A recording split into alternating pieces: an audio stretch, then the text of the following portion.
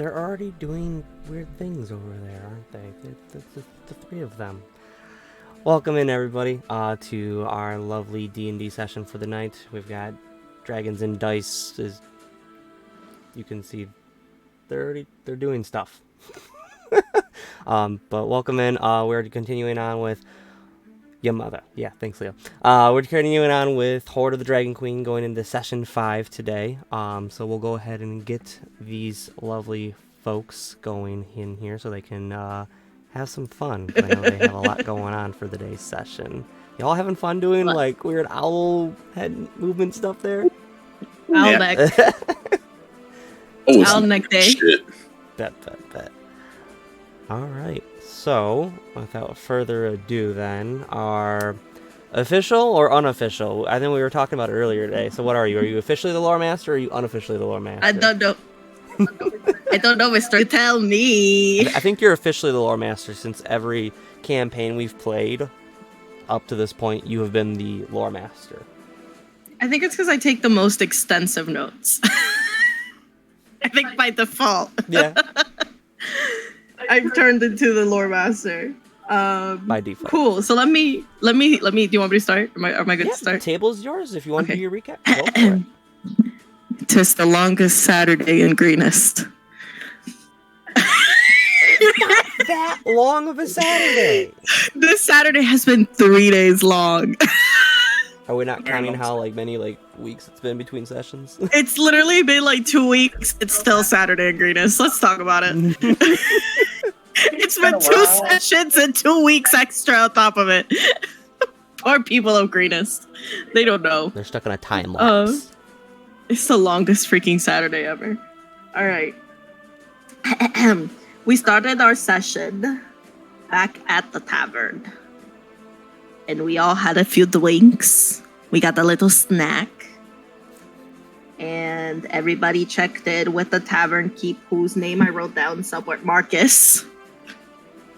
See, I take extensive notes sometimes. You did. Anyway, we checked in with him. You know, some people were a little sneak, some people weren't, and that's perfectly fine. After which point, I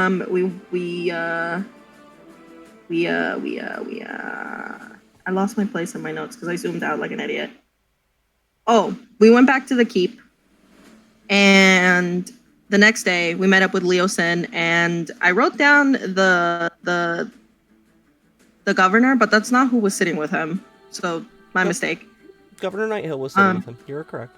Oh, let me go back a second. At the tavern, we got BP, our precious baked potato, Capybara Steel Defender, who will forever be the mascot. Capybara.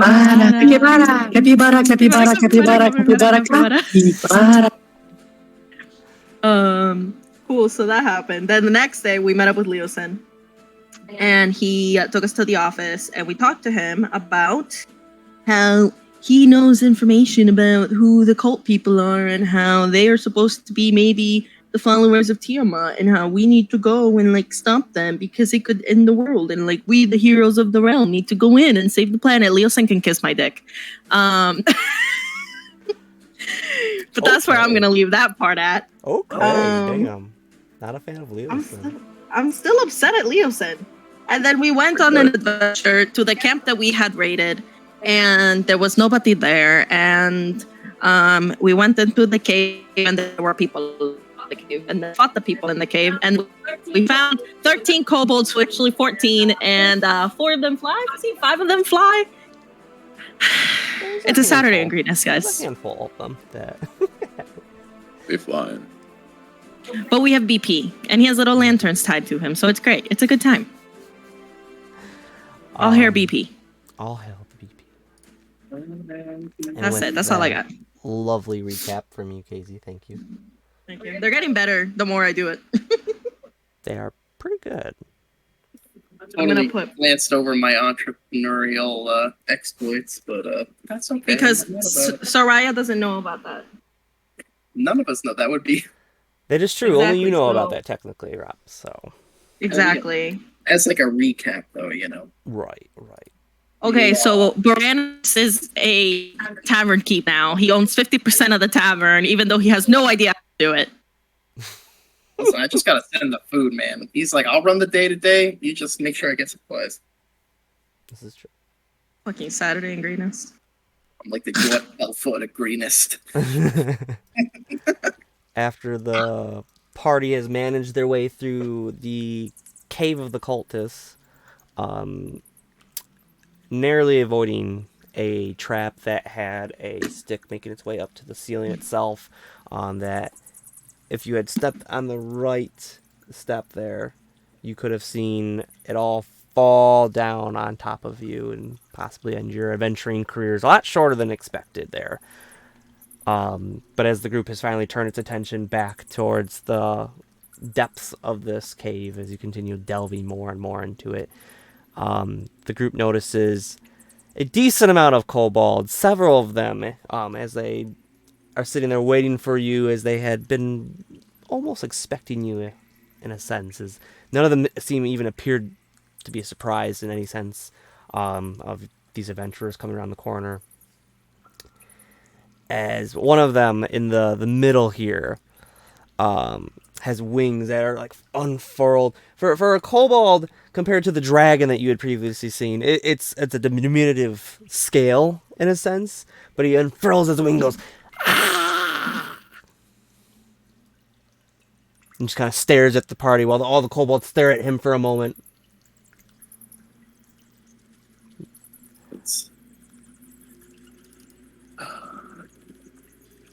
Anyone in the party do anything? No. Oh, I'm hitting the pitch. As he goes, "We are kobolds. This is Kobold Barrack. You're not from Col. Who are you?"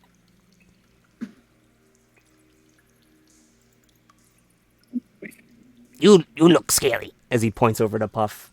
You look like others. But that, as he points over to Baked Potato, and those, as he points over to the rest of the group. No, don't look anything like rest of Col. I'm gonna whisper to Solaris, do you need to be charismatic towards a kobold? What language is the kobold speaking right now? Common at the current moment. Okay, I'm word. speaking common. I want to take this opportunity, just like look directly at him. Like, just I know I have a mask on, but it's like my head just shifts directly at him. I just start speaking in Draconic, assuming he can speak Draconic, right? Don't worry, we're here for the cult. We're here to join. I've gained members. Ooh. Okay. Roll. And then I say right after in common. Mm-hmm. Hold up, don't do anything. I'm gonna roll you, Daddy. Roll me persuasion. Gotcha. Oh no. Where's my pluses? 14. A 14. You see this almost makeshift leader as he's presented himself to the group of the kobolds there. As he kind of like looks at you for a moment, tilts his head to the dog, kind of like a dog trying to like comprehend what you're saying for a moment, with the sudden immersion of Draconic amongst you, and then understanding what you're saying in common still. He looks over the rest of the party. Does anyone in the group make any moves or anything like that, with Puff saying not to do anything? Yeah, I'm gonna be like, yeah, we're his hired muscle. Okay. Last time I checked, you guys ran sacked greenest with a bunch of raiders last time. Didn't seem like they were very cultist-like either. Yeah, the town back that way. As he points, what you would have thought would have been the right direction, he kind of points more north than south in the cave. Yeah, we got lots of good things. We got food and silverware to eat food with. Well, Yeah. I saw all the shiny you guys got. That was awesome. That's some good shiny. Good shine. Yeah. Gold tastes good, real good. You have more gold? Me? Yeah. Not on me, no. Oh, okay. I left my coin purse and my other leather jerkin. Oh, leather jerkin. Very nice.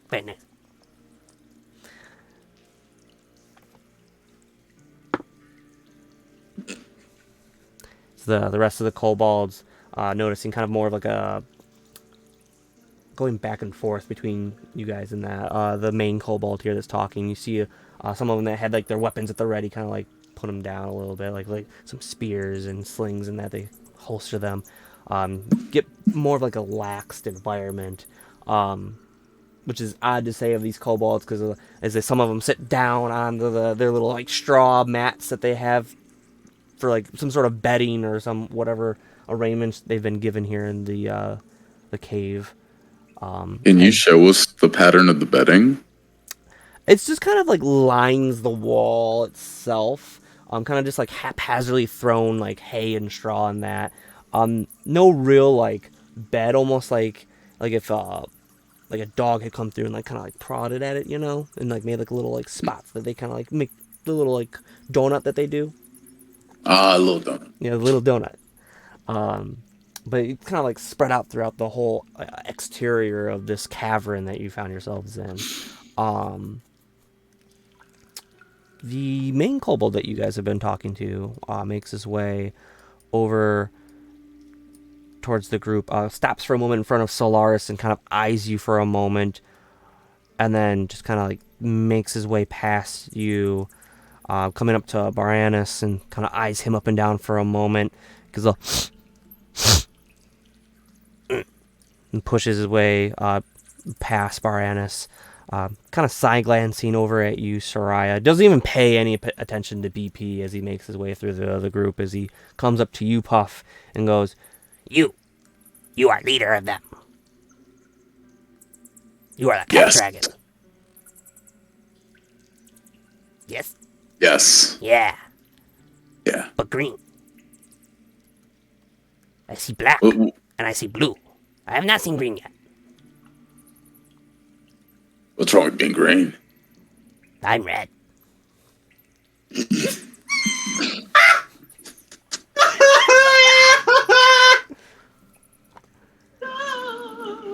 We all red, as he gestures back to the rest of the kobolds. We all red. But you green. Got it. How tall is this goddamn kobold, real quick? Not very tall, between like 3-4 feet. Can I just like pat him on the head, like? Oh, easily, yeah. As you pat him on the head, he kind of like goes down a little bit. But I'm gonna do that while saying, and that's why I'm green. Oh. I have wings. I lead them. You have wings? All right, let's not compare tails over here. All right. Oh, my tail's smaller than yours. Okay, but why are you here? You here to join? Yes, we've heard from the other raiders before they were slaughtered. There's a group going out and just hunting dragons. Oh, Lady Resmere not like that. No, it's awful. It's awful. That's why we need to take a stand. That's why we've come here. And I'm just put my hands on his shoulders, like. Is this in common? Yes. This is in common. This is all in common, by the way.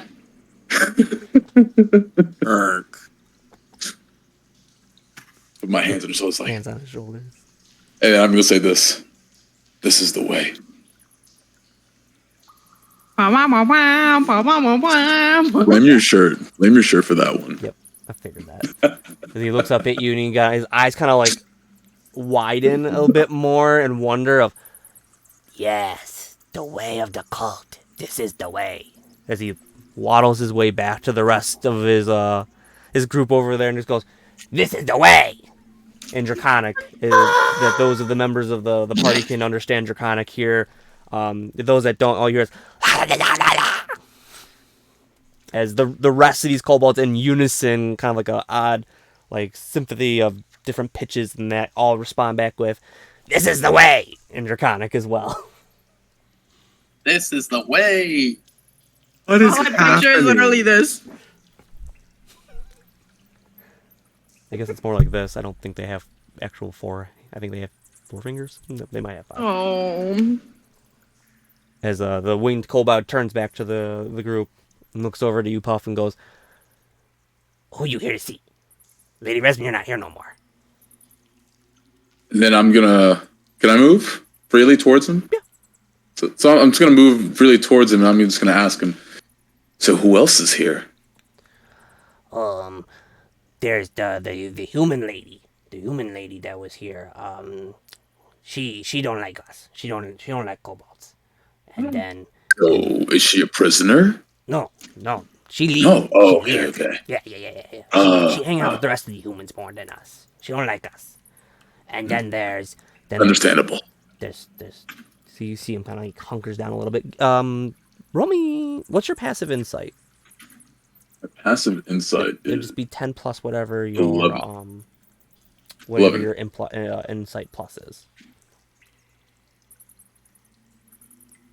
How do you mean insight pluses?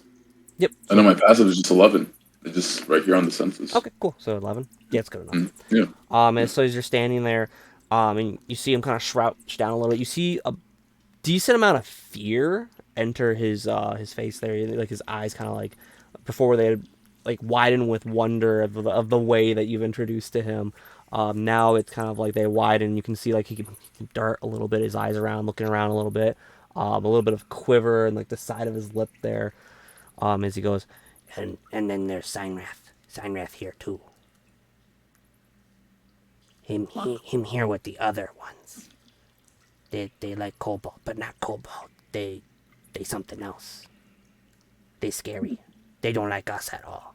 They mean. They kick kobold as he kicks a rock that goes off in the distance. That's Awfully harsh rude. for the best trap makers in all the land. By other one, did you specify if he's talking about the dragon and the woman, Signrath and the woman, or is he saying there's another dragon? Is he implying that? He's implying that there's another figure of some sort that's like the kobolds, but not at the same time. Okay. And at this point, like, this guy, like, trust me, I've, like, clearly just incited a whole cultist spree right now. Roll me insight. Kind of? Okay. All right. Yeah, as you're kind of looking at him as he's telling you all this information. I got a 7. 7. You can tell the kobold's pretty friendly with you, especially with your experiences so far with them, where they've been very aggressive in one way or another. Having fought them out front in the camp and then back in Greenest, you can tell there's a very different dynamic here. Whether it's full on trust, it's hard to tell, or if it could possibly be him trying to lull you into a sense of false security to trick you. But it's a different dynamic that you're getting than the typical one that you've gotten so far. Okay. Gotcha. I'm going to ask him, who's this other one? As you mention the other one to him, he goes, "The other ones, they like kobold, they like dragon, but they not. They small like you, not small like me.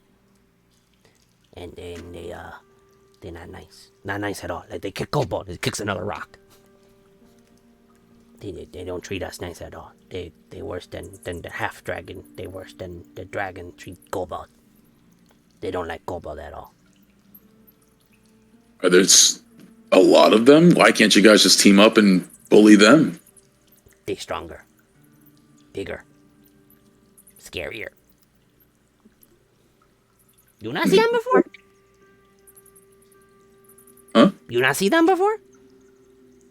No, we're new. We're new members. Oh, you know. No. Is this how you initiate new members?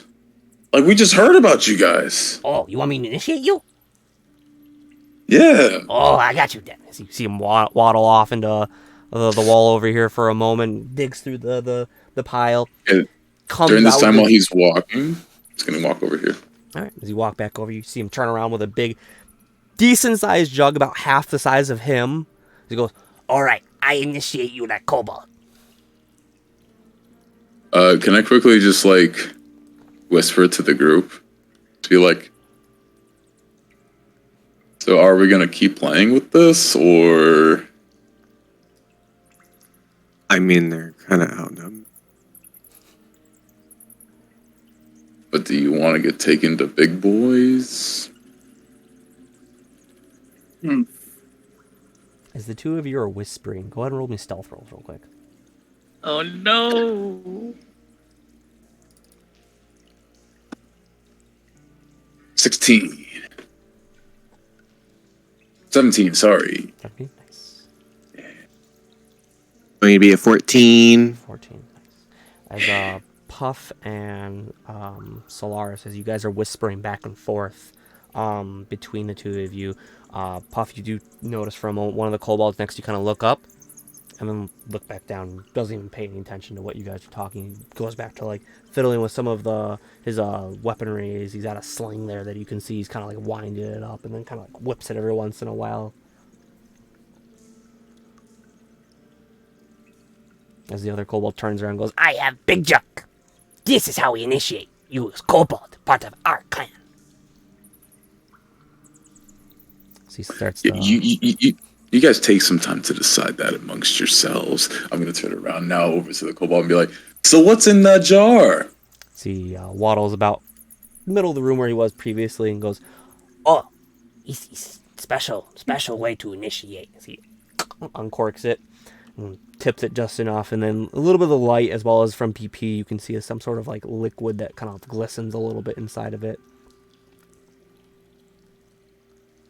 Can I maybe see what that might be? Just by like its like properties. Yeah, go ahead and roll me perception as you try to like catch a quick glimpse as you're like peeking over Puff and the rest of the group. Oh boy, the new dice, they love me today. I got a nat 20. Nat 20. You can tell that it's a glistening liquid of a dark red tint in there. As it kind of flows around, it doesn't flow like water.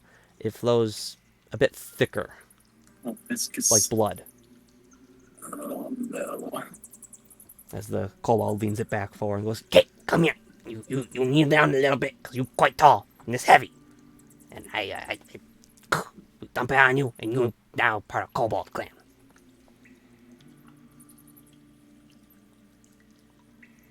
That's it. No ritual. Just dumping that. I'm gonna point at that shit on us. That's not shit. You want shit, though? We have shit. he points off to another corner where there's a couple kobolds you see like wiping some of the hay off of them. They're just like, Shit over Oh, I'll take the jug over the shit if we're doing this. I was actually initiated already. roll me deception with disadvantage. Vader said eyeballs.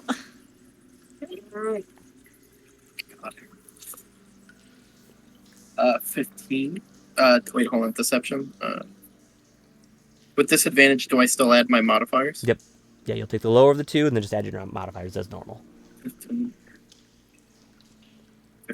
16, 17, 18. 18. These liquid forces. See, Kobold looks a little bit confused at you there, Brianus, as he goes, That one, green one, says that you are Nunu. How you are initiated. He was only speaking about himself. Oh. Okay, then. Am I overhearing this? yeah, this is in common still. Okay, I'm just gonna confirm. Like, yeah, I jumped the gun. I'm a greedy bastard. Can you blame me? Oh, you like dragons. Okay, that's fine. I'm gonna say in Draconic Hail the Dragon. With Maris, I'm like, Throw your hands up and you say, Hail the Dragon. Hail the Dragon Cult. All right. As in unison, they all, in Draconic, repeat it back, Hail the Dragon Cult! as the one in the middle goes, Hail! Tiamat. Mm-hmm. as he gestures the rest of the party and goes, See, this one gets it. Okay, your turns. Come. We initiate you. You're part of Kobold Clan, then. he moves a bit Yeah, closer now with the jug of blood now that Brianus So- smells of. Mr. DM, can I have a question for you? What's up? So you know how I have that water thing, right? Create or destroy water? Yes. Yeah. So, or I guess, okay, so the substance in the jug, right? As far Would as I you're be aware, it's some sort able- of watery like liquid. Okay, would I be able to transform it into water For sure. And just make it a reddish fluid. Because not create or destroy water, but like shape water gives me the ability to change the color, change the water's color or opacity. You could change it from being red to a different color, but it'd still be blood. So it'd just be like, if you change it to like blue, for instance, it would just be like kind of like weird murky blue water in that instance.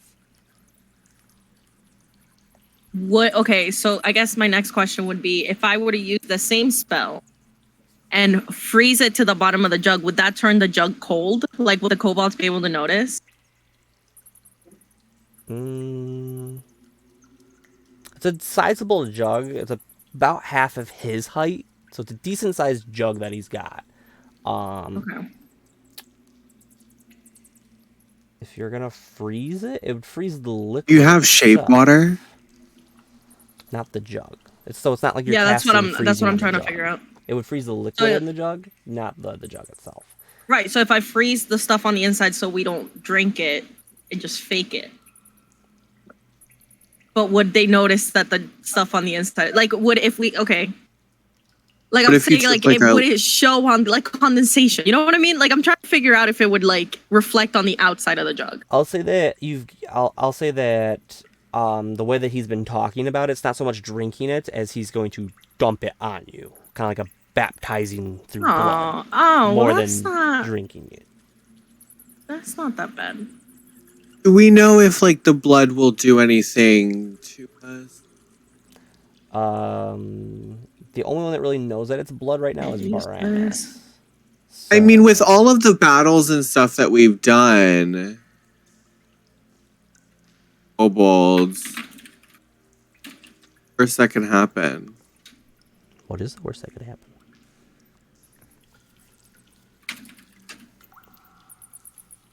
As the kobold, the winged kobold, picks up the jug, puts it on his shoulder, and goes, "Who first?"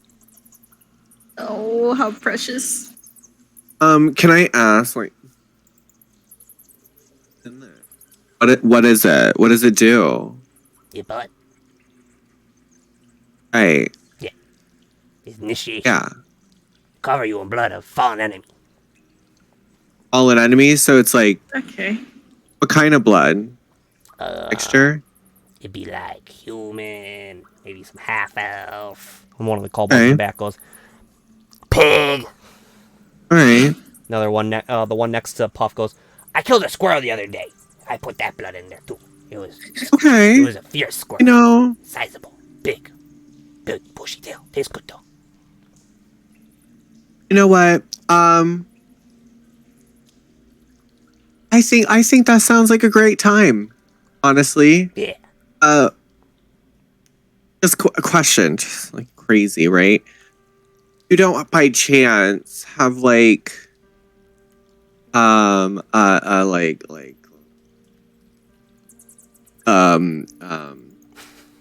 like elf blood in there, right?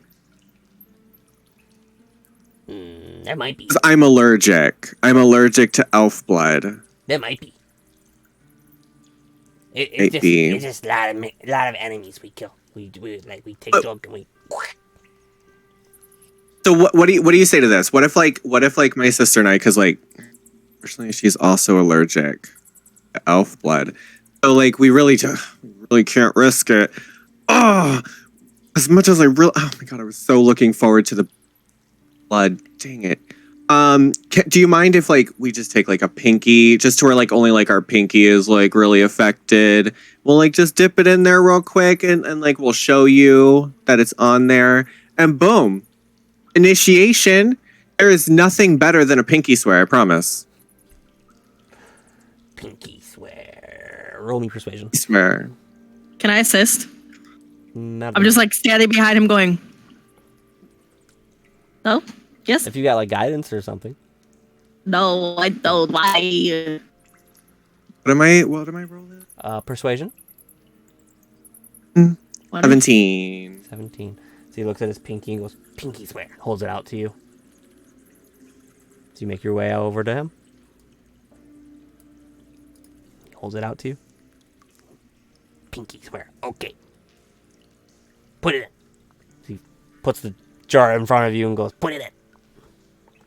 I'm gonna put my pinky in. So you slide your hand into the jug. Feel the common feeling of blood. This was a little bit odd as you stick your pinky into like almost like a water jug's worth of blood as it kind of like coagulates around your hand there for a moment as you pull it out. You see it drip off in this dark red. I wish this could have been on my whole body. Oh, it can still be. Picks it up and goes. No. I think my hand's tingling a little bit. Might be some elf blood in there. Okay. Sis? Puts it down. I'm gonna go in and You like, step back. yeah, like, I have to stick my pinky in there. He holds it out to you. Stick pinky in. Pinky promise. Pinky promise. You stick you. your pinky in. Okay, Same pinky promise. awkward, thick feeling as the blood moves around your hand as you pull it out and drips off back into the jug itself. Yeah. Yay! I'm so brother. I know, it's great, isn't it? It's wonderful. Boy, I remember when I did that. Yeah, Brandis, you're lucky you got to do this. I'm gonna walk back over to Brandis. Shut up. As he points over to Puff and goes, All right, Nunu, come here. Your turn. I'm gonna walk over to Brandis, and as I'm saying like shut up, I'm gonna like wipe my pinky on his like cloak. Just be like, shut up. wipe a little blood on him. As he points down at this Puff. is what. Nunu, your turn. Come. We dump on you. Yeah, get it, Nunu. Yeah, No. We dump on you. Come on. I'm gonna get real close to him, and I'm just gonna get like right about like 6 inches away and say, "Oh, fuck my dice." Oh, fuck my dice. What are dice? We have dice games. We play that too. So relaxed. I'm gonna look at the blood and be like, I don't need to bathe in your blood because I bathe in the blood of enemies. Roll me intimidation. Ooh, that's a good one. Oh boy. 14? Yeah, He puts I'm a it down scary for a mo- second. Goes, oh, you are strong. Dumps his whole claw into it, pulls it out, and goes, Here you go. and pats you right on like the middle of your, because you're a bit taller than me. Pats you on the middle of your stomach and goes, Okay. Now you have blood of all of our enemies too. We are one happy clan now. Go for it. And now I have hepatitis A through C. as he bum rushes away with the jug and puts it back over there and goes, Okay. You are now part of cult. Part of clan. Welcome to Cobalt Clan. it plops down on the ground and pulls out from underneath him a little like bit of like some sort of meat. It's a little bit gnawed. You can see some of the bone sticking out and just. As the rest of the kobolds Cool. pay you guys no mind at this point. I'm gonna grab Solaris by the unbloodied hand. Come here a second, and I'm gonna walk back to Brandis and wipe Solaris's finger on Brandis's jacket. Oh my god. Yeah, it sucked, don't it, huh? We're allergic, sorry.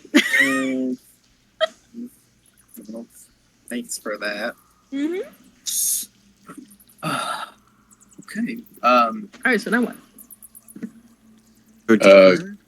Can we go deeper in by any chance?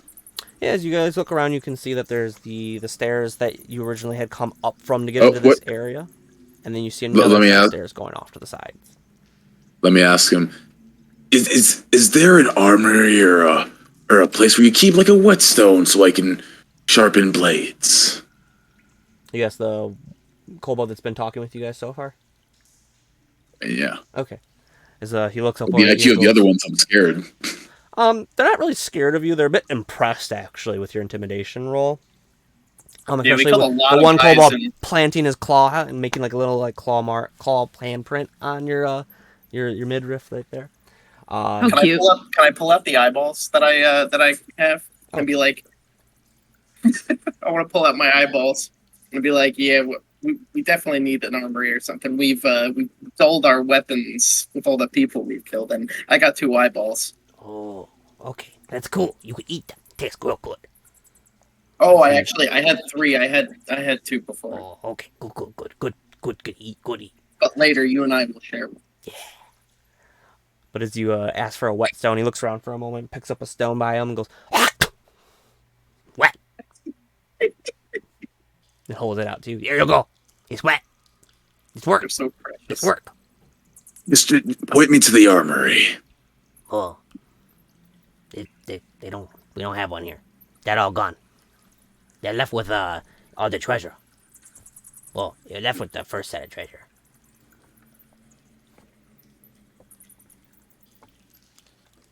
Okay. You have anywhere you keep sharp and pointy at?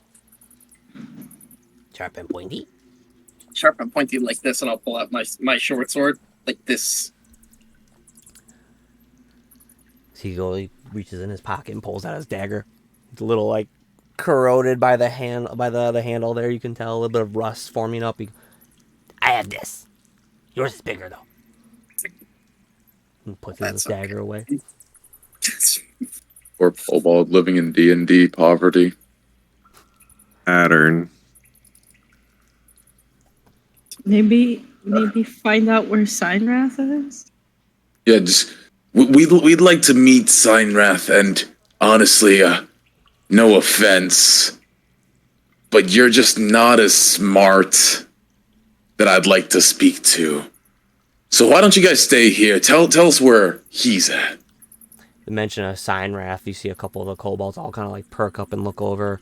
The same kind of fear that you had noticed earlier puff in their eyes as they all their eyes kind of slowly make their ways past you and the rest of the group that's congregated over there in the kind of like a foyer in the sense of this area, as one kobold points up with his claw towards the hallway, the stairs that are kind of leading up and out of the site there. That way. Sign right there. I promised him I'd give him one of my eyeballs. Good luck with Signwrath. Oh no.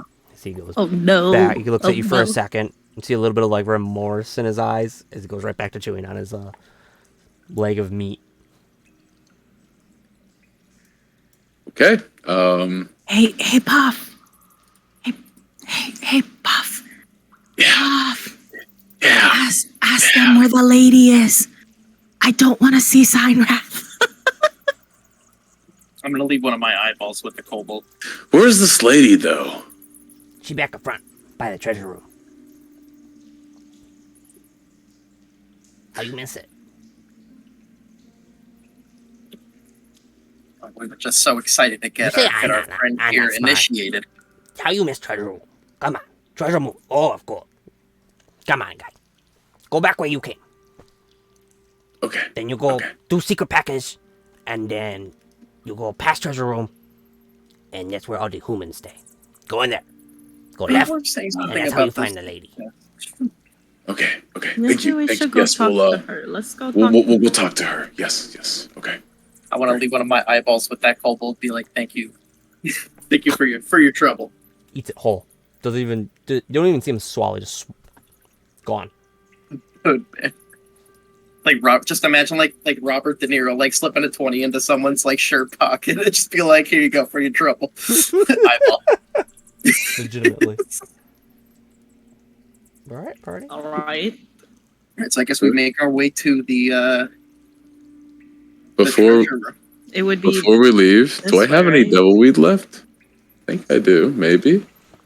You haven't used any of it yet. You've been very cautious about using it so far. You Can I- should can read I- it. How many charges of it do I have? Just one, right? Like once I pop it, it's done. Pop it, it's gone until you get more. I can't give this kobold like a little bit of devil weed. He's like, here you go. You might eat it. It's not enough really to like split like that, really. It's All right, like a never push. mind then. Never mind. It's a very small nugget worth. Gotcha. Dug it. Bigger. Nugget. All right, party. It.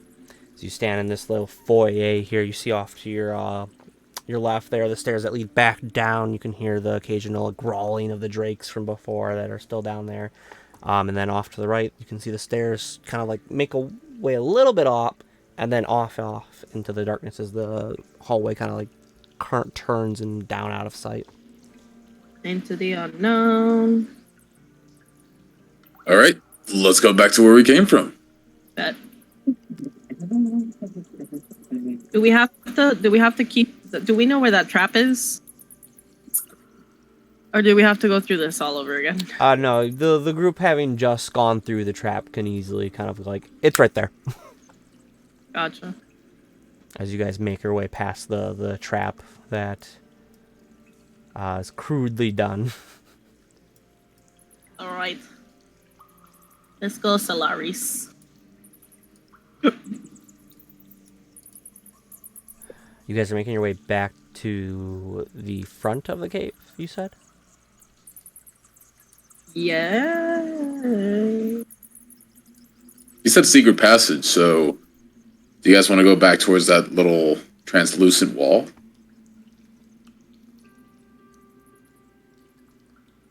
I think it's back where that little opening was that Solaris went through.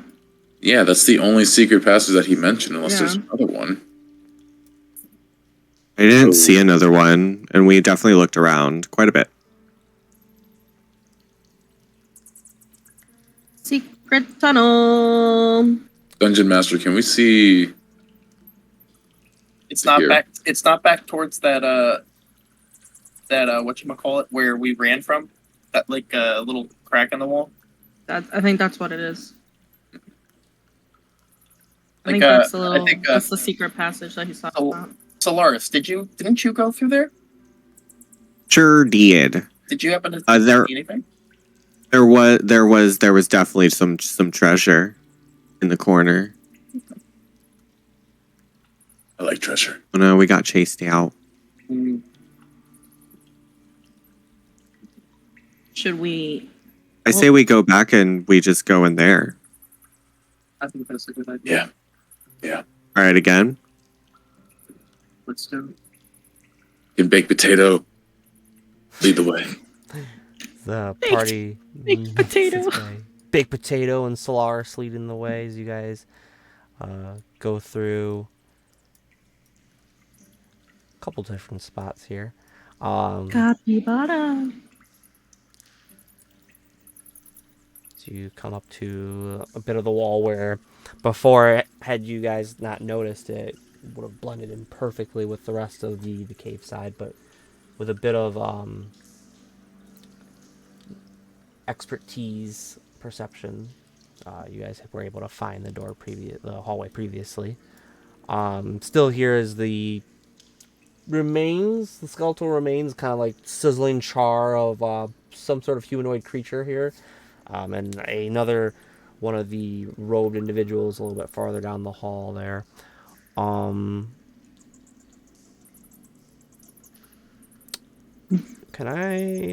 Who has the highest perception in the group? Not me. Who knows? Perception. Passive Passive perception? Yeah, passive. I got 14.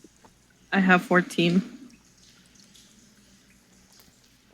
I'm assuming no one's below, like, 14. Oh. What are you two at, then? You're both at 11? What do you have for passive perception there, Solaris? It can't be. No look anyway, okay?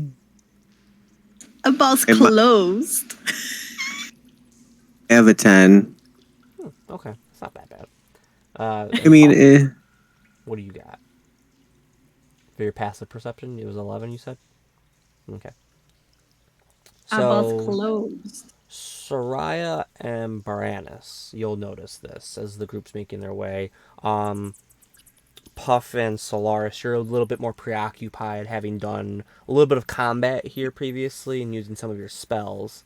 You're a little preoccupied with, okay, are there more of these cultists here at this point? But you two notice there's a decent amount of like tracks in the like dirt and mud in that area here. A lot of like footprints making their way up out of this area and towards the mouth of the cave. From where we entered when we first got here. Correct, yes. Are they fresh? Like, do they look fresh? Give me either nature or survival there. Oh my Soraya. god, it's like I am like proficient in nature and survival. Like, how Wait, I'm gonna do nature. I'll roll on that too. I'm gonna do nature. I'm gonna do You're doing nature? Nature as well for you, Brianus? It's called. Give me a second. Survival. Okay. That's so it's the +5.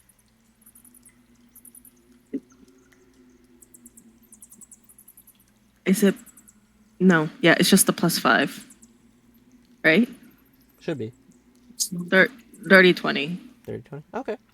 And then Brianus? So the hunter. I'm just trying to understand the. It's a D20, right?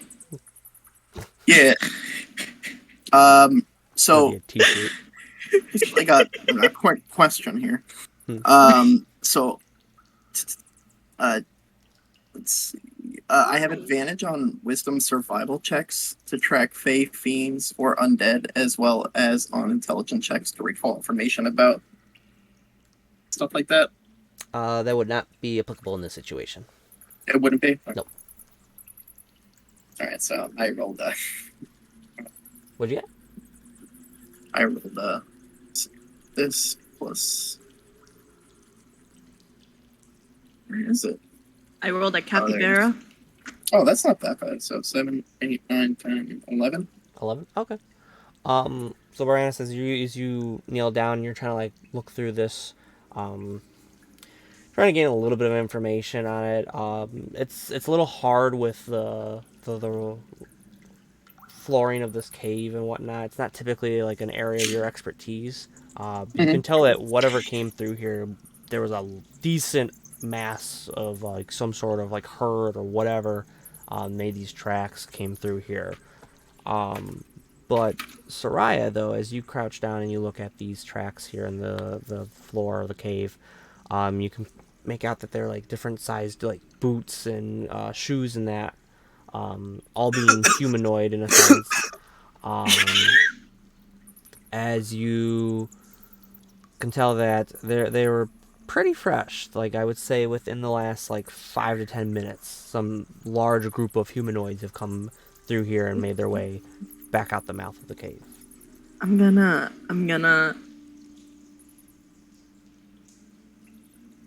point them out to my brother. Okay. Who's choking. Apparently. He's choking on his own spit. Gagging. He's having an allergic reaction from the elf blood. So that elf blood. Man, that blood's really doing a number on you. Pinky's turning a Imagine little if he odd had color. dog dunked. Guys, I think I might actually be like allergic to elf blood. Oh, it's hilarious. So like, do you see on the floor? Like, are you not joking? Do you need some water? Are you okay? Are you okay? Anybody have a water skin? Anybody got water skin? At this point, you guys have a couple. Yeah. So yeah, so do you see the tracks? They're fresh. Those are fresh. Those were not there 5 minutes ago. Do you should we go in there? Maybe there's nobody in there. Maybe it's clear. Maybe they left. Where are the tracks are going in? No, they're going out. They're leaving. No. Oh, well. You know, they're going out like they already left. They're not here. What if we get stuck in Over there? there. What if they come back and they like corner us in? Well, Then we we were on the other side of this, and we weren't able to corner them. So like, hopefully they won't be able to corner us. We can chase them out. Should we send BP in first?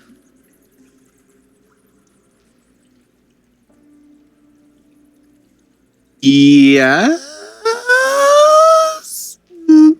PP wouldn't be able to tell us exactly what's inside. Can I morph? Hold on.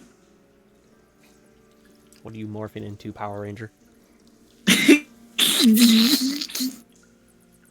Hold on. I forgot how to read my character sheet.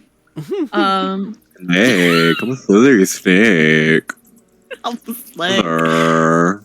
okay, so I think I have it in me to shift one more time today. Saturday. It's feeling really long, or is it just me? It's a really long day. But yeah, I think I could maybe. I don't want to get stepped on. Like a major concern. Well, what if we You just turn go into in? like a spider, like Can I crawl turn on the into a wall. spider? DM? What's the CR you can get up to? 3/4, I think is what it is, or 1/4. Is it 1/4? Determines what the CR you can get up to is. I think it's 1/4. A 1/4? I think so. Hold on. Wild shape.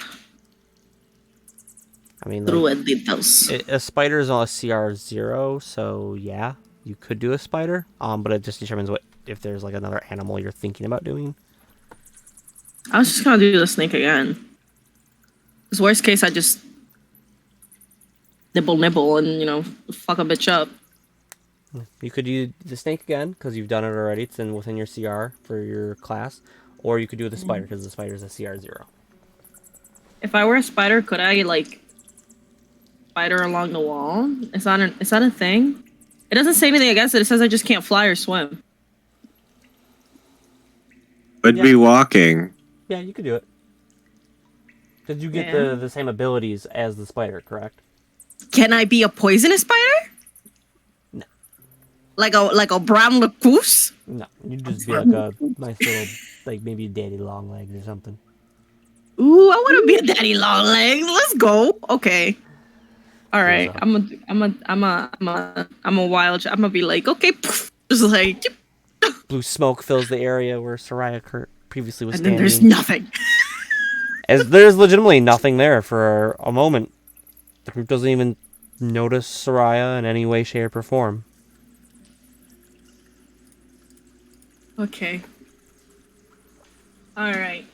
I'm gonna go ahead and just start daddy long legging. As your party's looking around, you start making your way. Yeah, can I, as I'm like getting to this opening, so as I'm getting closer to the opening, I want to get up on like the wall Mm-hmm. and just kind of like, how far can I see as a spider? How far can spiders see? Oh, fuck. Spiders have so many eyeballs. Fuck. 8x magnification. Because you gain all the abilities of the spider, correct? So I just closed that up. Hold on. I'm sorry, chat. I don't mean to be so cussy. I get Let's see. cussy.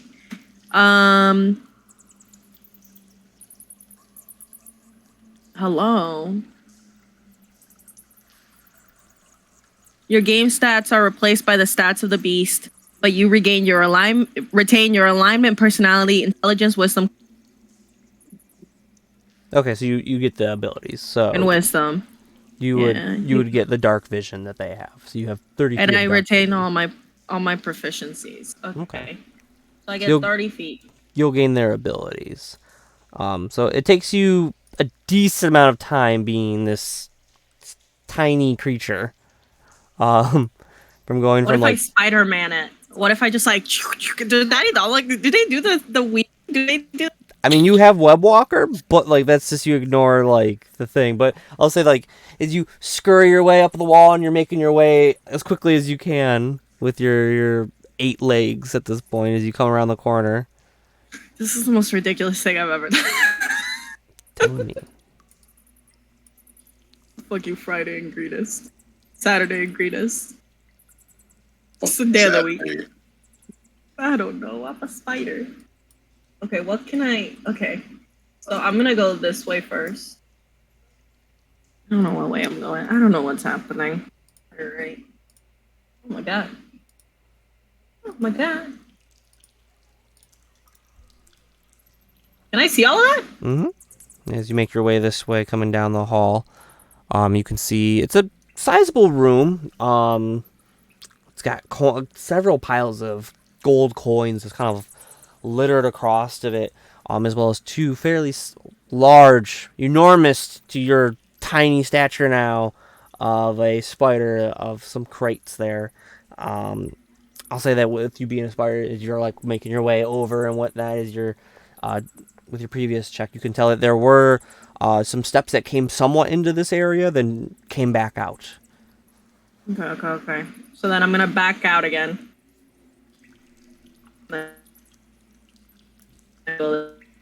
Making your way to the southern end. Making my way. This is stressful. I'm a spider. How long has it been?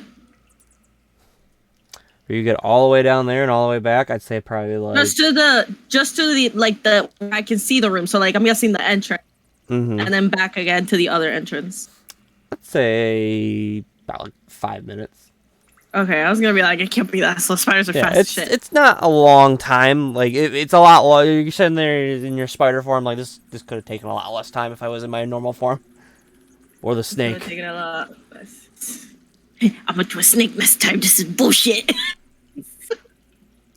Okay, so I don't see anything there, I'm guessing. In this area, there's nothing really here at all. Like, you still see a lot of these like muddy tracks and whatnot, but there's no furniture or anything like that in this room. Unlike the kobold room that had like hay kind of strewn all over the place, this room is quite empty. Gross. You really need like a decorator or something. Some taste or something. Say another couple Can minutes. I smell? Do spiders smell things? I don't know how to Just answer. imagine like a daddy long legs with like a big ass cartoon nose. Just two fucking nostrils on the front of it. You know, for real. What is that? No. I'm gonna poop my pants. You gonna poop your pants? I'm gonna poop my pants. Do spiders poop? I think they just regurgitate. Regurgitate? I'm not sure. Regurgitate. Regurgitate? Yeah. Furniture! That's a nice rug. As you come into this room is actually furnished unlike the others. I'll give you this too as you move around the room. You can see two fairly large, enormous actually for your size, rugs. A giant tower of a chair next to this like fucking castle of a desk. And then you can see around the other corner, you can see this like monstrosity of a chest with a kind of like a mountain like bed off in the distance as you're making your tiny little way through all of this. Okay. Okay. Do I in the time that I've been moving around, have I seen any traps or anything that looks like a trap or anything that just looks sus? As you come into this next room, roll your perception No. with disadvantage. With this, I got 8 eyeballs. You tiny as shit. You tiny. Yeah, it's a big It's gonna take you some time to go around this room. I'm not. Whatever happened to spider senses? For If real. only she was Spider-Man. I'm gonna have to talk to somebody. Is that with disadvantage? Mm-hmm. No. Oh, please be caught. Oh. Okay, hold on. And then it's plus. This is perception. Perception. Not bad. It's 14. 14. Yeah, it's not bad. You know, for a daddy long legs, not bad.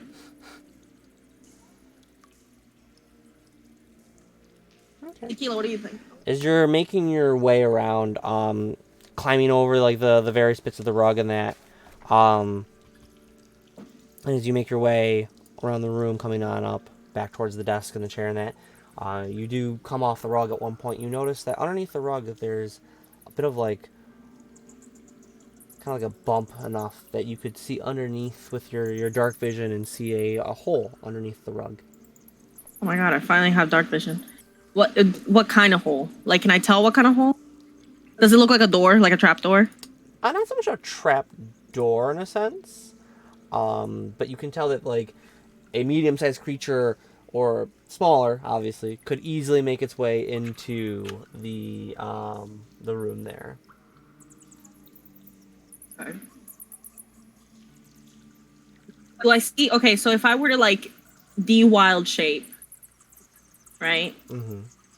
Is there a space that doesn't look like there's any kind of like it just looks like? Yeah. You back up. You right where you're at. You can tell that if you were to de-spiderfy yourself, you could stand there. Okay. So, how big is the bump? It's a sizable bump. Like I said, it's easy enough for like a medium-sized creature to go in. So about like. Are we talking 5-10 feet? Yeah. Are we talking 5 or 10 feet? In that range. Okay. So. A large creature would not be able to fit in it.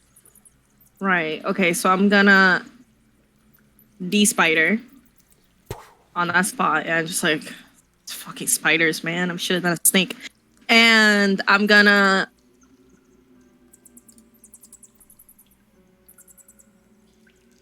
shape water. But I'm gonna twice it, and I'm gonna freeze that space so that like. If I walk on it, the most it'll be is slippery, but it's under the rug, right? So it's like it's fine. It wouldn't be slippery. I don't know how ice works. Florida. You're freezing it above the rug or below the rug? Below the rug. Okay. Like freezing the ground itself. Pour some water out, covering the where the area of that hole is. Okay.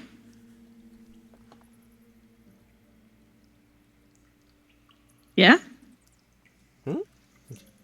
Cast yourself. I did it? Okay, cool. I'm gonna do a sneaky. I'm gonna be a little sneaky. Can I see what's on this desk? Yeah. Well, you're gonna go check the desk. Go ahead and is there anything particular you're looking for, or are you just looking at the desk in general? I just want to see what's on it. So like I want to see like I'm guessing there's like papers on it and shit. Generally that's what D&D generally is papers. I just want to see what the papers say, if they're like letters, if they're like manifests. Like I just want to see what it is. Okay. Roll me investigation. Okay. And if there's anything that looks of interest in general. Okay. And then while she's doing that, is there anything the rest of the group is doing while you're sitting here waiting? I'll say it's been about like 10-15 minutes-ish since Soraya's left. I want to go in there. I want to follow through that little pathway right there. Why do you not ask me? In a minute. +3, that's I don't know if she got squished, she got smushed. I think I should check up on her. What do you think, Solars? I can send BP in. And BP could go and make sure she's okay, and then come back and get us. Okay. I don't know if she's planning on coming back to us or not. If BP comes running out. We BP to the Go running rescue. in. we go rushing in. And you can give it basic commands, basically. So I'm gonna look at BP and I'm gonna be like, "Hey, go in, see if Soraya's in there, make sure she's okay, and then come and get us and tell us like nudge, like grab my arm or something with your little whiskers, your little mouth." I'm like, "Arr," to try to like get me to come with you. Him Got it? snoot. Him incredibly large snoot. With its head as it tries to like move it a little bit enough to like nod in affirmation. As it makes its way Sweet bean. out You don't know. of the way. I'd like to follow Big Potato. I'd like to be right behind this little tail. Oh no, he doesn't have a tail. He's a I'll be right he's behind. tailless. Capybara, capybara, capybara, capybara, capybara, capybara, capybara, capybara. Well, you get the gist. I'm gonna be right behind him. You're just kind of following loosely behind them, then. Yeah. Okay. What'd you get there, Soraya, with your investigation? 19 after my modifiers. 19. You find a variety of different papers here on this desk. Everything from just kind of like basic manifest to kind of like accounting of some sort of itemization. Like you can see like how much, like 3,000 gold, and it has like a date that had recently passed about a week ago, and then the amount changing by another 1,000 gold as it has a more a couple days ago, and then another amount of 4,000 gold with the date of just yesterday. You can also see on another piece of paper that's blank for the most part, it's got columns and that on it, but near the top of it states, everything must be freighted north to Neratar. Resmir allowed us to keep some pearls, a ring and a handful of small stones, but nothing else really listed on the papers of interest.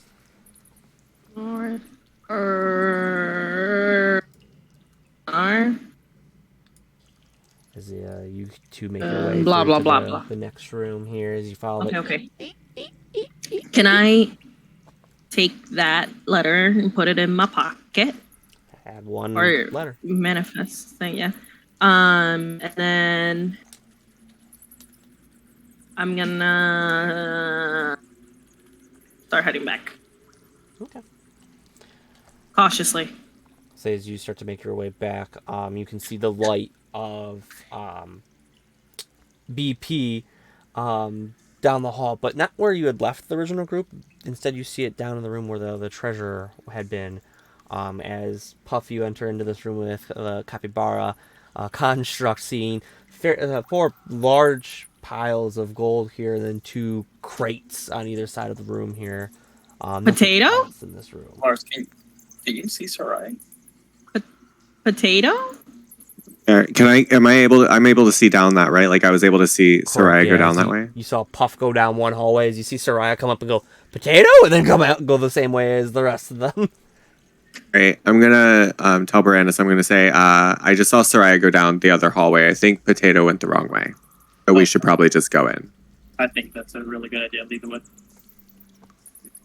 Potato, what are you doing? As it tries to make its way past you and notices Solaris there, and it comes up and just like kind of like pokes at you with its nose, and then like turns around and looks over at Soraya. Sweet bean, he don't know. I'm gonna give Baked Potato a little pat on the booty. It's a little booty pat. A little clang, clang, clang. You know what I mean? What Clang, you doing, clang. Puff? Puff, as you stand in this room of treasure as the rest of the party comes up.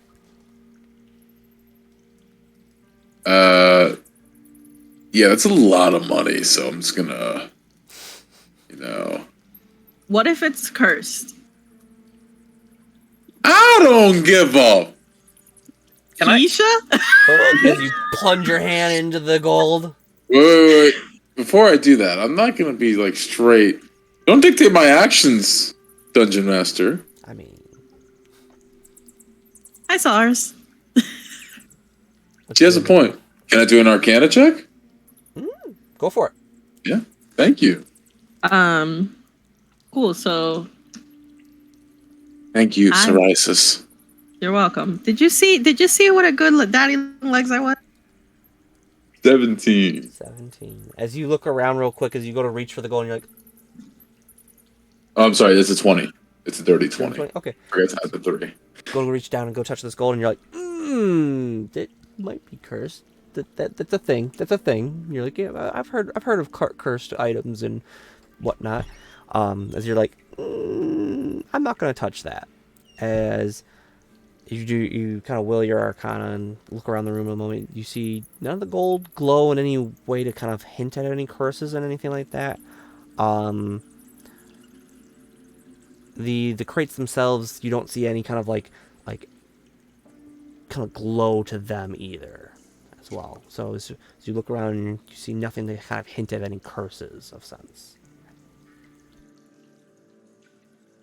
Hi, Mrs. Vander. Welcome to D&D night. So I take a look around and yeah. Start pocketing gold. Is your Yeah. I'm gonna go up and pocket some gold too. the party starts Yeah. pocketing gold. There is 4,000 gold pieces in this room. So, Are we Divide how you want, We party. y'all good to split it even? We cut We'll in this worry about pie gold in weight. fours. Yeah? Yeah. Bet. Work. 1,000? Yeah. 4K? I've never had this much gold in any D&D game in my entire life. I'm rich, bitch. Literally. Can I? Thank you, Sugar Dungeon Daddy. The party makes its way through, ravaging through this little cave here and taking every last coin that they can possibly get their hands on and pocketing it. Oh, there's the chest too, or is there anything in the chest? There are 2 chests in the room. Solaris.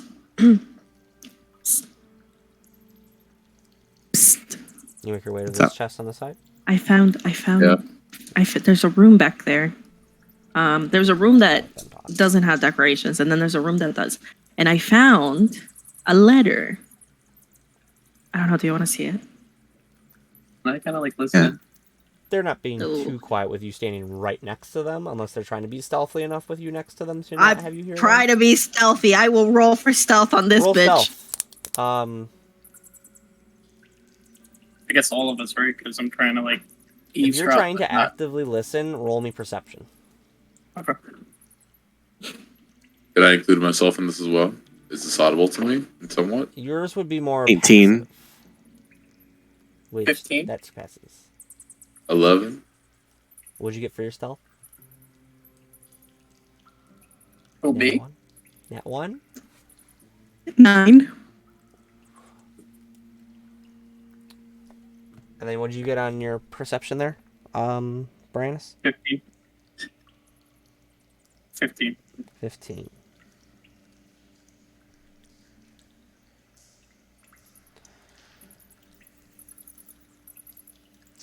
Let's see.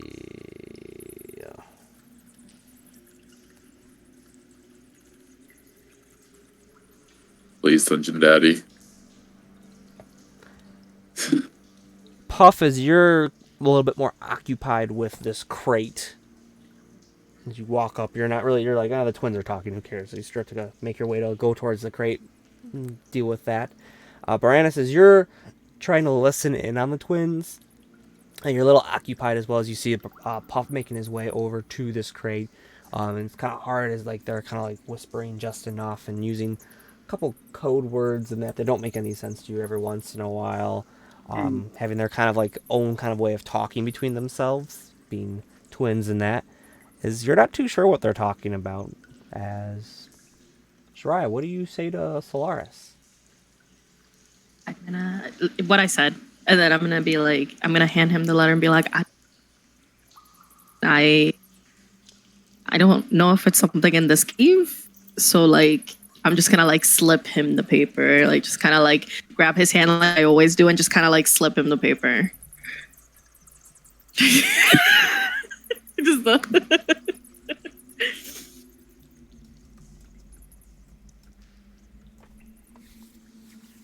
Okay.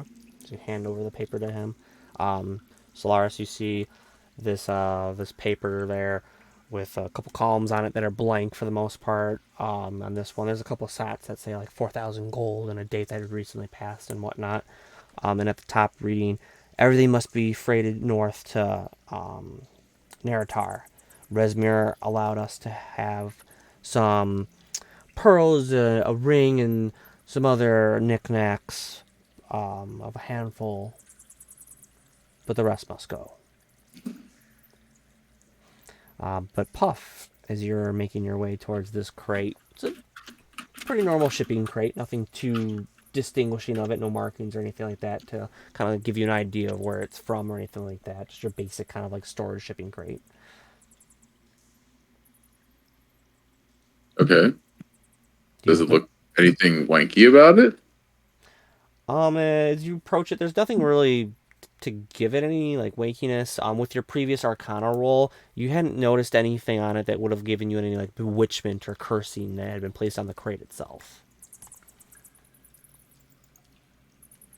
Let's see what's behind crate number 1. Say this out loud. I'm assuming. Oh No? God, no! No, Open okay. it as I was wide as like, possible. this It's is like- an interesting aspect of Puff. As you lift open this crate here, you see a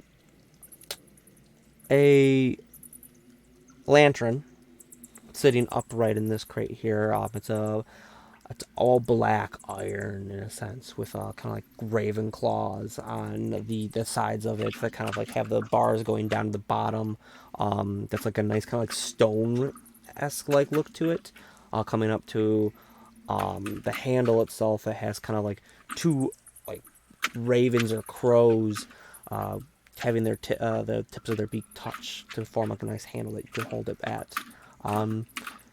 The other being a cloak.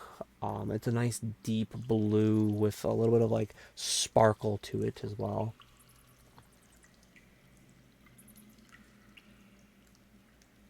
Now that I open it up, can I do a quick Arcana check? Yeah, go for it. Any of these enchanted? Let me know. That's not going to pass or anything. So How much? 7. 7. You're a little excited at the oddity of the finding something other than treasure in here, and the bit of excitement of it possibly being enchanted of some sort distracts you enough that you're not able to really focus on it that much. Like the mere excitement of, oh, what could these possibly be? As I see Baranus is making his way to the southern one. Give it a good check out. Similar to the other chest at the north, there's no distinguishing markings or anything like on this one. It's to kind of like show if it had been like from anywhere specific or anything like that. Just a nice wooden shipping crate. I'm gonna open it up a little bit slowly. Peek it up and open up. Just you see 2 things in your crate. You see a scroll, a fairly large scroll here, with a bit of like a intricate like ribbon on it to kind of keep it closed and whatnot.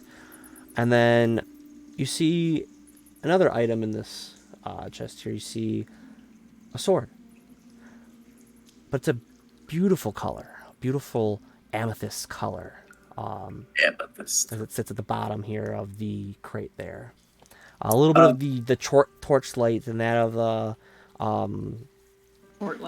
torchlight from your BP here kind of glistens, kind of floods into it a little bit enough to see that it's got like a gem-like appearance to it. The sheath, the handle, almost like the whole sword as it sits there sheathed in the bottom of this crate appears to be made of some sort of gem-like material. Can I make an Arcana check on both items? Yeah, go for it.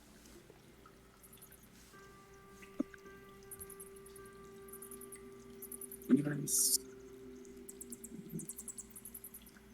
21. 21. Anyone? Was it a 21. natural 20 or no? No, well, no, it was a 17. Okay, gotcha. Just want to make sure. As you reach out your hand, channeling your inner magic to kind of like sense anything with these items, the paper itself doesn't give off anything of magic to it, but the sword, though, this long sword that's chilling at the bottom of this crate here, you get a very vibrant feeling of some sort of deep magic. Deep magic. Yeah, but you get a deep, ancient magic feeling that's very pulsates at you almost.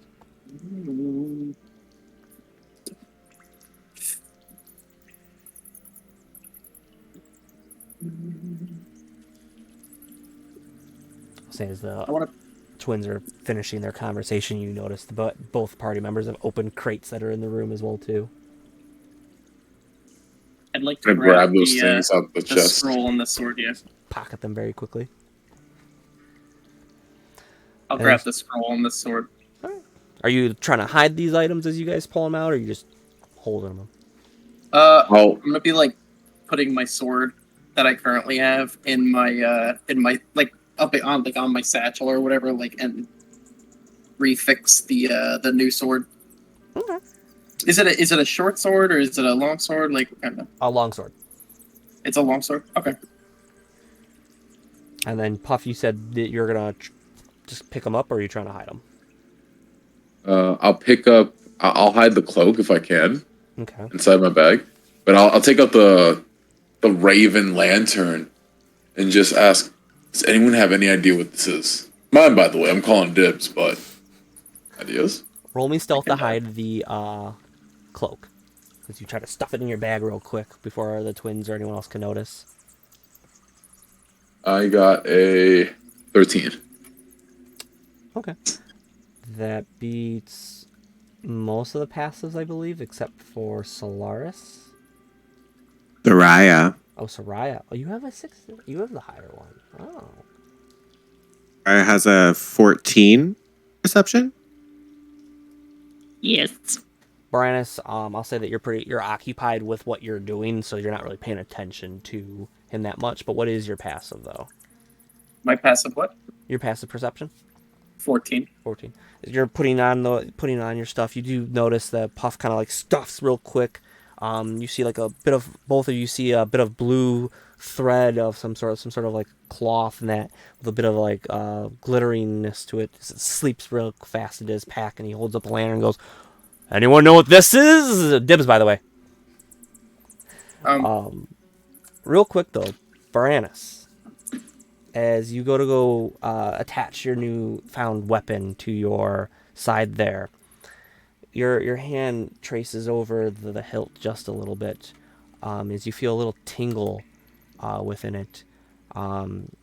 As you feel this tingle, you hear a voice inside of your head there. As it goes, "Show me you are worthy of my power." Oh no.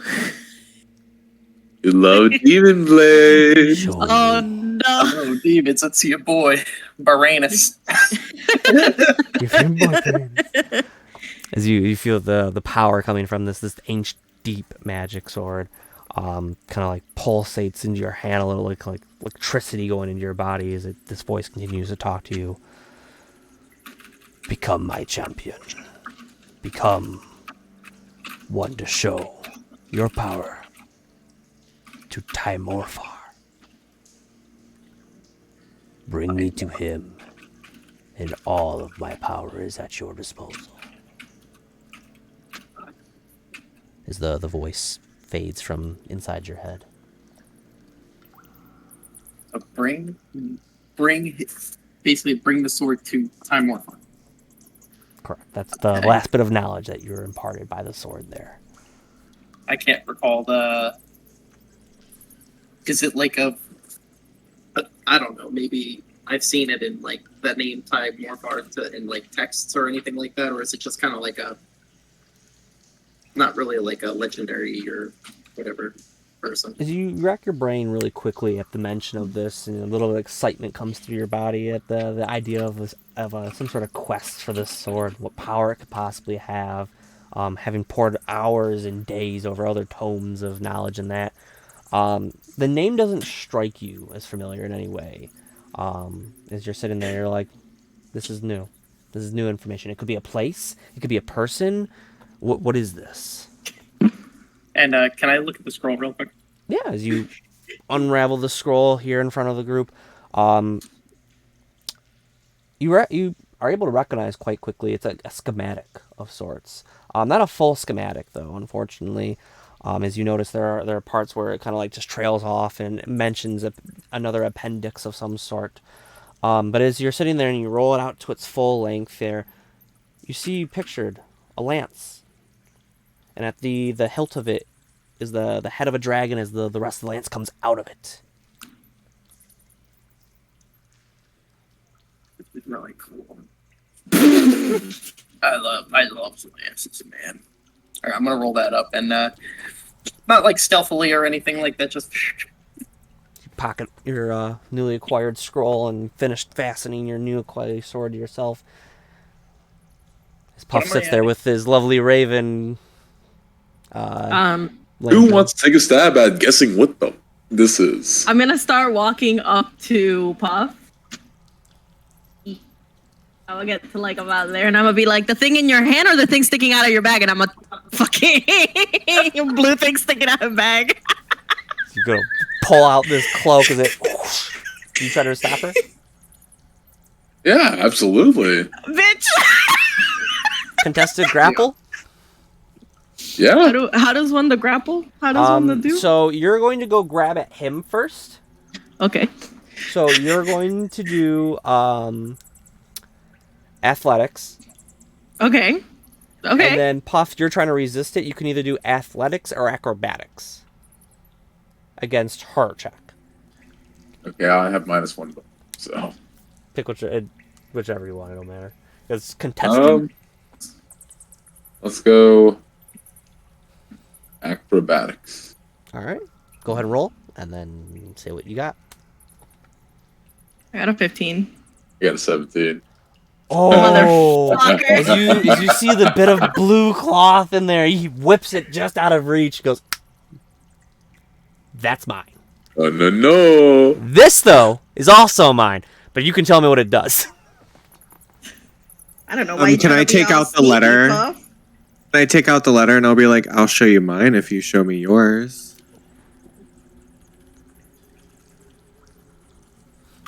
So you gonna tell me what this is, or? I don't really care about what that is. I can see what that is, but you can't see what's in this letter. So, like, I can't see something of yours. That's the reason you should show me something that I can't see.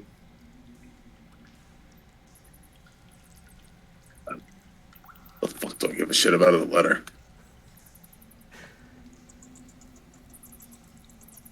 Well, Solara secretly puffs it back and do his jacket there. Tequila. Tequila. Put the Are you attempting to discern what his lantern is there, Soraya? yeah, I'm gonna use my eyeballs because I'm nice about it, and I'm gonna say that too. You are proficient with Arcana, correct? I should be. I fucking hope so. Yes, I am.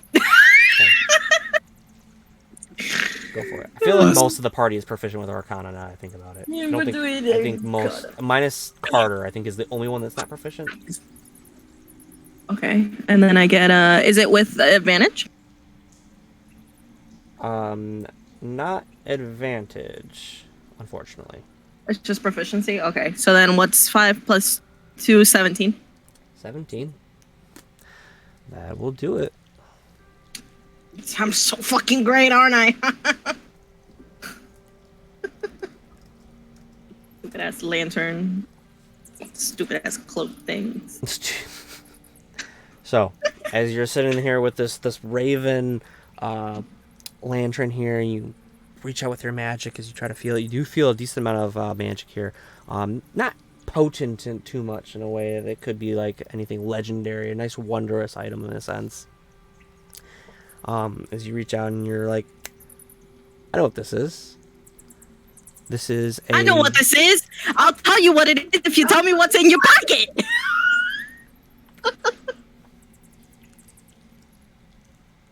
All right. So I just like unflap my satchel a little bit more, just like not like completely open. It's like bzzz. You mean this? pulls out a beautiful bit of blue cloth, glitters in the light from BP. Can I tell what it is? You're gonna try to do the other item as well too. Yeah. I'll let her make sure she gets a good look at it. Pulls it out. It's a beautiful blue cloak. I like You can get it for blue. 4 installments of $19.95. No! You just got 1,000 gold! No! You have money for it. 18. What's 18 plus 5? 18 plus 5 is 23. Thank you. Oh my. Mathematics. So, Soraya. As you sit there, the first item that you've identified is the Lantern of Revealing. As you're sitting there, you can recall that this item it can burn on a single pint of oil for 6 hours, shedding bright light for 30 feet, and then dim light for another additional 30 feet. But you know that the fun aspect of it all is that any invisible Repeat that creatures all or again. objects that are within the lantern's lights are revealed. Can you tell me about the oil thing again? It lasts for 6 hours on a single pint of oil. Hours on 1 pint of oil. Okay, thank you. And then it's 30 feet of bright, additional 30 of dim. If there's something in the lantern's light, it is revealed. If it's invisible, whether it's a creature or an object. Ooh. The other item. I wonder.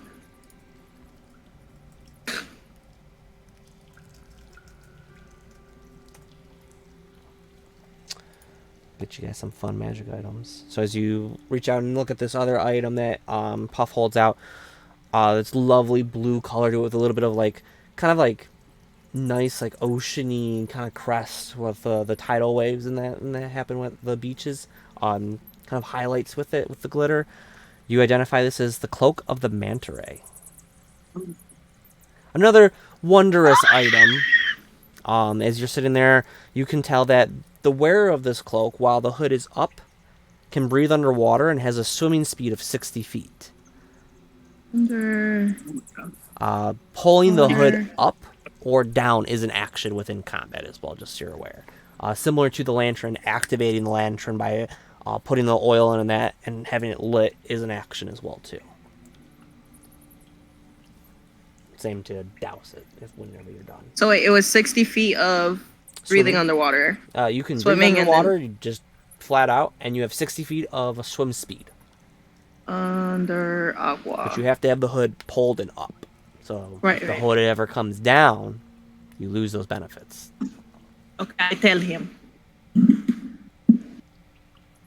then I stick my tongue out at him. As I can.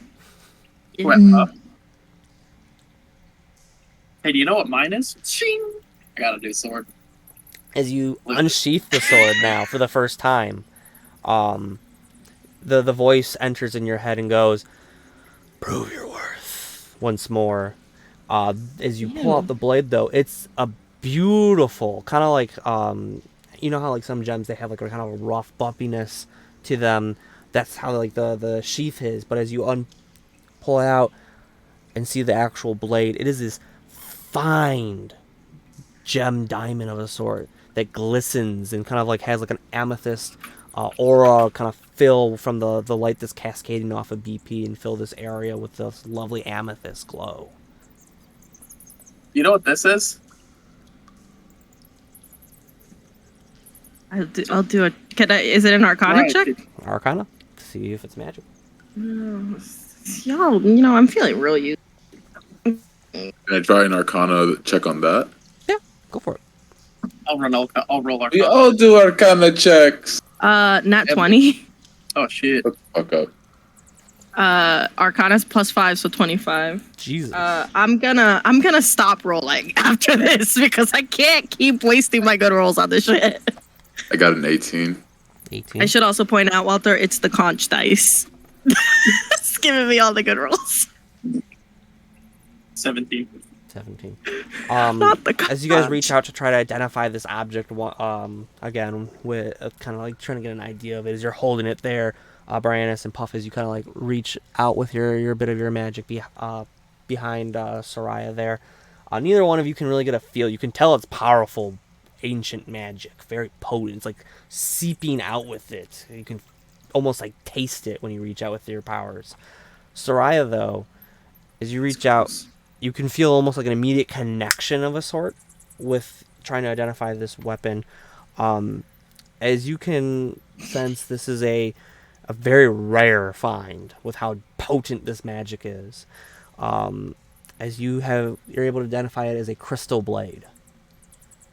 As you look at more, you're able to tell that with a nat 20 that this had come from some sort of draconic creature. As you're looking at it, having fought with the kobolds in the past and seen the blue dragon previously in Greenus, and the activity of dragons being more and more, you recall rumors of certain dragons, crystal dragons, gem dragons, that have started to populate more and more in the realm over the last decade or so, prior to the raids and that have been becoming more and more rampant with dragons appearing. With an nat 20, you can tell that when this blade does hit, it deals an extra. The target of that attack takes an extra 1d8 radiant damage. And that the sword has 3 charges and regains the 1d3 of the expended charges daily at dawn. No action needed. 3 charges regained at dawn. When you hit a creature with it, you can't expend one of these slots. And it will deal an extra 1d radiant damage per expended slot. While holding the sword, you can use it as a bonus action to shed bright light in 30-foot radius and dim light an additional 30. And then you can douse that light as well, too, as a bonus action. But as you're reaching out with it, you can feel that, unlike the other items that Puff has, there's something more that... I'm sorry, what? What did you say? I'll say that as Soraya's reaching out with her magic, you can tell that there is something missing with all these abilities. As you can kind of feel like some sort of like power imbuing this information into Soraya. It kind of like tells you it telepathically, like about its power and what it can do for those that wield it. But you can tell that there's something missing. And as you're looking at the blade more, it almost seems hollow in a sense. Like as you're sitting there trying to recall the legends you had been told back in Waterdeep about the magical swords and that you recall one story from an older woman of crystal blades and the magic that they hold. But you can always recall that the sword itself should have been swirling with some sort of magic within the blade itself, which this one is missing. I don't like it. I don't. Yeah, but look at it. It's really cool looking. It's really, yeah, just because it's cool doesn't mean that it's, like, I didn't have parents, but like the ladies that took care of us told me, like, if your friends jump off a bridge, you shouldn't be jumping after them. All right, well, Sure, they did say that. All right, where to next? So the party has achieved some magical items.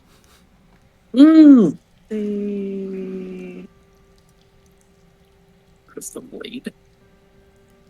Disgusting. Okay. So where are we going now?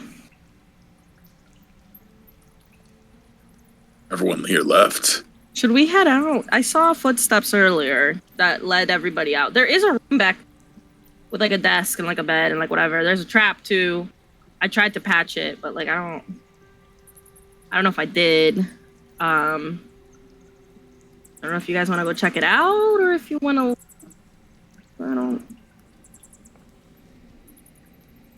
I mean, I'll follow your lead.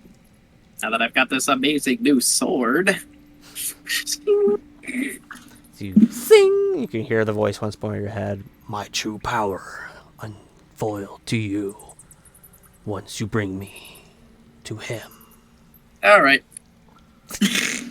And you go back. I'm just gonna like look at Baranus just like unsheathing and sheathing his sword. Just go. That's. That's. Every time you unsheath it, you hear the voice telling you to prove yourself. Take it to Timor 4. That's weird. That's. Laris. I don't want to know. I don't want. What would you like to do, party? This is sick. You should move. Should what? Should move. Go where?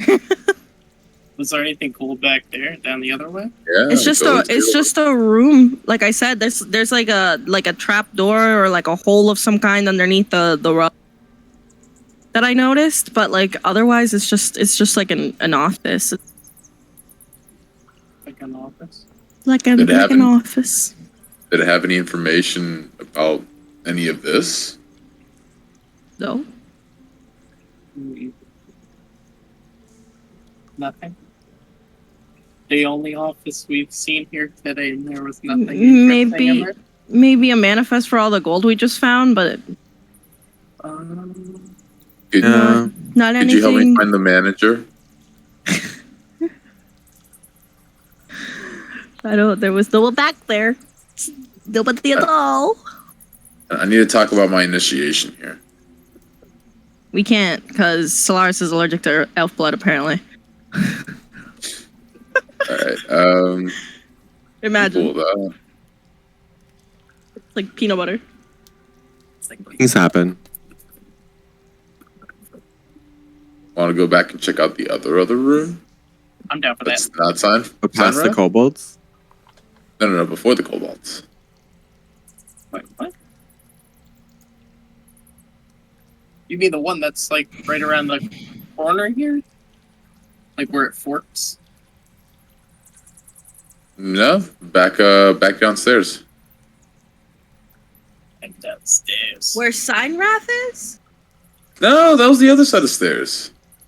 I was about to say, have you lost your damn mind? You get 2 magical items and all of a sudden you look gone insane? Yeah, but did you see this thing? Poop yourself. Terror ghost. Terror ghost. I can fuck those guys up with this. Okay. So he's probably like 18th age, give or take. Sick. It's really cool. What you doing, party? I'm just gonna start walking and saying, "Here, baked potato. Here, baked potato. Here, come on, buddy. Come on, buddy." Look at baked potato. I'm gonna be like, let's follow him. Capybara, capybara, capybara, capybara, capybara, capybara, capybara, capybara. I'm gonna Uh, follow behind Solaris. Party makes its way. Making my way through the cave. Making my way. Making my way.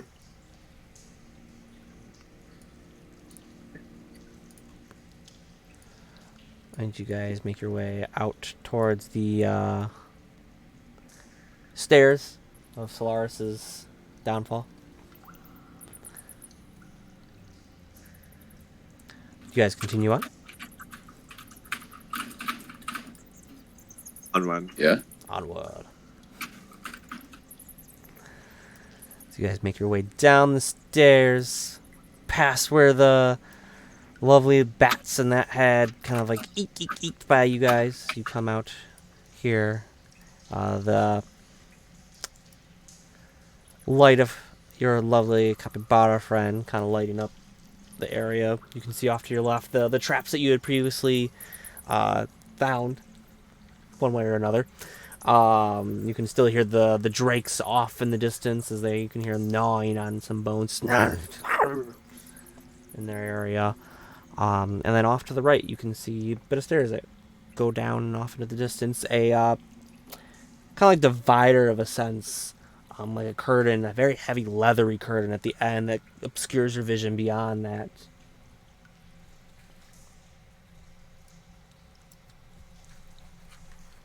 To the right. To the right. Ooh. To the right. Puff's making his way to the right. Go down. I'm gonna kind of like turn to Soraya and be like, "Should we go?" Hmm? I'm gonna turn to like kind of like inch into like Soraya and like whisper to them and Solaris. think we should like follow him? Like he's just going.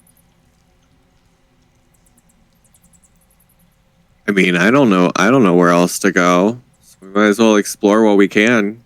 Cover the ground. That way we know exactly where to go from here. Stop me. All right, let's. Puff, you're making your way down the stairs.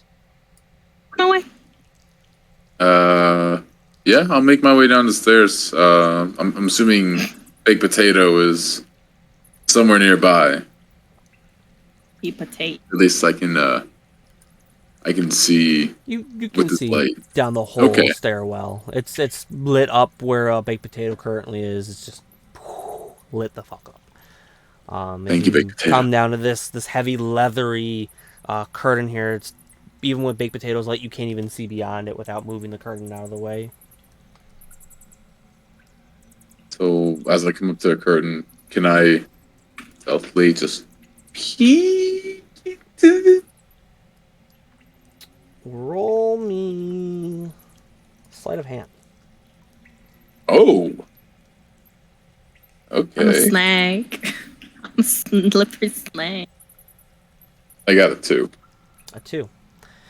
Yeah. So Puff, as you come up to this curtain here and begin to like try to stealthily as you can, try to like move the curtain and whatnot to try not to like disturb it or anything like that.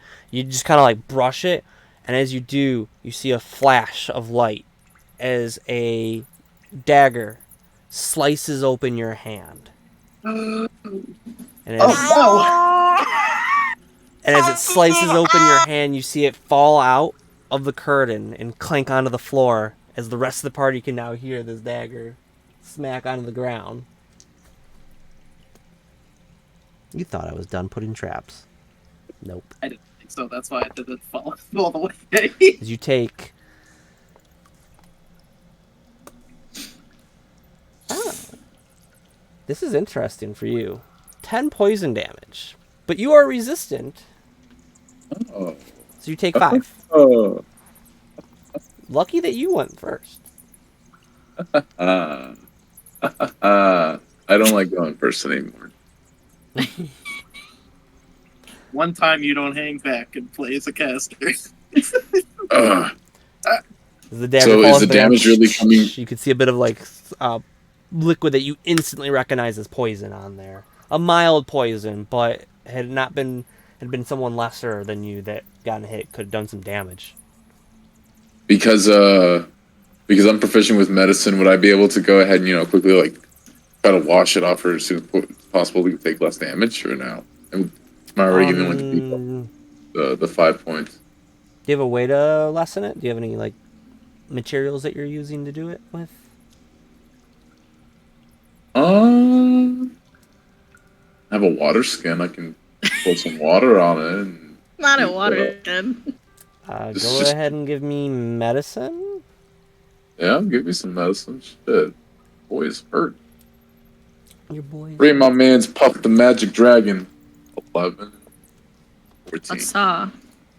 13. As you kind of try to wash out some of the poison, hoping that you can make it so it doesn't give you any weird infections or anything like that.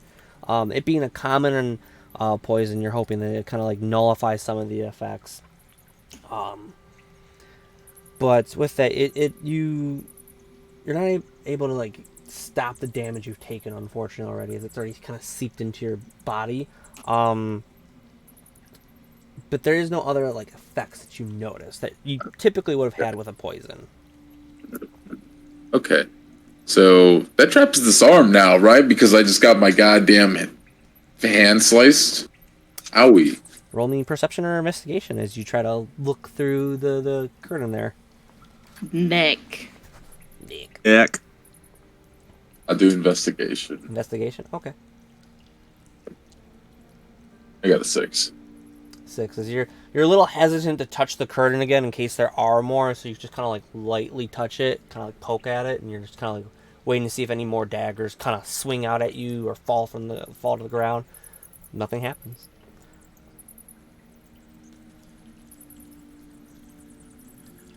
Baked potato.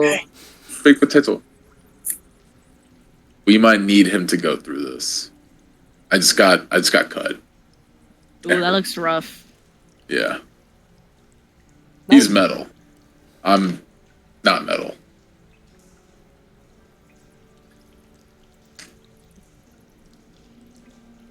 Please, Lars. So if we keep going through the trap, we're just gonna keep getting shanked. Just in case it happens again, do you want one of us to get shanked? Or do you want it to hit a piece of metal? He's not just a What? piece of metal. Bad move. Puff. I mean, with that statement, now it kind of sounds like other people might have a little sentiment towards. Who should probably go. Sounds like Puff just landed the unofficial official point man. Every trap that I've ever laid out. I'm sorry, bro. Ooh. Enjoy. Have fun. How dare you? How Of all dare of Xander's you? most cleverest traps, who would have thought he would stumble across dissing BP? The worst trap. Talk shit about the mascot of the party. See what happens How now. fucking dare you? Enjoy every trap the DM has set for you. Oh, the caucasity. Oh, that's great. 10 out of 10. I'm gonna instruct BP to like You're just gonna go through it? to just like stand behind him. You're just gonna barrel through it? No, I'm not gonna barrel through it. Commander said do it. Do it. Go for it. What's the worst Just that can do happen? it. Do it. Do it. Just You do already it. got stabbed once. Like, what's the worst that can happen?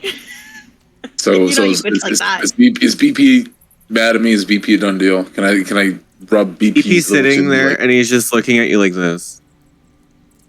Can I just like come up right next to him and be like, I'm The sorry, one BP. I'm a little the one stressed eye right bubbling. now.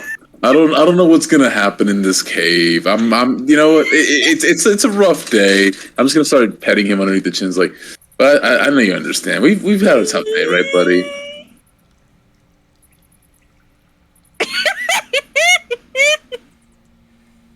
I'm gonna say for BP, obviously, I'm gonna be like, I'll have him like go like side by side. I think that's a fair compromise. Yeah. That yeah, you'll have a buddy with you, you know. yeah. Yeah. Let's for go, one BP. and one for all. He goes down. Run.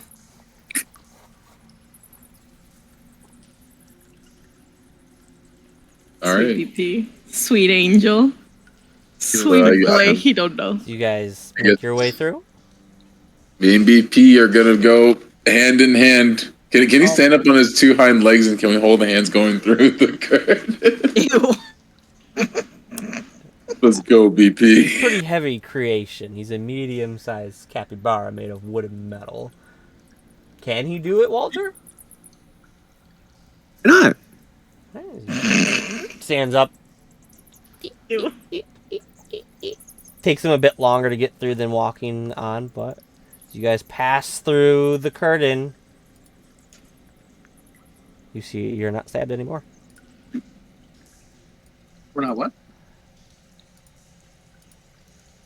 What did I just Stabby stab. make it to? Instead, you were jumped by 1,000,001 kobolds. No, I'm just fucking. Yo. 30,000 kobolds. Come on and get it. My name is Chris Mander, and I love kobolds. So you guys come Football through. Island, baby. As you guys come through into this next area, the temperature drops quite quickly. Solaris, you're a little agitated with how fast the temperature just drops from being kind of like a mild, okay, I'm fine with this, to like, what sweet hell did I just walk into? Because this is freezing. Wow, this is really disgusting, you guys. I'm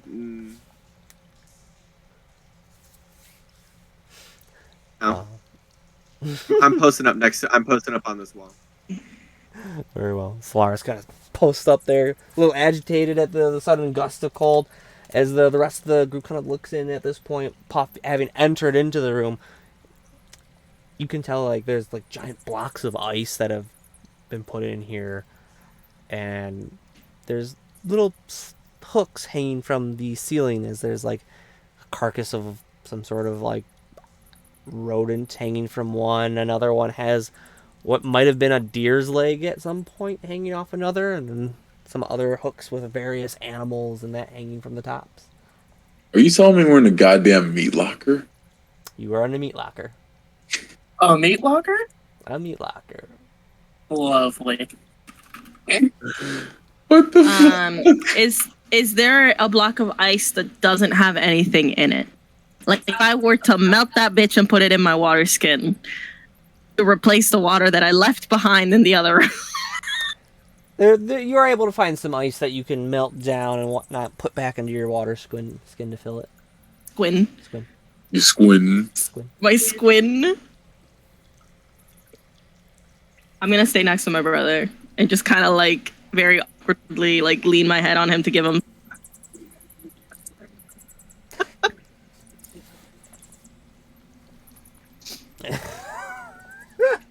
Oh, Throw a fire genasi in there. So I threw poison damage at the green dragonborn. The fire genasi has walked into a meat locker. What else can I do today?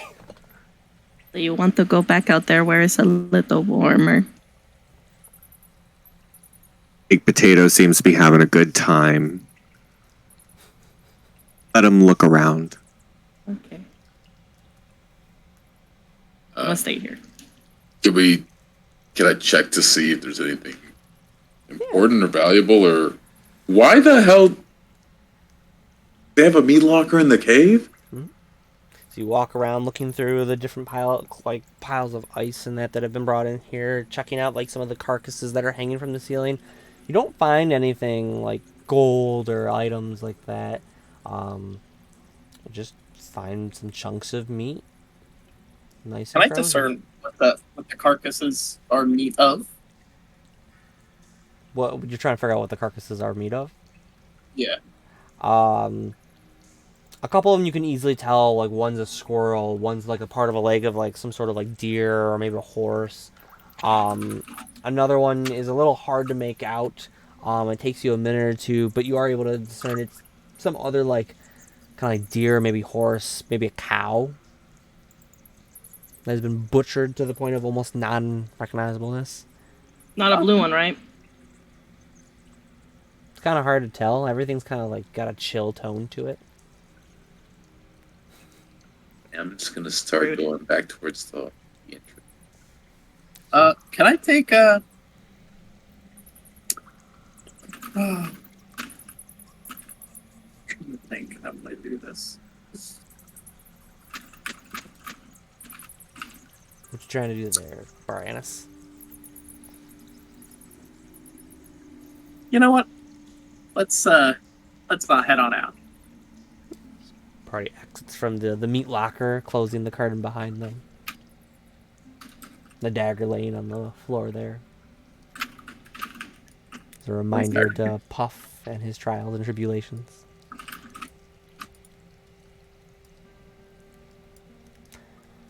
Where would you like to go now, party? I guess we go back past the kobolds. Go back Isn't that to where Signwrath is, though? Can I pick up that dagger, by the way? I don't think we can fight Pick up him. the dagger. He downed two of us in a heartbeat. He also got us from the jump. Sure. I don't think it would be smart going down that way. I think it's best we leave. You want to leave the cave that we just got into? Or maybe I see mean- what's under that hole in the ground. Maybe it's a trapdoor. Oh yeah, that hole you were talking about. Yeah, I think that might be a better idea. I just think avoiding the area that Signwrath is in our best option. His brain might not be as malleable as his kobold compatriots. Okay, you lead the way. I don't believe it. That's you. You're the point man now. Let's go, baked potato. We're making our way back over there. Make him away. Capybara, capybara, capybara, capybara, capybara, capybara, capybara, capybara. The party makes its way through the cave, going back down past the treasure room that's now empty and such, to this only furnished room at this point that the party's found in the cave, seeing two fairly sized large rugs, a desk, and a chair. There's papers littered across the desk. Off to the side, there's a chest with a decently sized bed. I told you, it's just a room. But look at this, and I'm gonna show him what I froze. As you lift up part of the rug here, Are you gonna move the rug? revealing a moderately sized hole for any medium-sized creature to easily make its way into. That goes down, and as the party, those with dark vision and a little bit of the help of our lovely baked potato, you're able to see that it goes down a good 15 feet into the ground some more, and comes to a stop and leads off into the distance. Is there like a ladder, or is it just like a? There's a little bit like kind of a rope ladder that you can make your way down. I unfreeze it. The water unfreezes and just kind of drips down quietly through the cave, kind of adding to the nice little boop, boop, boop, One more time. boop, boop, boop, boop. I see Brian But I is saw hanging out by the chest. Can I Ooh, my butt. can I take a look at the I guess maybe like can't really like detect magic or anything like that, but can I see if there's anything like off physically about it? Perhaps maybe like anything's like attached to it. Roll me investigation. Rolling investigation. Investigate the hell out. Trying to find the modifier.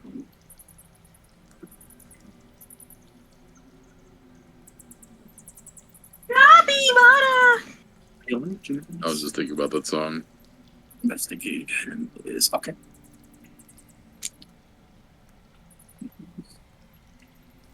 $19.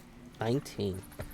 As you're checking it out, it's a normal chest. There's no like as you try to feel around the chest to see if there's anything like another trap of some sort. Having seen now Puff get stabbed by a trap blade and a curtain at this point, you see Yeah, let's nothing bring of that that up. nature. As you kind of even check out the keyhole to see if maybe there's like a spring trap inside or anything like that. There's nothing even in there. No pressure plates underneath the chest, even with that roll, I'll say.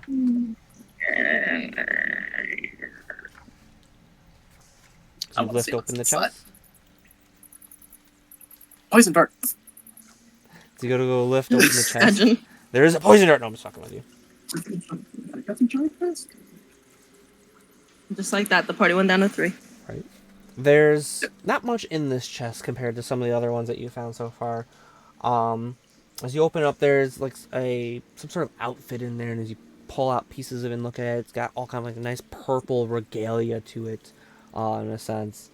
As you pull out kind of like the tunic and that would go over the front of whoever it is, you can make out a symbol of 5 heads of a different dragon, one red, blue, white, black, and green upon it.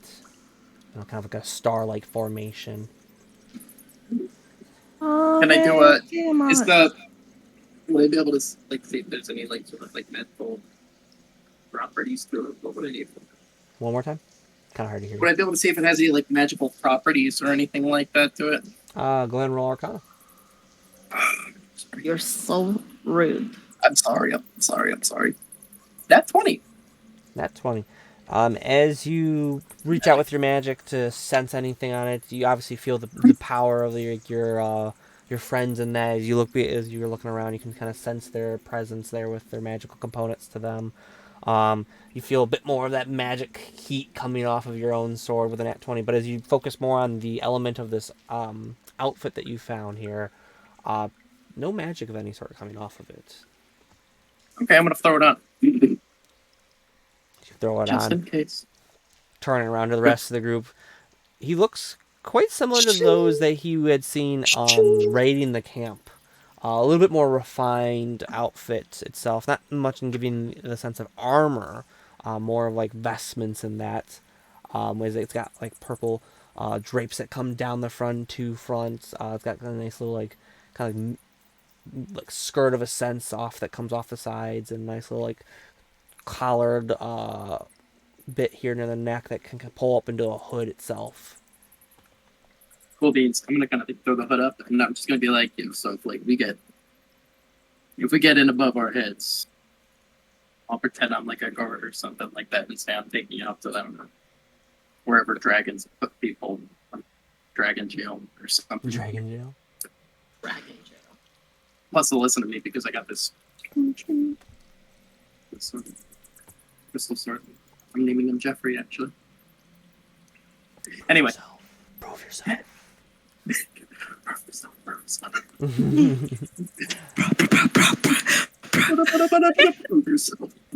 Puff makes his way over the hole, looking down, seeing the 15-foot drop. You're a big potato. You're a big potato.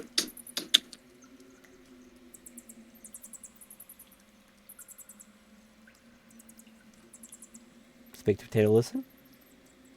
Oh, okay. I'm assuming Baked Potato's pretty open to listening to the party at this point. Super like part of the party. We'll just like I love him. Baked EBP. Potato comes through. You can see down farther into the hole itself. That drops 15 feet down with your little rope ladder that you can easily climb down.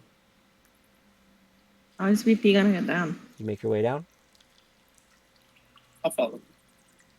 We're going down, down, and my kitty's about to scratch. Followed by Baranus following him down.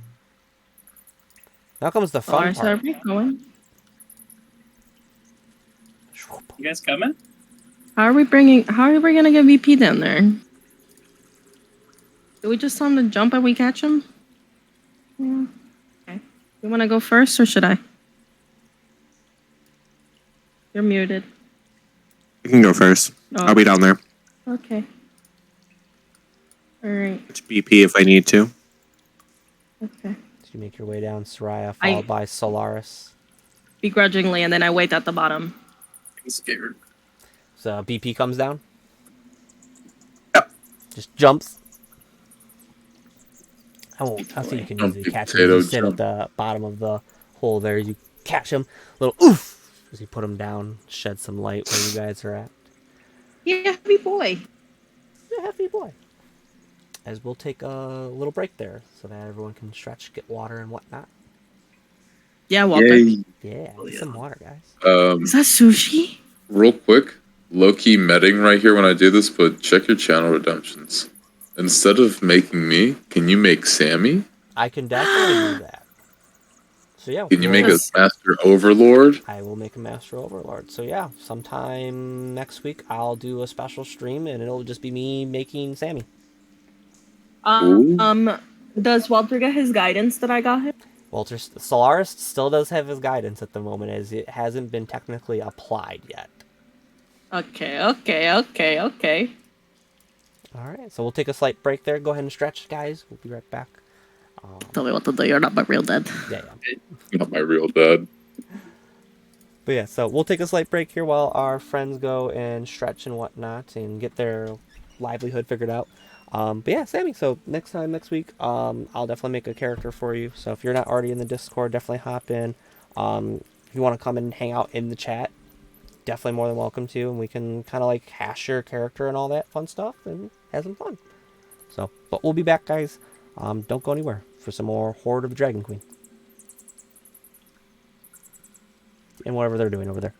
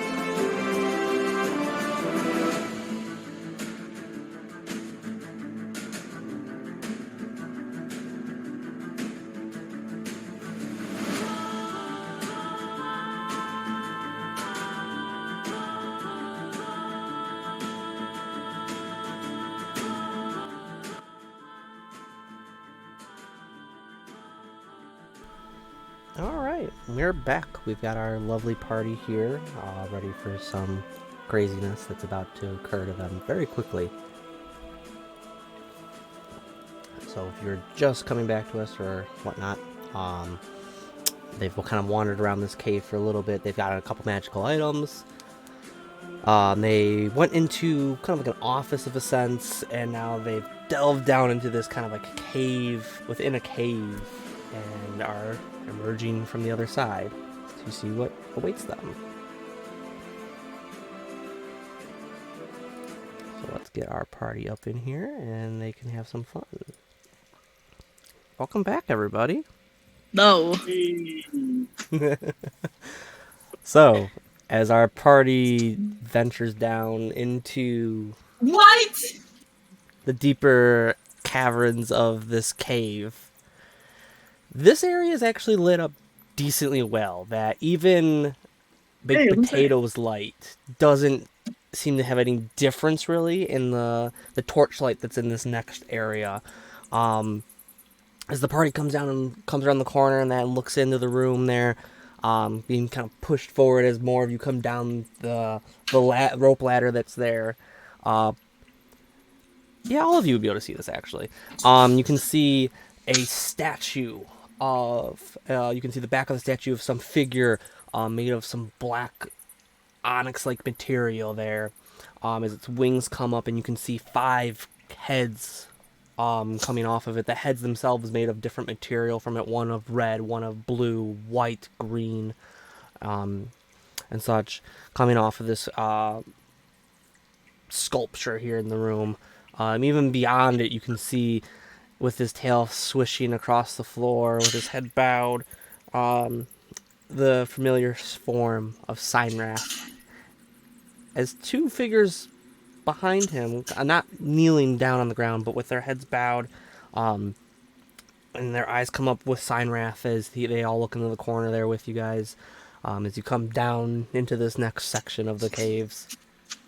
The other 2 figures behind him, similar in a stature to Signrath of draconic origin. These figures, though, having wings coming off their backs and large, meaty tails. And instead of being a blue color or green like Puff, these ones being like a sickly brass color, almost like diluted in a sense. As the party makes its way, you can see 2 more of these creatures in the corner with an individual reminiscent of Carter, as he's got a hat pulled over similar to Carter's, as he's leaning up against the wall and looks over to into your corner and goes, "I don't think we're alone no more, Signrath." He spits onto the ground a nice wad of some sort of material that's been in his mouth that he's now chewing some more as he sticks a little bit into his cheek. Signrath and goes, "Yes, I'm quite aware. I heard them coming from a mile away." He stands up, puts his sword in its sheath, and goes, "So, you have survived longer than expected, and have become more of a nuisance than you're worth."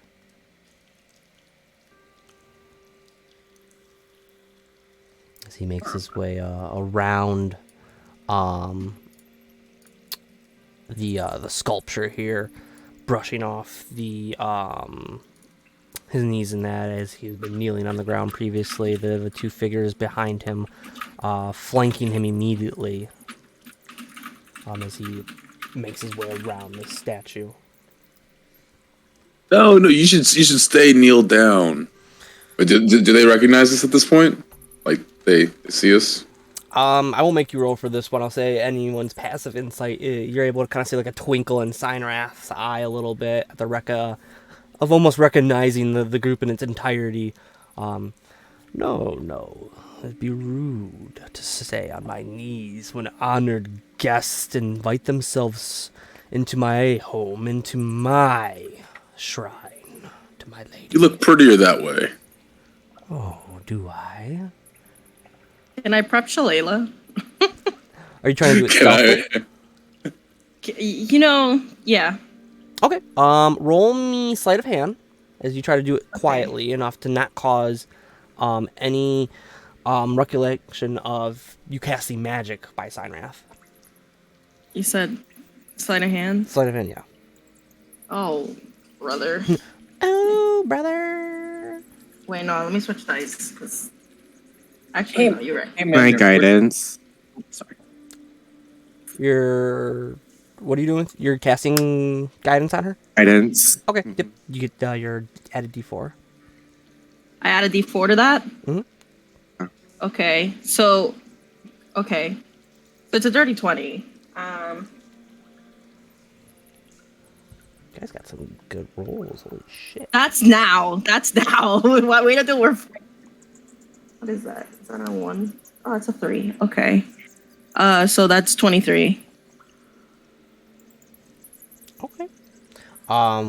As you're sitting there, Puff kind of like talking with Signrath, you can see that his focus is more towards Puff at the moment, and with you being kind of like tucked behind Briannis and Puff at the moment, you're able to kind of quietly cast Shalala onto your weapon there to not cause any of attraction, not even from these other draconic figures, nor the figure in the corner by himself.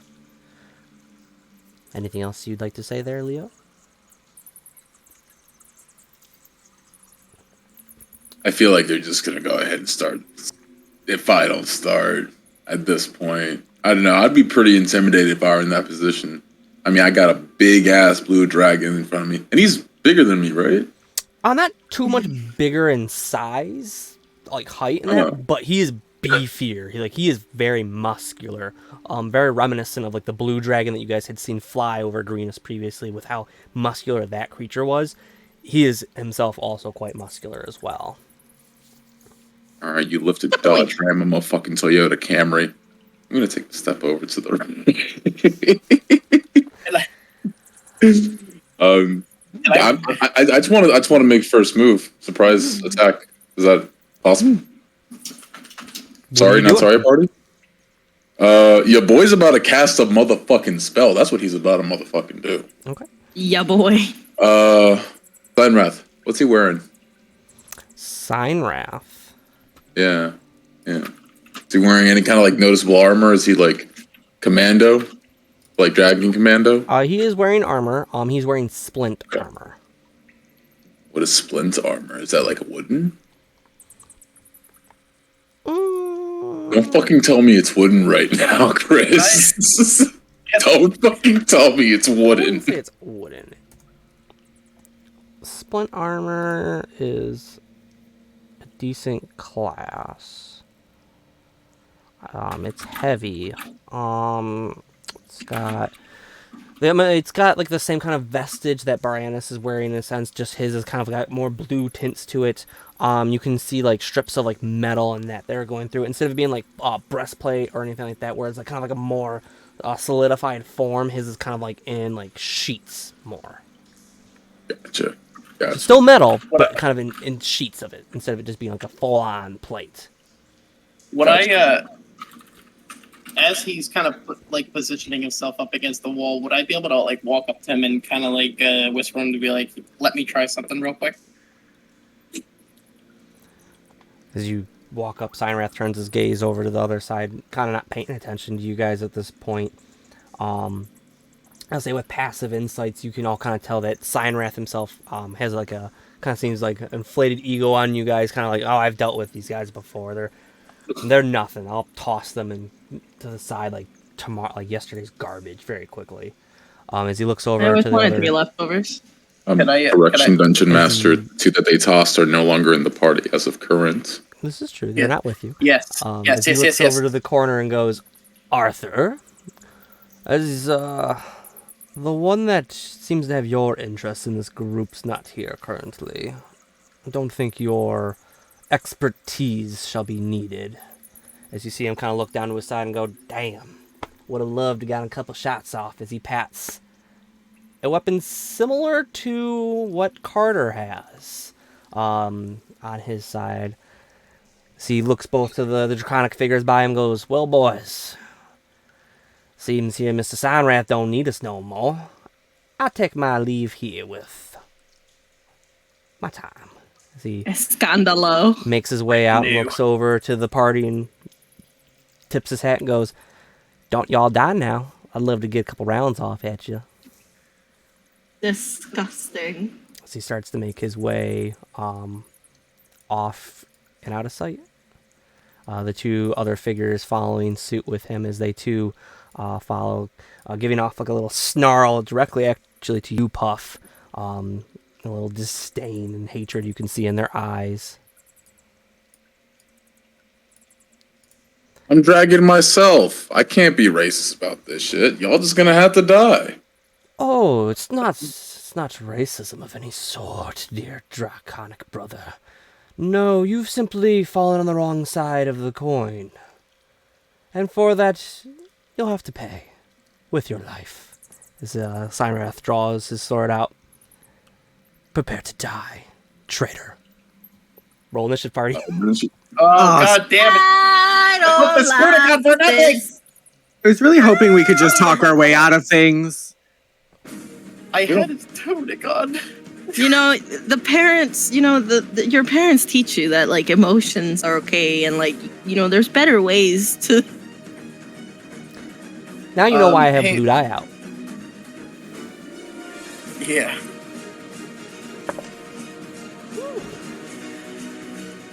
I rolled a 6. I'm gonna go cry now. Mander, quick question. Just so I can add it into my inventory, what is the name of the, like, is this like a homebrew sword or something like that, or? It is. So it's based off of an actual thing. The sword is called a crystal blade, but it's an amethyst crystal blade. An amethyst crystal blade. Correct. Stop it. No name has been given to you of the actual sword other than whoever you were supposed to go find. Okay. So it does. So quick question for you. It says it does 1d8 minus 1. The longsword? Yeah. Is your strength a negative modifier? Yeah. That's why then. It sucks. I mean, it does have a lot of good pluses to it. Once It's the magic's close. unlocked. So it doesn't do magic yet. You'll have to find out. But let's see what you guys are at with Yeah, initiative. I would 20, 25? All right, y'all, stay focused. 15 to For 20. the love of God.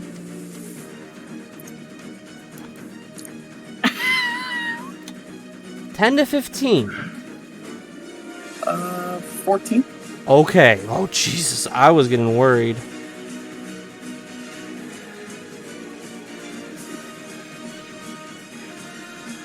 $5 to 10? Yeah. Okay. Anyone got 10? 9. Solaris. Not this head. And BP, because BP goes on your turn as well. 8. 7. Soraya. Puff, what'd you get? 6. Oof. We're gonna die. I had no initiative on fighting, but I was talking fighting words. Come here, Oh, you big God. scaly bitch. Alright, top of initiative. Baranis. You beat them out. So go first. Make us proud, Bobos. Oh no. That thing you want to do?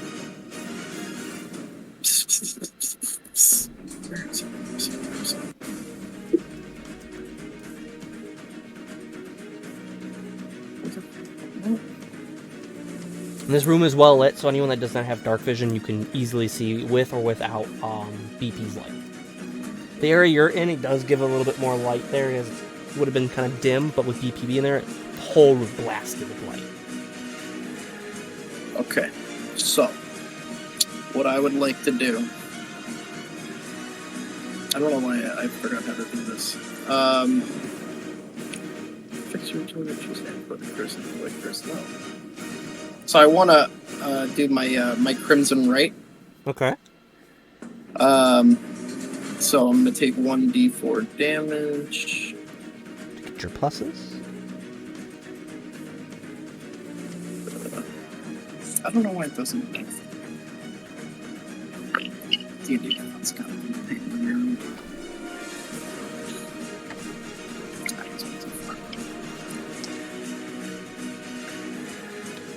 So I'm gonna take 2 necrotic damage, and I'm actually gonna invoke my my right focus of the undead.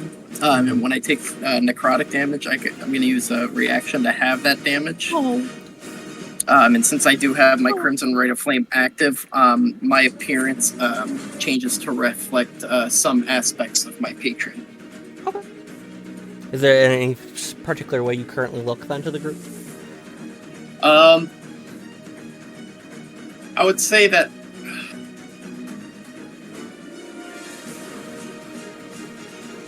I'm gonna go ahead and say that my right eye emits like a frostly like a deep green, like kind of like a Puff's background on the camera there, like a very light green, like emanating from my eye, and it like slightly comes down over my cheek, where my cheek looks like a little bit like withered, like very dry, and like almost that of like a mummy or something like that. Okay. And it's just like that bit over your right eye, you said? Yeah, so kind of like this patch. almost. Okay. Yeah, just a patch. As the skin kind of like burns away a little bit to reveal this new look upon Barianus' face. All right, and so that's gonna be my my Sword of Fire, and in that moment here, I will cast Eldritch Blast. I'll cast Eldritch Blast at Sinrath. Sinrath himself? Okay, roll to hit. Bing.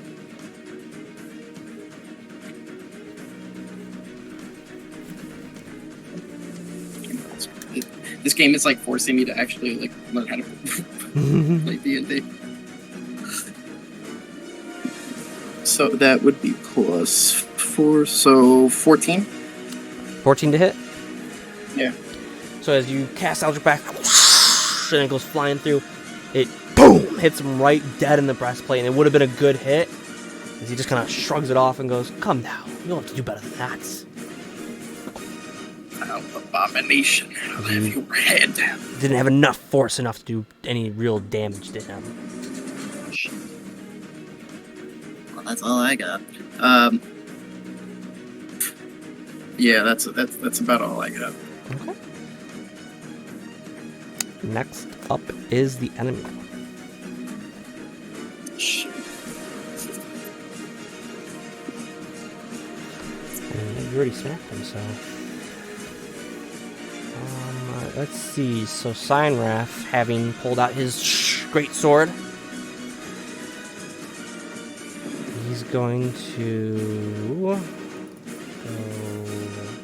5, 10, 15. Walk right up to you, Barianus, and go, "Let me show you how it's really done." As he goes whoosh, to get you with his great sword.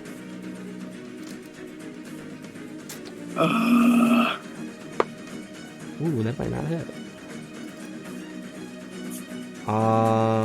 13 to hit. Ooh, 14, no. Ooh. See, you're able to dodge just in time as he was a little cocky with his motion, as he corrects his momentum and comes with a slice as you go to dodge it. Oh, he's got 2. Fucking... As you're able to take a step back, you kind of like push yourself almost in the puff, as the blade just barely misses your neck. It grazes your hair. Woo. As that will be Signrath's turn.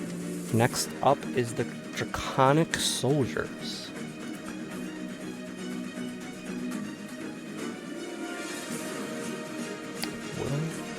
As they're gonna go 15.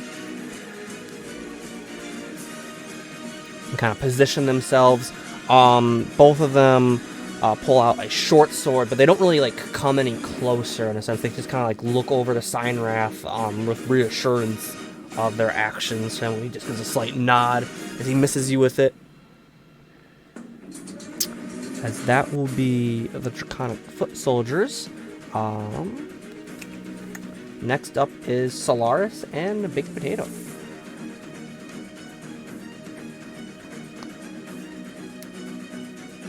Okay. Oh.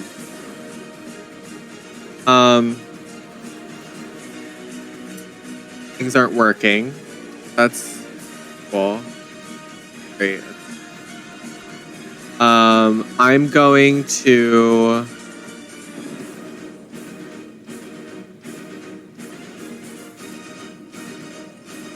not this. I'm going to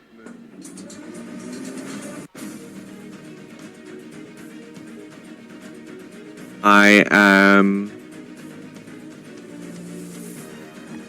won't be able to use that. So I'm going to cast Burning Hands. Ooh. Okay. And I'm like, ooh! Burning Hands, I have to make a dexterity saving throw, I believe, correct? Yes. And it's going to be like a 15-foot cone. Going from him outward. You won't get any of the other Draconic individuals, and I'll say you can angle it just right to not get your party where you're at. With Signrath being kind of like the focal point, which you're like kind of throwing it right at him, almost into his chest as much as you can to like have him take the blunt of this blow. Because he will make his dexterity saving throw. Ooh. Is he? He does not. Okay. That is going to be a dirty 20. As he rolled a 19 on the die. As you kind of like pushes it towards you, takes the pommel of his hand, and just boom, puts your hand up just enough that it goes into the ceiling.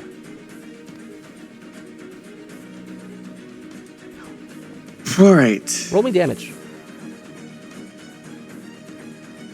What? Roll me damage for your burning hands. Okay.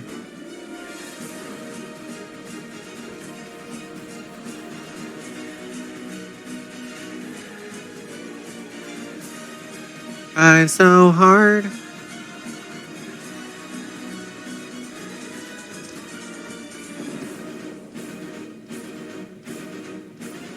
$14. 14. That will do it. So as he pommels up your hand and you go and hit the ceiling there, you see the ceiling itself kind of like molten a little bit and then crack and rocks come falling down. I need Solaris, Baranus, and Signrath to all make dexterity saving throws. Oh, shit. As some rocks come falling down from the ceiling.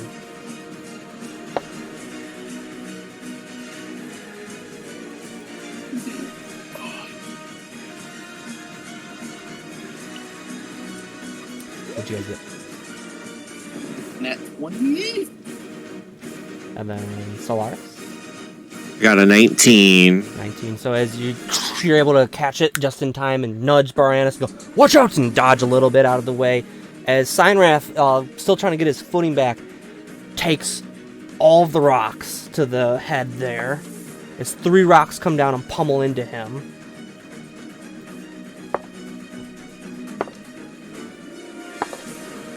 As he takes some damage. It gets a good, strong hit on him. One of the smaller rocks kind of like just like crashing through him. It's kind of like molten hot, burning through some of his scales on his face. Lars, that was ingenious. Totally meant to do that. That's so cool. Just me in the background going. Buff not approval. Anything else for you, Solaris? No.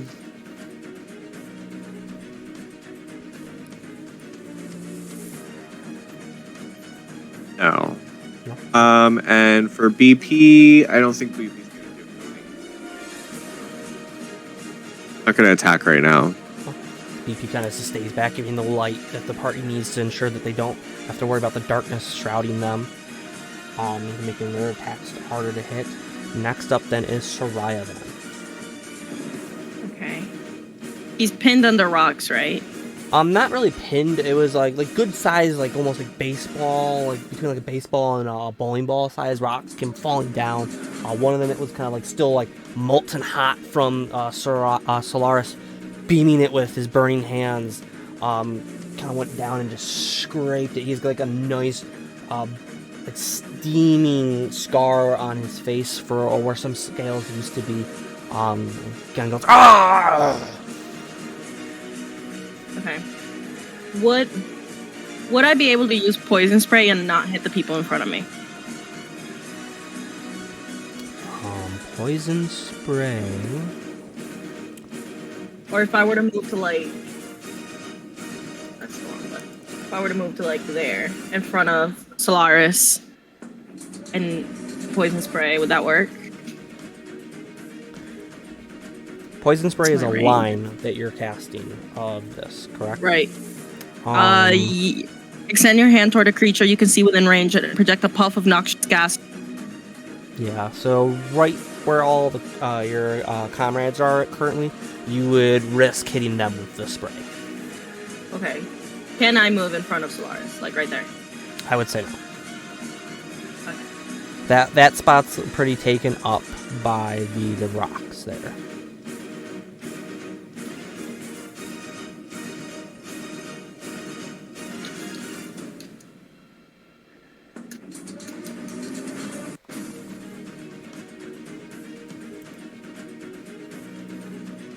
What you got for me, Soraya? Is there more rocks on top of us? The ceiling itself is made out of the cliff side that you've been of this ravine, so yeah. And then, hold on. I got this. I can figure this shit out. You know what? Just because I'm petty. I'm going to cast Fog Cloud. Fog cloud, okay. Yeah, I'm going to cast it just to where the two fuckers are in the fog. But we're Okay. not. So Signwrath is out of it, so where we can see him. Like that. I'll take it. Alright, as you see this like wisp of cloud go flying through there and envelope the area of where Signwrath was, but completely obscuring his 2-foot soldiers. Okay. Anything else for you there, Soraya?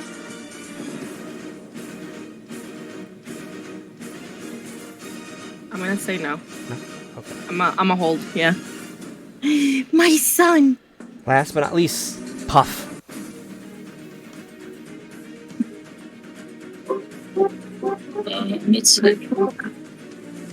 Puff's gonna move up 1 square. Mm-hmm. And wearing metal armor, right, bud? He is wearing metal. How to touch it with shocking grasp. Shocking grabs. Go ahead and roll for me. 19. Let's go. Ooh, shit. Alright. Go ahead and roll damage. This was the 8. This was the 8. 4. 4 total? Yeah. Just Okay. So as you reach out, you're able to grab him in the back as he's still kind of getting his balance and taking the rocks to his face.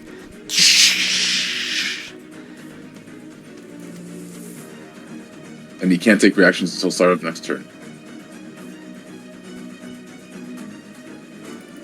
So, Puff, as you do it, similar to the blade that you had been cut earlier with and been able to not take the full blunt of the force, as you see him light up for a moment, he looks down, you can see like almost like a mocking look in his eyes as the lightning swells over him and doesn't seem to do the full amount of damage that you thought it would have.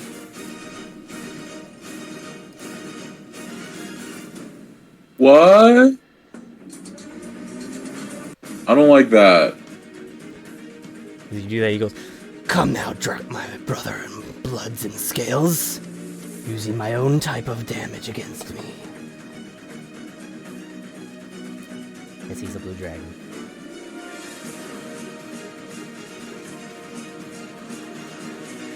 You did get a hit on him. You did take some damage. I'm gonna fuck this guy up. Do it. Get him. That was your I am. action. You still have some I movement. know. You cannot take And reaction. bonus action. And your bonus action.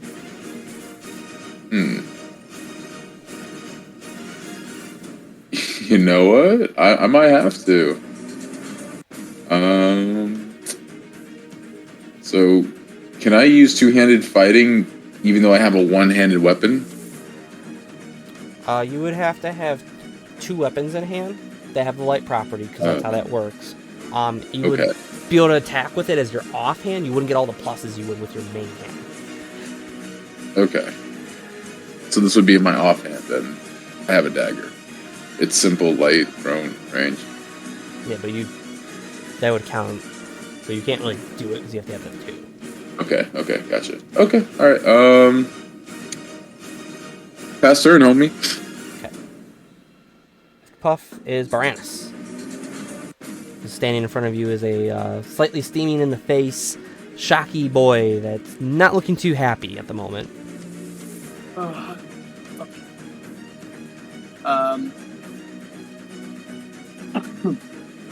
I want to grab my flaming sword.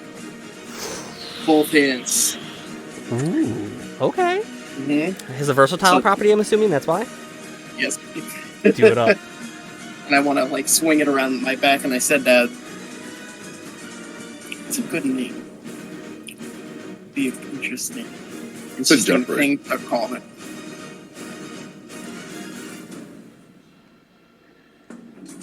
While you think about it, how about you roll for me to hit? Oh yeah, that's gonna. Let's see if you hit first. It'd be very odd Let's if you see say it. something you completely miss. That actually would be kind of funny. It would be hilarious, but let's give you a little chance to not fool yourself completely.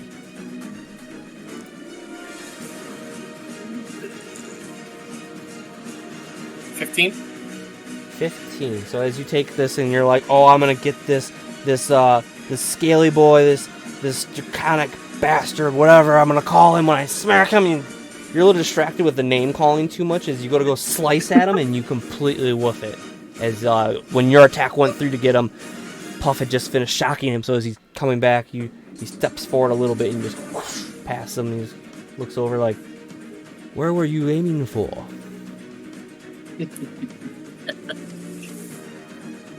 So as he's basking his glory, I would like to cast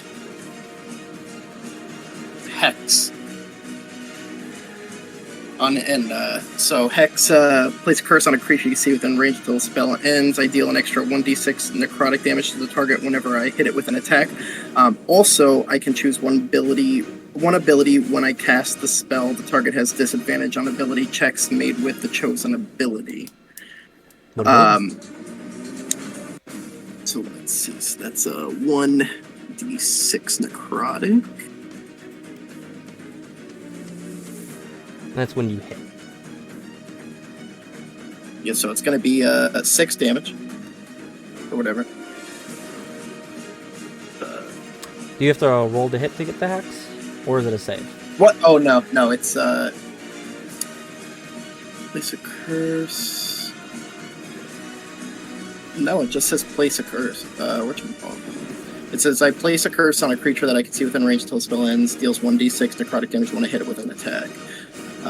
When you hit it with an attack. So you got to hit it with the attack Yeah. to get the extra d6 damage. Okay, alright, cool. And then when I cast the spell, the target has disadvantage on ability checks made with the chosen ability. Correct, yep. So you get to still pick the ability that you want him to have disadvantage on.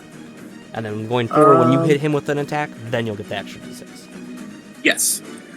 So I'm going to go ahead and...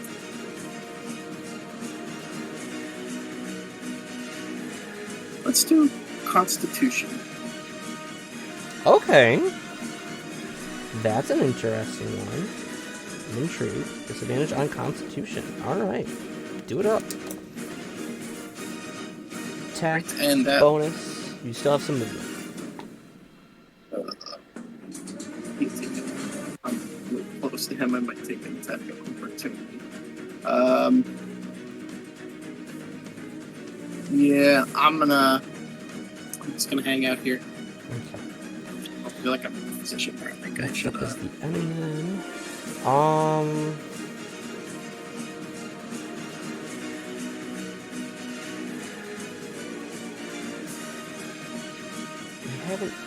You've been the one to do the most damage, so he's gonna come for you. As he's gonna recognize that you've just cast some sort of spell on him. He's not too certain as he kind of looks around a little confused and goes, "Foolish spellcaster," as he comes for you again. Hello. Ooh, that is not hitting at all. That's a 2 on the die. There's no way that's ever gonna hit for plus. Dang. Second attack.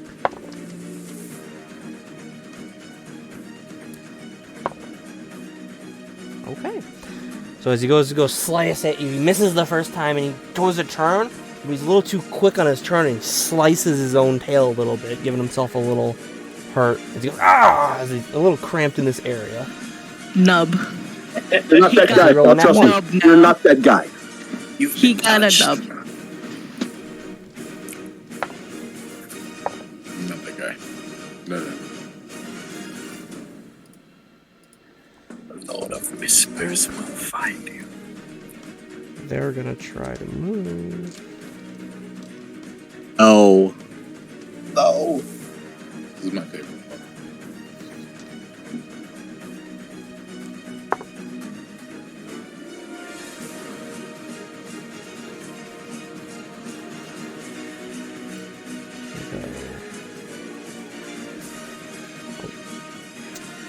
I need you to go to the GM layer so I can touch you. And then I need you to go to the GM layer so I can also touch you.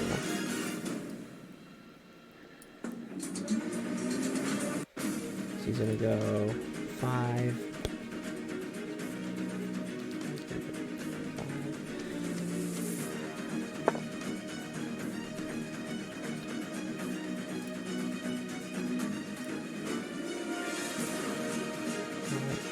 Down 15, 20. He's gonna come out over here and go. He's staring at a wall for a second there. It's 20 feet of his movement. These bad boys have 30, so he can go 5, 10. And he's gonna come after you. There, Puff, seeing Signwrath in a little bit of disarray with all of it going on, hearing his master cry out. Or his leader, I should say.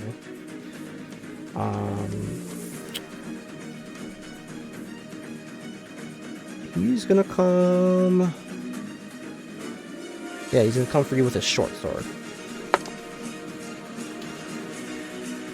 That's gonna be 22 to hit.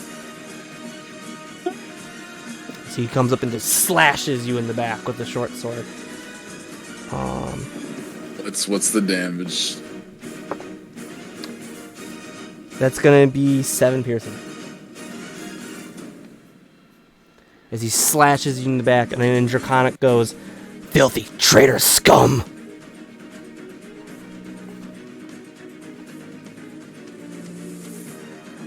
Hey, I'm gonna let you know, buddy.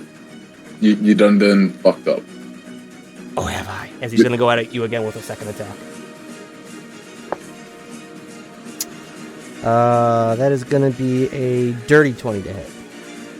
Dirty 20 to hit. Yeah, that kind of hits. That's gonna be 6 piercing damage.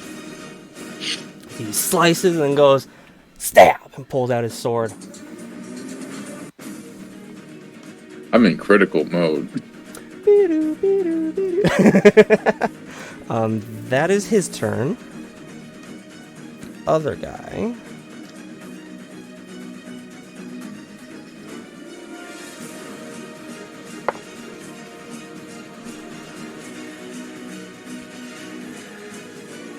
My God. Goes boof.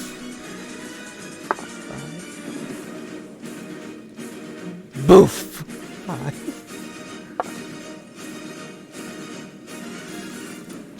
So, you guys hear like doosh, doosh, doosh, and then inside the fog, just a scream, just and it echoes within this chamber. That's emanating from inside the fog itself. So he's a Roomba vacuum. You could assume that. That is that. Next up is Solaris and Baked Potato. Seeing one of the draconic soldiers finally make his way out of the fog. Took him a minute there. Absolutely horrendous it is. So I would like to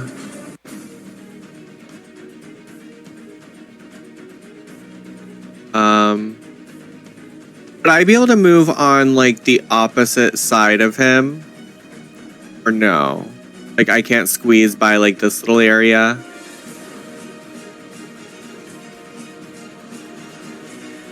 Five, 10, 15, get pop out of the way, 20. If you wanted to go right here, That puts me in a room bad area.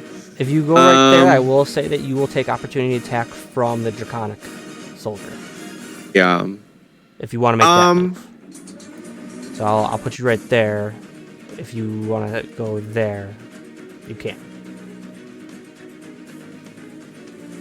Yeah, I'll stay where I am. Okay. Stay where I am real fast. And I'm going to try casting Burning Hand, or yeah, I'm going to try Burning Hands again. Doing it again? Okay. Yeah. Dex save. Yes. It's a 15-foot cone.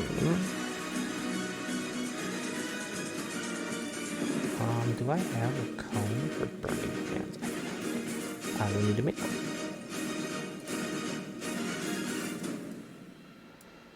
So it's a 15-foot cone.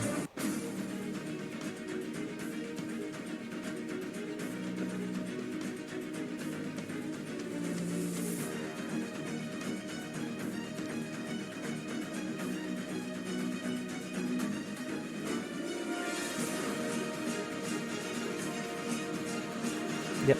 Cool. So yeah. Sign Wrath first. Dex save. That's going to be a 7. The Draconic Foot Soldier, I'll say it just singes right outside of Puff's area, that it doesn't actually hit him enough. Oh. Would it hit him?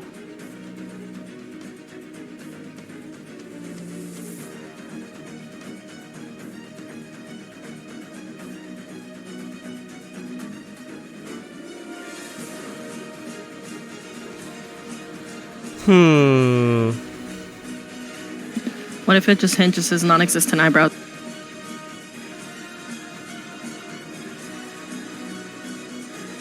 Yeah, no, it won't hit him off. It's not enough of him in that square to get him. And that's a fail. That's worse than Sign Wrath did. So, that would be a 3 for the Draconic Foot Soldier. That's gonna be a no. So I roll damage, right? You roll damage, is this eruption of fire comes out of Solaris from his hands.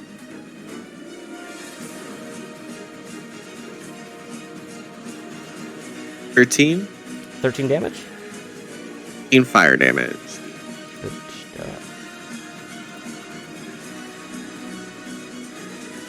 Signrath is enveloped in this flame. You can just hear him almost like a human scream come out of this draconic form.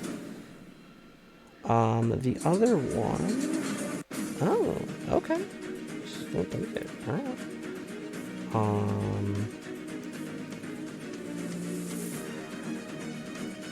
The other one, you get a good hit on him and singes a lot of his armor on this other form, and you can see like a lot of the scales as he try to like turn away get singed up, and a good chunk of him is charred up at this point. Anything else for you, Solaris?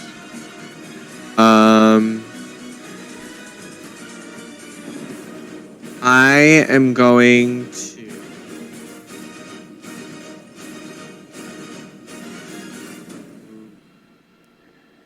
You just like stand like right there, or is that too much rock as well? I say if you do go there, you are gonna take an opportunity attack from Signrath. Actually, no, you won't. You can't take reactions. Never mind. Because of the hex is up. Work, hex, work! Then yeah, I'm gonna... can I move right there? Yeah, I'll Be give that fine. to you guys, because like otherwise you're kind of bottlenecked really quick. Alright, work. I'll give you guys a little bit of movement back that way more. Yeah, that's all I'm going to do. And... EP is... I'm just gonna look at BP and I'm just gonna be like...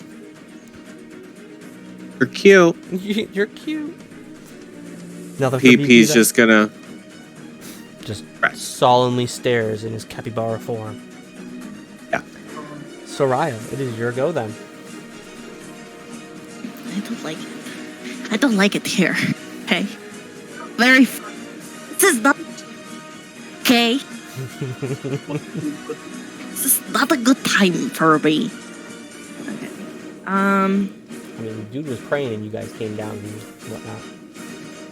Who cares? He might have. No, this isn't America. He doesn't get freedom of religion. Oh my lord. Good heavens. So what are you doing now that you've asserted your own rule upon Signrath and what he can and can't do? I'm gonna skadoodle on up. Mm-hmm. And I'm going to poison spray him booty hole. Poison spray his booty hole. Go for it. It is a save. Dex? Con? Oh. It's con? I thought it was Dex. It's Disadvantage. Disadvantage. Ow, fucking. Due to hex. My leg is bleeding. Pop boys. Like for real, my leg is... What'd you do? I don't know. Is it profusely bleeding or is it like a bloop bloop? 7. It's like dripping. It's fine. A 7? Oh, get fucked. He failed. He is failed. He failed. Only Man, I bad. really now shoved he up to him with gets- that Constitution hex. The creature must succeed a Constitution saving throw or take 1d. Get fucked. I'm gonna use my big heavy dice because I don't like him.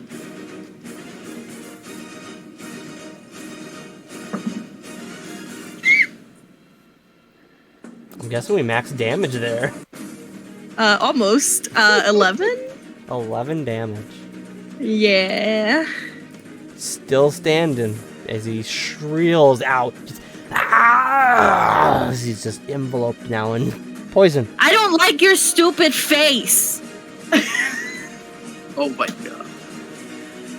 And does he get anything because it's poisoned? Nothing else. Nothing? Okay. Well,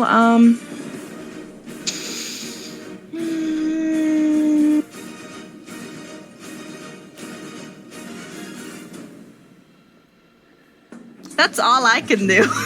Alright. Puff. Your go, dude. Signrath in front of you that just got sprayed with some poison. And then you've got homeboy behind you that just slashed you up twice. Yeah, I have some vengeance to pull out, that's for sure. But okay, so here's what I'm gonna do first. Okay.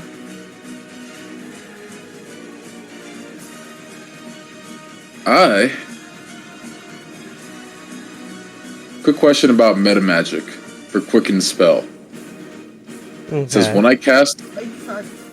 you cast a spell that has a casting time of 1 action, you can spend 2 sorcery points to change the casting time to 1 bonus action for that casting. Correct. So I can do that anytime. I don't have to declare it, spend the slots first, and then... You would have to spend the slots, and then you can do it to whatever spell you're trying to But I can do it at any time during my bonus action phase. You could do your action and then spend the spell slots, bonus action, an action spell instead. So then, first things first, I am going to pop False Life.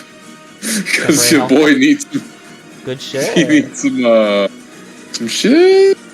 So let's see, it's gonna be 1d4 plus 4 temporary. Don't fuck me over, d4. 3. Good health. 3 plus 4. 7. Oh my god.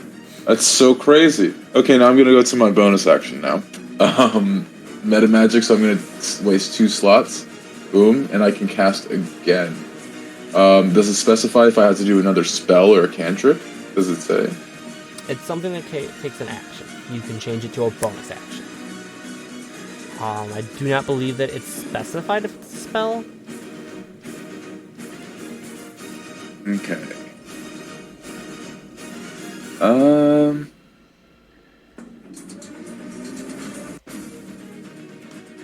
gonna cast Scorching Ray as my bonus. Scorching Ray. With that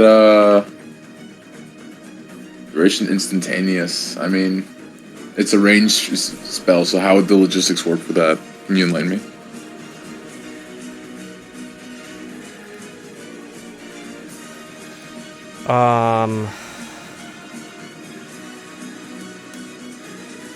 Roll 3, make a ranged spell attack. So as it's a ranged spell attack, you would have disadvantage because the target is within 5 feet of you.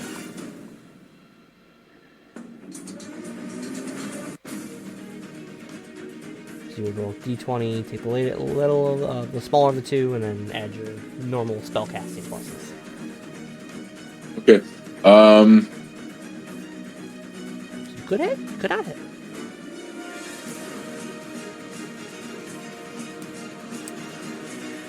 I'm gonna hit that, but before I do, I'm also gonna pop Meta Magic Empowered spell. I can spend 1 sorcery point to reroll up to 4 of my die. Okay, do it up. Yeah, I'm not. Your boy's not gonna miss on this shit. We'll find out. I just choose myself. Okay, so is there a +6 to my hit modifier? Yeah, it is. Do I have to roll to hit for each? Because I believe it's 3 projectiles. Okay. It's 1. They just do set damage. It's like magic. Do I have to declare my targets now? Or yeah, you pick the target for each of them and you roll to hit. And then they'll just do all the same damage. 2 to homie Signwrath. Okay, roll to hit. 1 to this little bitch boy in front of me. You get 3. Alright, roll. So you're doing 2 to Signwrath and 1 to the guy behind you? Yes. Okay, so roll to hit on Signwrath. Yep. Oh, if I split it up, I have to roll again to hit? They have different. That's too much work. Fuck it. Fuck it. Alright, hey, Signy boy, you're taking the bulk of this deck. I rolled an 8. I'm gonna do one of my rerolls now.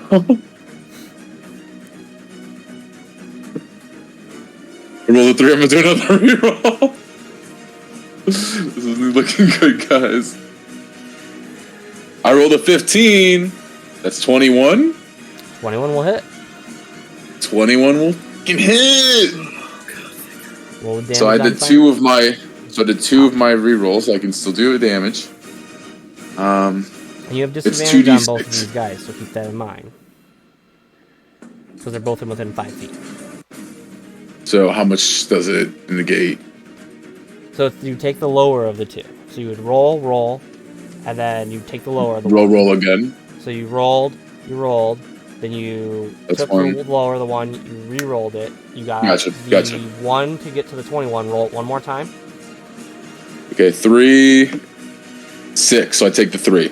So 3. So now I have a 5. Now I have a 5 again. So 3 plus 5. And that's for the first one. To hit or for the damage? For the damage. Okay. I already hit. Is it 3 plus 5? 8 damage. That's for the first one. We got 2 more of these motherfuckers. Go on. Remember, you have disadvantage. So roll 1. 6. 2. I'm re-rolling that for my third one. Okay. 1. I'm re-rolling that for my last one. 6. So I got a solid 6 on that one. Gonna put my hand down. So 6, 5, 3, 6, 3, 9. And then this is the last hit or this 9 damage. 9 damage? So, yeah, it's all going to sign rest. So do I have to do the targeting the hit again? So do your last guy.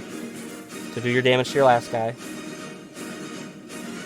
So that's the boom.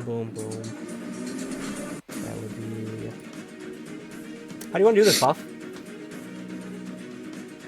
To who? Sign rest? Both. Oh. I didn't even do my last damage to the last guy yet. Go for it. Roll your last damage. Okay. 6, 3, 3, 3, 5. So that's 6. How do you want to do this? Ooh, this is gonna be fun. First things first, I'm gonna look at Sign Rat. Bitch made boy. About to send these 3 scorching rays. He's still covered by rock, right? Like some rock? No, that happened a while ago. The rocks are on the ground at this point. Oh, okay. I'm just gonna melt down his face. I'm just gonna melt him down. You Gonna melt him these down. rays, scorching away the scales. And Scorching his scales.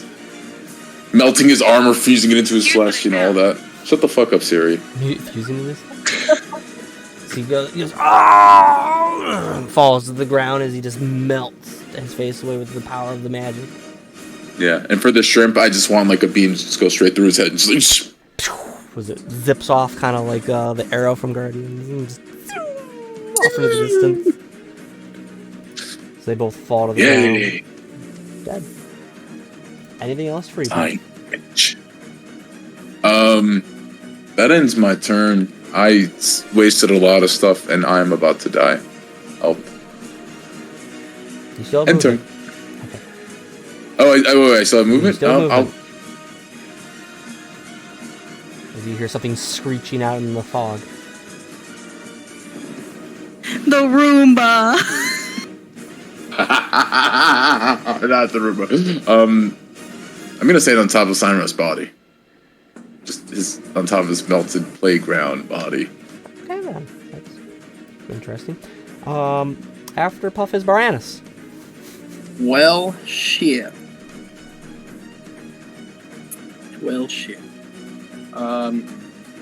So.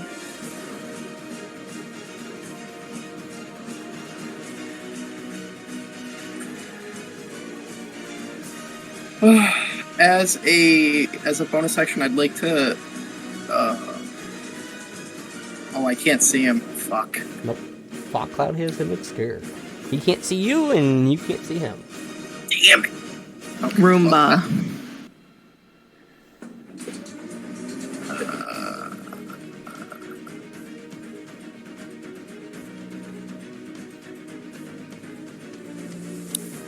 Trying to think.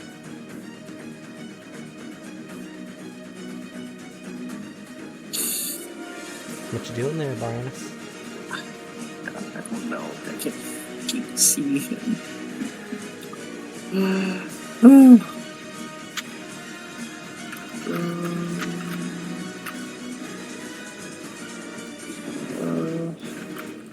I'm gonna pass my turn. Alright, passing. Actually, Can I, as an action, can I kneel down over Sign Wrath and cut out one of his horns? Cut out one of his what? Off one of his. What does he look like again? Sign Wrath. You want? So he's a blue drake and he has like a horn, one like kind of like a yellowish goldish horn kind of coming out of his forehead, and then like the stereotypical kind of like fin horns coming out that are the same blue scales coming out of like his side and going down his spine and everything. I want to cut the big horn out. Okay. Roll me.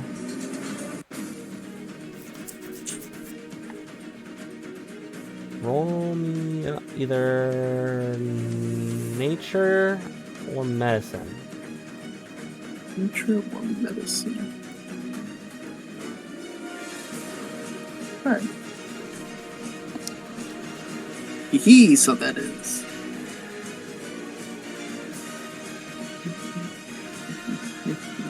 $15.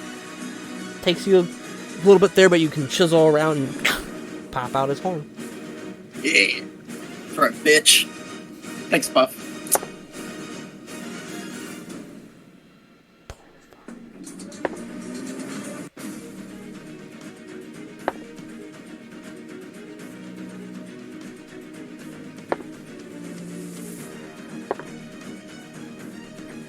Can someone help out the goddamn Roomba? Or Roomba. From the fog, you just hear boo, boo, boo, boo, boo, and just another as it echoes throughout. This man is having a very bad time in the fog. Poor Roomba. Let's see. Next up is Solaris and BP. A poor Roomba. He's having such a hard time in the fog. So what would happen if I just like charged into the fog? You'll find out.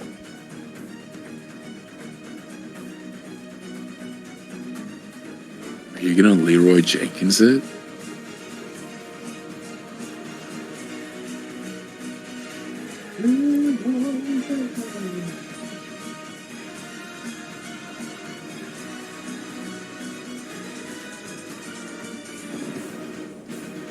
If I wanted to move like here.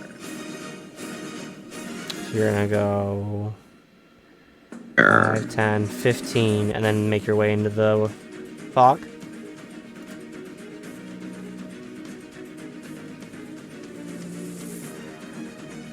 Yeah. Answered into the unknown. Into the known.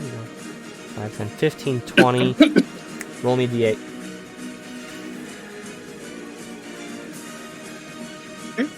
As you walk in, and you are enveloped in this. Your vision is just filled with this like soup-like consistency of a fog. Got a 4. And it's such disorienting. You come right out there. As you're like wandering, like, wait a minute.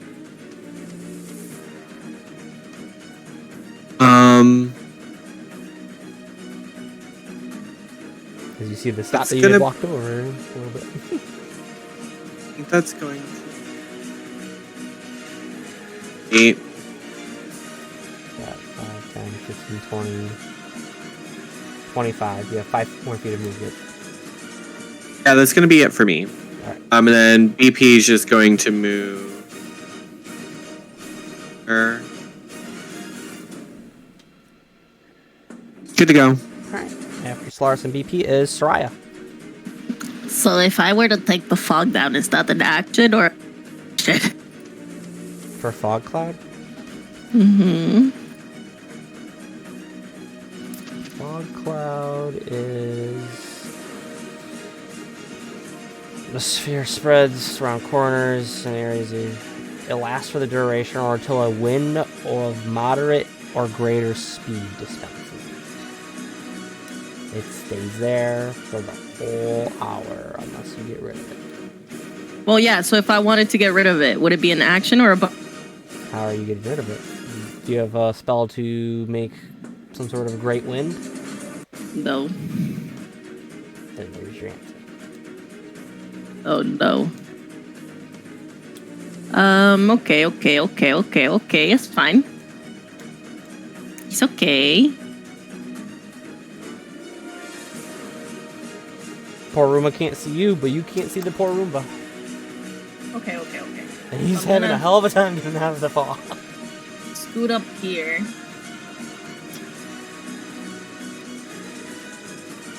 And so hear me out.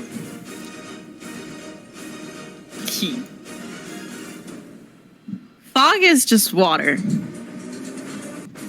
Okay. You're trying to create or destroy water on the fog? That or shape water, either or. Neither. That's molecular structure of it. It's not in a liquid form, so it would not work. It's in a gaseous form. Good try, though. If it was not a fog, a gas, then you probably got rid of it. Like a sphere of water you could do. I'm just gonna go a little crazy. I'm just gonna do poison spray. Okay, where are you doing it? Directly in front of me. Which would be which way? Talking this way, this way, this way, this way. We'll say it's what, 10 feet? Mm-hmm. Doing it right there? Yeah. That's Dex. Poison spray con. Why do I keep thinking? Because I am cool. So as you you're spraying, you hear no screams. Mother of pearl.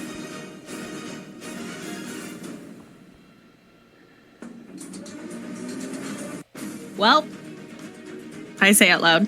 Well, Well, cool. that it for you, Soraya? Yeah. Puff, back up to you.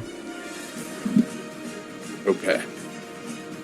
Solaris what do you run say- in the oh, fog, come back out, and Soraya run up and just spray some poison into it. Made me lose my baby. Puff needs to heal. Puff ain't got shit in his inventory, does he? Don't believe you do that.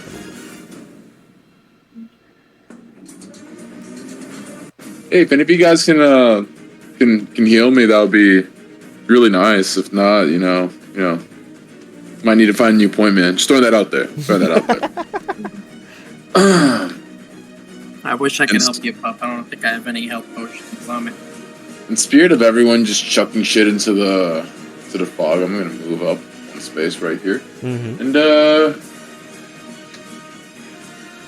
hey, fuck it. I'm just gonna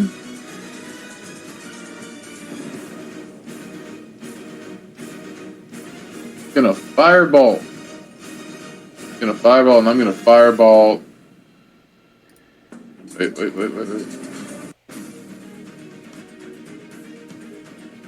Why can't I do my thing?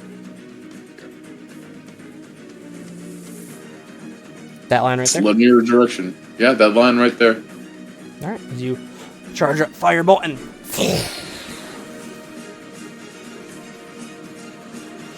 nothing I happens. even rolled a hit. Don't even Nothing roll. happened. You hear Don't nothing. even roll. That's Man is true. hidden in this fog. I love this. This is awesome. You don't even know if you hit or not. Is that it for you, Puff? Oh yeah, and turn. This is going to be really interesting if he comes out of the fog now.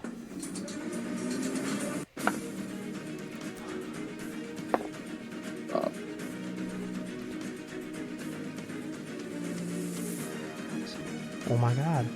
He finally got the fuck out of the fog. He kept walking in the same direction. I'm like, go another direction, please, right? As he comes out right next to you, Soraya, as he fluttering his wings a little bit to kind of like get some of the fog off of him. Greetings and salutations. And he just kind of drools, a little bit of saliva coming down his side of his face. That's very gross. You really shouldn't do that in public.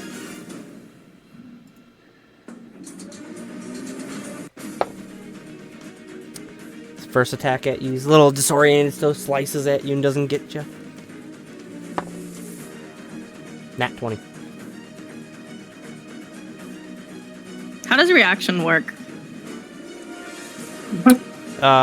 Some of them you have to hit certain criteria, but you can typically use them for certain things. If you what you're trying to do, it's typically like spells and feats that you have. Like shield is one of them that like it buffs your AC. Okay. Do you have a spell that I don't know about? What kind of attack is he doing? He's slashing at you with his short sword. So slashing? Mm-hmm. I'll sit down. It's okay. Okay. 5 piercing damage. Bad. I'm alright. I am okay. I am okay. I am okay. I am on. After the enemy... Well, actually... No. No. Okay.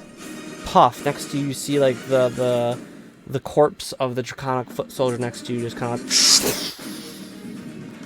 and explode for a moment into gaseous form. It's a weird kind of explosion of the body where it just kind of formulates up. It doesn't actually get towards you. Can I make a quick Arcana check? Just normal? On your turn, you could. Okay. That's going to be them. Solaris, it is your go. You can possibly hear Soraya crying out with the slashing of a short sword across her. Ow. Ow. Can I squeeze into like this little moment right here? That one, no. I go right here. You want to go right here. Ooh. There is my son.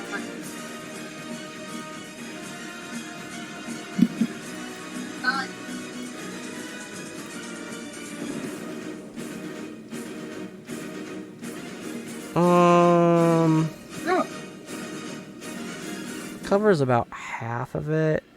Dear mom. If you could go there, you'd have disadvantage attacking the draconic figure then. Okay. Since about half of that square is covered in the fog.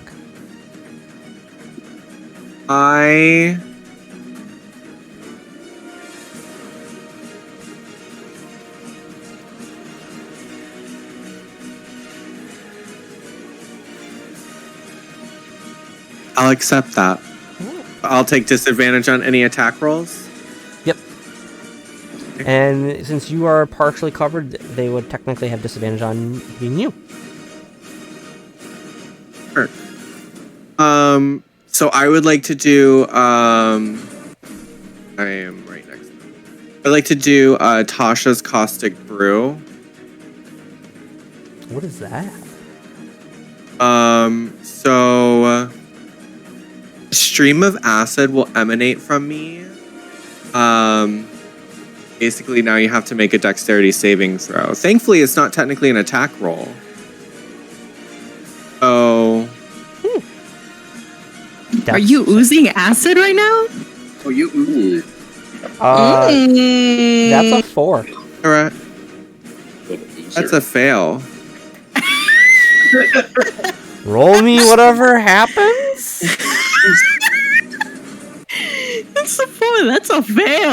How's the turntables? So now that you are covered in this acid, at the beginning of every one of your turns, you're going to now take 2d4 of acid damage. What the fuck? You consent to these terms because you don't have a choice. Because he's covered and he just kind of looks at you. I'm asking. That's my brother's boogers. Yeah, perfect. Yeah, that's all. That's I don't think you take damage until your turn. I'm not sure. That's a lot of damage. Holy shit. Anything for BP? BP. So I'm gonna call out to BP and I'm gonna say, BP, heal. BP's gonna make his way through the crowd.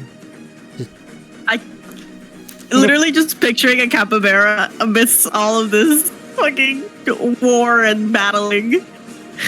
Yo, he gonna sit right down. He won't sit. Okay. Soraya, I believe it is your turn. Yeah. Hello, it is me. It is my turn. I don't like that you hit me. It make me upset. Luckily for you, you're covered in my brother's boogers. I Okay. really hope you said boo.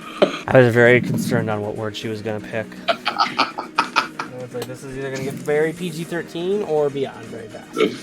No, I can't do that to you, Mander. You're streaming on Twitch now. Follow Chris Mander on Twitch.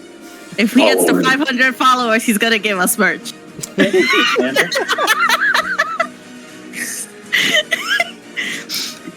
doesn't like merch. I feel like hitting things. Can I shillelagh him? Your shillelagh Would still should be a still be thing. up for when you casted it before. Yeah. Last for a minute. So can I hit him? Do you want to hit him with your quarterstaff? With my fucking quarterstaff. I want to fucking Roll beat to him hit. kneecap. Beat his kneecap. Roll to hit. See if you can get him, girl. Wait, let me use my kneecap beating dice.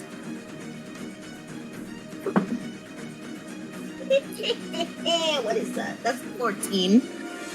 Plus whatever the fuck my hit for this is right now. Plus 5, that's 19 to hit. That's gonna hit. Yeah. Roll damage. And you use Bet. shillelagh, so it changes the damage stuff. The stuff with damage changes it up, makes it damage. Bruh. And then use these. Oh, that's max dice plus 3, thanks to my brother. That's what's 3 plus 8? That 11 to hit. Yeah, 11 to damage. 11 damage. Ouch.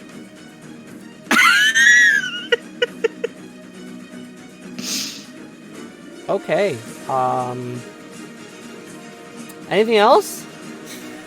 I don't like your stupid kneecaps. Dunk. That's it. You get a good solid hit. You hear a crunch sound on one of the kneecaps that you hit. Gonna get fucked. Oh. After Soraya is Puff. As you witness war crimes upon this man's kneecap. Do that with what you want. I'm a little concerned at what happened to the body right next to me. The body. Can I do my Arcana check to see if anything was magical, or would that be my action? It's gonna either be an action, bonus action, or a free action. Determining which of those you'd like to use to check is gonna determine how hard the DC is. So if you do a free action, it's gonna be harder than a bonus action, which would be harder than an action. Can I do that as a bonus action then? Yeah. So you can either roll Arcana or Medicine, your choice. Probably Arcana since they have. They're both the same. Doesn't matter. Arcana, got 15. So as you're looking over there for a moment, trying to like remember any like arcane elements that could possibly explain a corpse exploding into some sort of gas all of a sudden. You've never heard of any kind of magic that's done that? You've heard of some interesting things throughout your studies in that, whether it be necromancers and the weird things that they do and whatnot.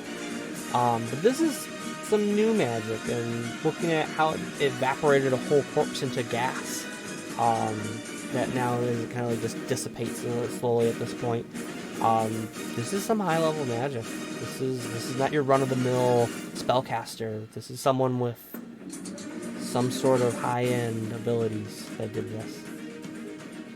Interesting. Okay.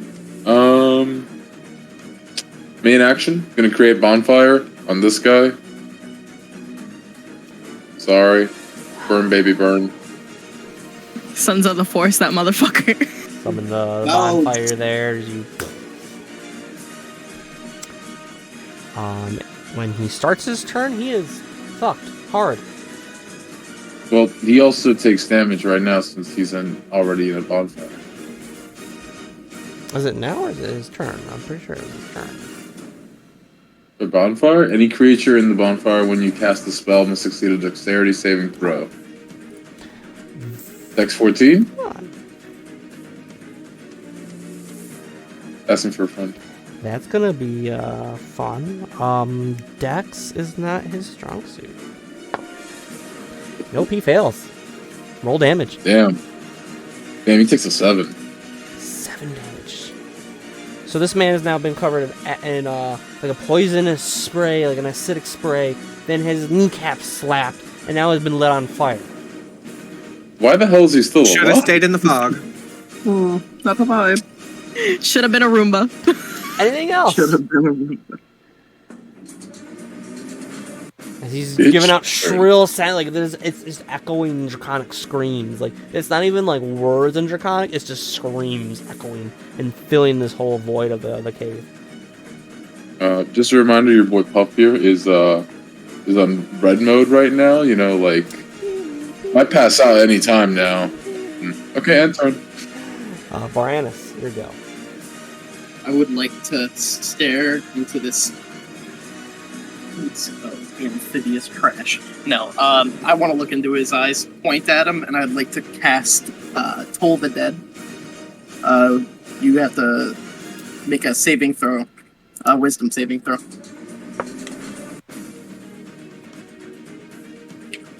16. Well, shit. The one time this man's actually saved anything. Shit! Okay, so that fails. He's a little. You see, he's a little preoccupied. There's so much noise going on that you could almost assume that maybe he didn't hear the bells tone for him. It's okay. They still do. They still do. Let's see what else can I do. Ending your turn? You have that fun bullshit they're about to pull out on me. No, it's nothing crazy. I don't think I really have anything, honestly. Isn't this fucker dead yet? He's no scumbag. Dude. They're not as. This man's been hiding in the fog the whole time, so he came out with full health.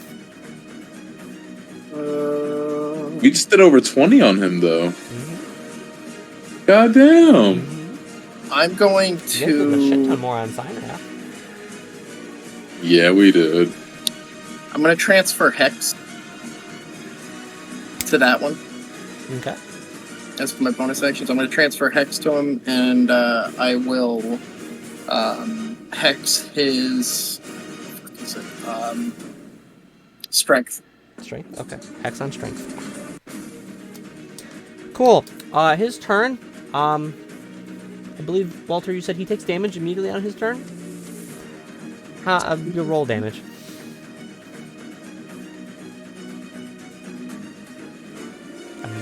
Going to be 6 acid damage.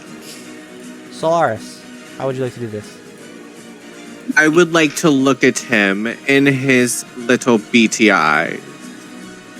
Say, don't my boogers feel amazing? You say this with a bit of the fog cloud wisping around you, almost like in a mystic way, as he just goes, boogers, in Draconic, as he just.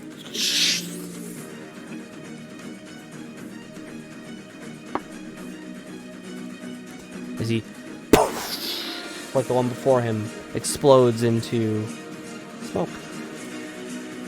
Damn, Solaris, I didn't know your boogers could do that. Them's the good boogers. My sinuses are wild. You need a tissue. You want How do you make a my dragon water dance? skins to play your nose. Put a little boogie. Very nice. The hush falls over as all you hear is the crackling of the bonfire. As the what would have been a corpse there, possibly roasting, is no longer there. And bonfire. Bonfire's gone. Is the fog gone? It's not been an hour yet. Can the fog leave? Can I will it to You leave? could take a short. Can we rest. all do a powerful breath? You could take a short. How long rest. is Just the go. How long is the rest short an hour? rest? You expend 1 hit die, and that would get you there. Or you can just sit around and wait for an hour. Otherwise, as you guys are standing there, you just hear a hush. If I do the hit die thing, do I get the benefit? Yeah, you would get the benefits. I'm gonna do that. Fuck that. Take my fucking hit die. Where's my fucking hit die? The party waits for an hour as the fog at one point kind of just slowly dissipates and out of sight. As you guys are sitting there, you notice the shrine that Signrath had been previously sitting before. Can I look at it? Do I recognize it? As you make your way to the front of it, Soraya, now that you can see more of it, you can see the full figure of this draconic figure, its wings spread out, the 5 heads in different colors, kind of lacing around and whatnot.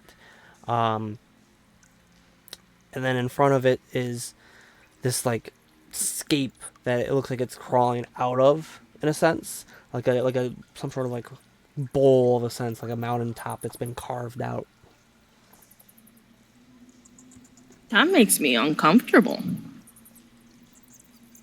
Don't like that. I'm gonna turn to Puff and look at him and be like, "Hey, you okay? You looking rough." Yeah, I'm kind of hurt. Do you help out with that? That's I my have, friend. well, I have a ritual thing that I, and I don't, I'm not butthurt at all that you won't give me any of your magic. So give me a second, and I'm gonna pull out of my bag a conch. And I'm going to talk. I'm gonna whisper into the conch and be like, "Almighty conch, should I heal Puff the dragon, even though he is me?" Am I overhearing this? Are you trying to do this quietly enough that no one can hear you? I mean, it's quiet, but it's like not whispering. It's like me literally holding the fucking thing to my face, going like this to it. You can hear Soraya talking into this conch, Puff. It's a hush whisper into it, but you can still hear her.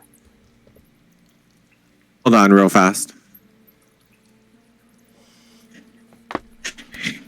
So while she's doing that, I'm just gonna take the. I'm gonna say into cloak my out of- magic conch. Yeah, go ahead. Thank you, oh great magic conch. You are oh so wise and mighty. Okay, I'm gonna stick my hand on Puff's head, like on top of his head, just like a bloop, and I'm gonna cast Cure Wounds on him. Alright. As a first level, and it is 1d8 plus 2. So give me one momento, por favor. Ooh, woo. Oh, hail the conch. You get 6 healing to you. You're welcome. Because I am so nice. Thank you. Also, because the conch. Say thank you to the conch, and I'm gonna stick it out. Thank you to the. Thank you, Conch. Very good. Now put it back in my pocket. So, Soraya, while you're doing this healing and whatnot, as you're standing by the figure with the volcano that's crawling out of, you see that within the volcano there's another chest. I see it. Mm-hmm. You're the only one checking There's it a out. chest. There's a chest Can I- inside of the volcano. Can I reach it? Am I gonna Oh, die? yeah. You can reach into it to open it up. Okay. but as I'm going to reach for it, is there anything that looks sus? Fucking volcano. Roll me a sus check. investigation or perception. Perception? Let me see. Investigation or perception? Perception. Okay, we'll do that. And yeah, yeet. Yeah. That's a plus. That's a 12. 12. As you're going to go look at it, you notice that there is a pressure plate underneath the chest itself. And as you're sitting there and looking at it, as you look up to the statue itself, you notice that in the heads of every single one of the 5 heads, there's a hole that leads deeper inside of it. You can hear like a slight like bubbling, gurgling sound. Okay, so Solaris, can you help me with this real quick? Okay, so I'm trying to figure out because there's like little tube things, and I feel like then little tubies are gonna spit stuff that's not fun at me. So I don't. Should we put like a rock that fell on Signwrath in here, and then maybe I like freeze water it and try to block the little tubies, just for like extra protection? I mean, the last thing we would want is for nasty stuff that's going to kill us to come out these tubies. Right. Do you mind grabbing the rock for me, and I'll go ahead and start freezing the tubes? Grab a rock. I'm gonna use shape water and freeze some water. You're gonna shape some water and then freeze it in the holes? Yeah. Okay. Make little cork. A little bit of time, but you can make kind of like a little ice cork that goes in each of the 5 heads. Okay. And then rock. It's not just a boulder. We took a short rest, right? Mm-hmm. Am I taking a... Did I use a hit die? You have expended a hit die if you took the short rest. But an hour went by. Mm-hmm. So would I still use a hit die? You'd still use a hit die if you took a short rest. Yes, confirm that I want to use the hit die. Okay. Roll D&D Beyond was being weird. Okay. What? Looking at something. Oh, just shape water. Okay. Cool. So then I'm gonna grab the rock from Solaris and prop it against the edge of the volcano. And I'm gonna be like, hold that. And I'm gonna reach down and grab, not like pull, not yet, but I'm gonna grab the chest as like sturdily as I can. I'm gonna say, okay, Solaris, so whenever I lift, you plop. Lift and plop. Okay? Ready?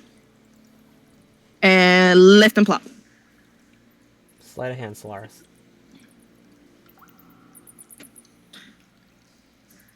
Guys, I'm getting milkshake. I feel it. They're bubbling. Oh, I'm proficient. It's going to be a 16.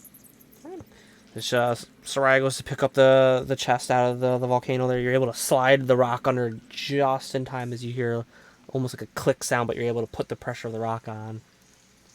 That's some Anna Jones. twinning. Okay. Cool. So I'm gonna put it on the floor and Can you open it? No. Can I look at can I see? As you look over the chest, I will make you roll for this. It's a different chest than the ones that you've seen so far. The one in the other room had been pretty mundane, your generic chest. The crates themselves had been quite mundane. This one, though, is a little more ornate than them, being pure black, a different shade of black than the statue itself that it was residing in. But this one, all along the edges and side panels and that are scenes depicting like dragons with like 2 horns that come out and into the front as they spew out this like substance, and it doesn't look like fire or lightning like the blue dragon that you had previously seen. It's like this weird like spray in a sense that's coming down. And as you kind of keep looking at the scene and that and watching it, you can see like some humanoid figures that in one panel have like their full bodies in that, and the next panel is like this liquid is being splashed on them by the breath weapon of the dragon. You can see like bones and that being made visible, and then the next being mounds of the bones as this draconic figure stands atop of them, roaring with a little bit of like this weird like fluid coming out of its mouth. And this is kind of like depicted amongst like all the panels going up in that. Okay. Do I see any like weird buttons or like little clicky looking things like little levers or? No levers on the outside. The only other thing you see for the description of this chest is a keyhole. A keyhole? A keyhole. Okay, can I gently try to open it and see if it budges without putting a key? So you try to... It does not budge. Gently. It does not budge. Okay. Anyone got a hairpin? I think.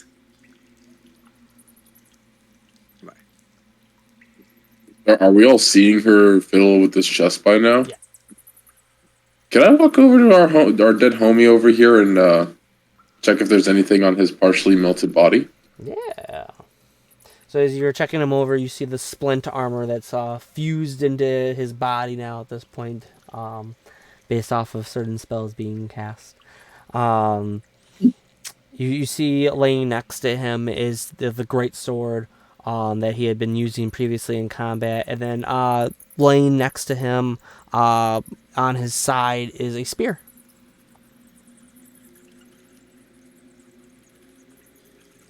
I'm guessing the splint armor I can't extract for myself, can I, since it's melted in? I'll say that as you look at it, based off of your casting of your spells, and that you're able to fuse the metal into his body itself. So taking it apart would be an endeavor and take a long time to do so. Oh, never mind. I'll just, doesn't have a satchel I can go through? No pockets? No scale flap or anything like that? No? Okay. Well, I'm gonna do this. I'm gonna take the spear. Add one spear to your inventory. I'll also grab, it's just a regular greatsword. It's a lovely greatsword. It's got like a blue pommel on it, and then the end of it is like the head of a dragon. A dragon. I'll get that too. Okay. Are you proficient with martial weapons? Am I proficient with martial weapons? No. But is there shops out there one day that buy that shit? Most likely. Man says Skyrim? Okay. That's one way to do it. That's one way to make some money. He says Skyrim? Literally. I mean, my guy's part of the Thieves Guild. I fucking felt that, dude. Alright. I would like to go up to the chest. Mm-hmm. I'm going to reach into my bag. I'm going to pull out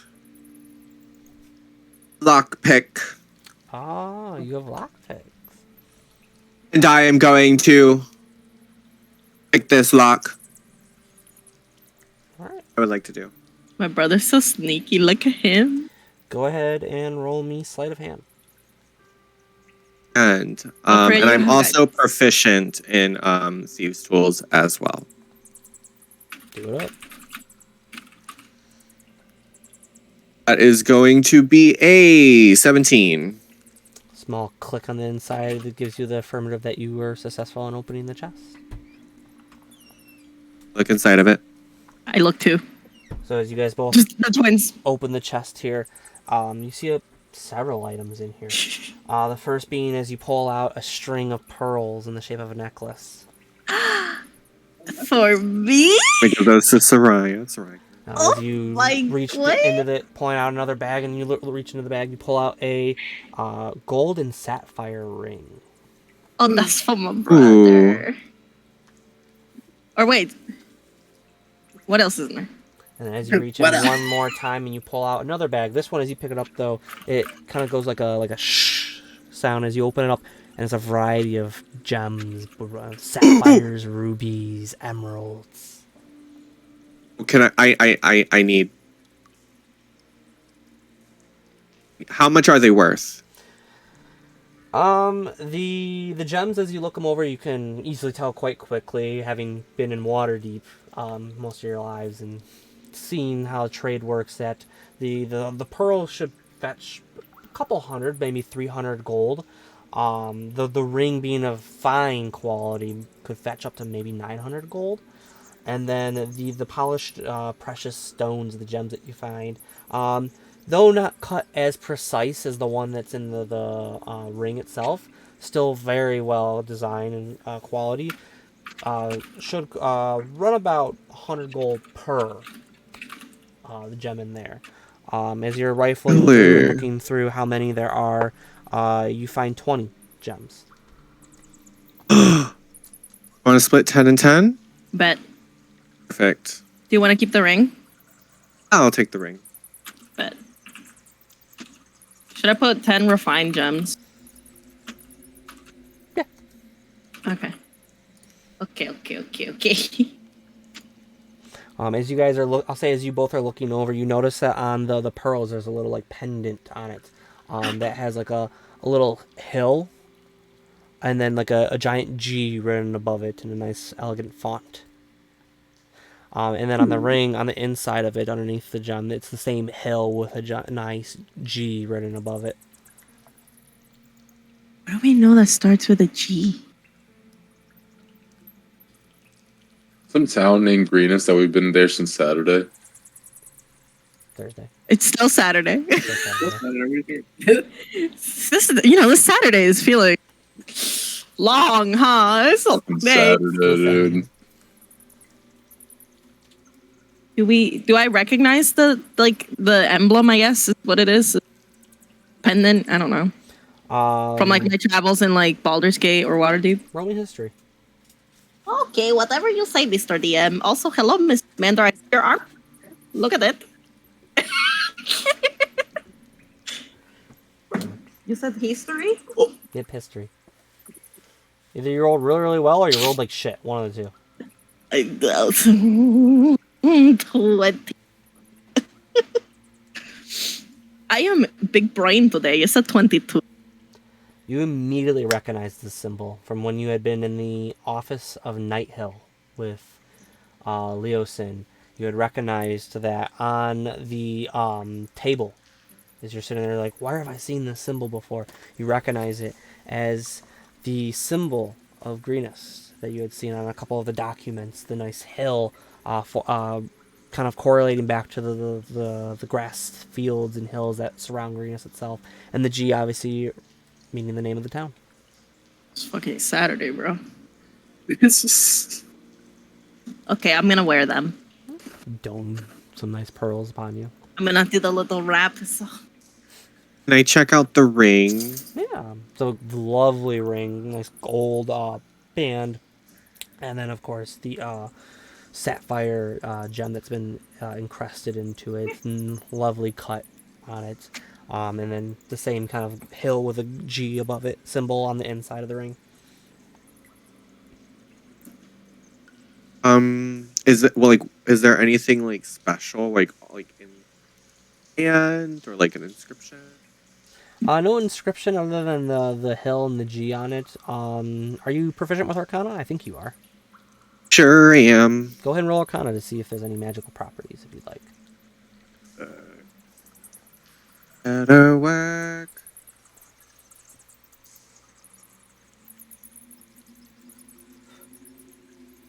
Bum, bum, bum, bum. That's gonna be a 15. Yeah, the 15, as you're looking over, unlike some of the other items that you found so far in the cave, there's no magical property that you find on it. It's just a very fancy ring. I'm gonna put it on my finger.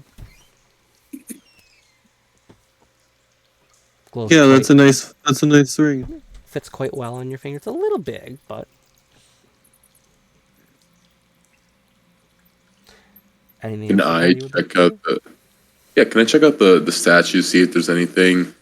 I'm assuming that maybe it's a Tiamat ritual kind of thing. Kind of want to see if I might know or heard of something about it before, since I have a dragonborn ancestry.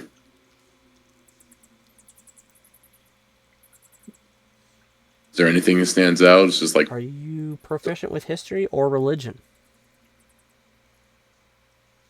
neither. I'm a bad boy. Roll me history then. Okay, makes sense. I have 5 history. I'm a dum-dum. As you look at this depiction of this 5-headed dragon, as you walk by, seeing a 5-headed dragon symbol encrusted upon the armor that's left of Signwrath, and as you walk by Baranus, who's making his way through the middle of the room there, you see the same symbol, and as you look at it, the way the heads are formed just right, it kind of like looks resembles that same kind of star-like pattern of the heads themselves. You're not too sure about Tiamat or anything of that nature. The name hasn't rung too much of a bell, unfortunately, for you, as it's been mentioned several times now by different individuals. Oh well. Okay. Where'd Slate 2.0 go? What? Carter Slate 2.0. Guys, as you look around the room there, you don't see him currently in the room, but nor do you see the companions of his that he had left with.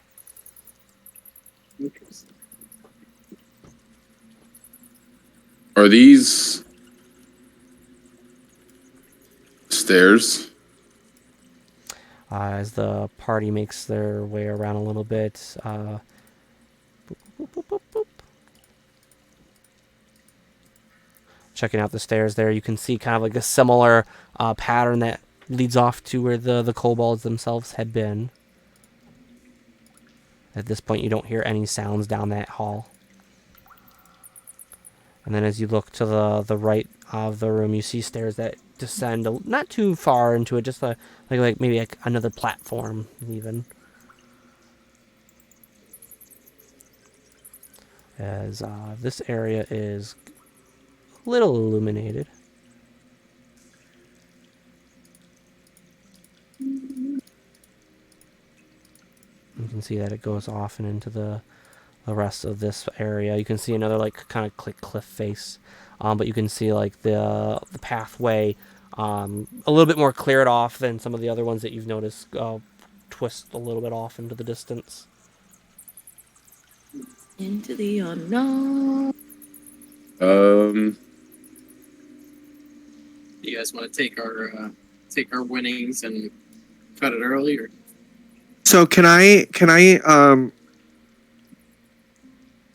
about to oh my god can I go into my gem pack, a pack of gems? Pack of 10 gems. I'm gonna like pick one that I know for a fact is worth at least 100 gold. Mm-hmm. And then I'm going to come over here. I'm gonna take my gem and I'm gonna like turn towards the wall. And with this gem, I would like to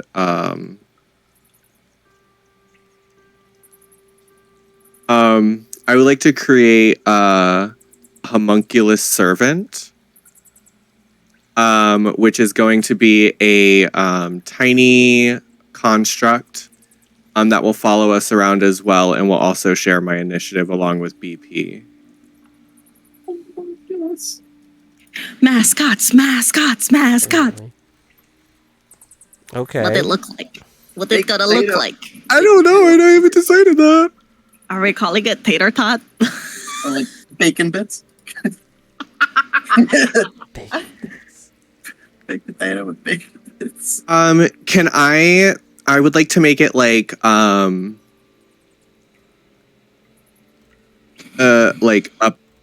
not a what are the ones like with the big pelicans, right? Yeah. Yeah. Thing. I want it to be a big like pelican. Not a big pelican, like it's a tiny construct, but like a tiny pelican bird. With a pouch? Mouth pouch. One more time?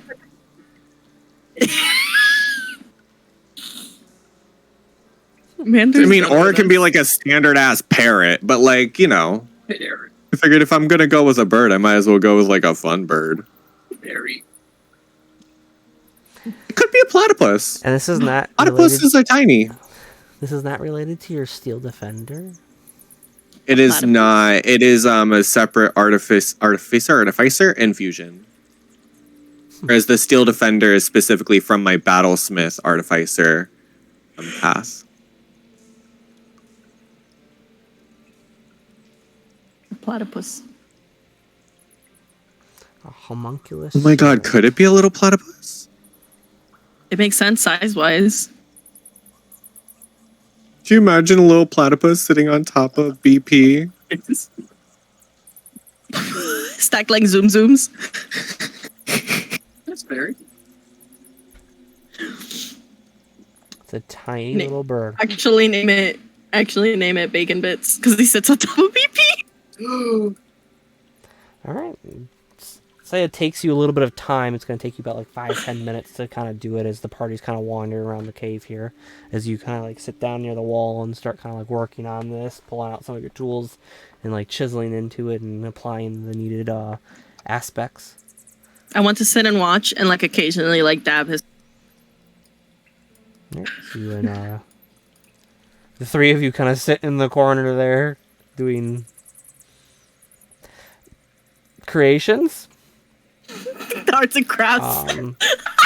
That's a quest. Yeah, legitimately. I guess I gotta draw Brianus, you have platypus dark now. vision, correct? Yes. How far is your dark vision? My dark vision is 60 feet. Disgusting. Yeah, I can see far in the dark. Not this quickly, Hoard.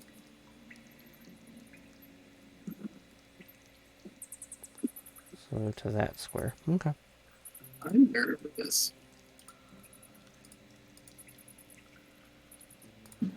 So I need to look at- what I need you to look can at dirt, see. You can see the ground was somehow definitely not necessary. Just out of your sight, you can see like there's a similar to before with the drakes. You can see some sort of like another like set of stairs with like a cage going down into the next area.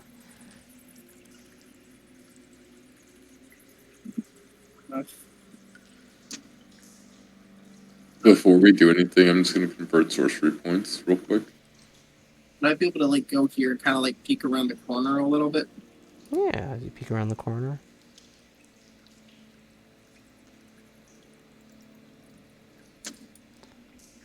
Get you a decent amount more.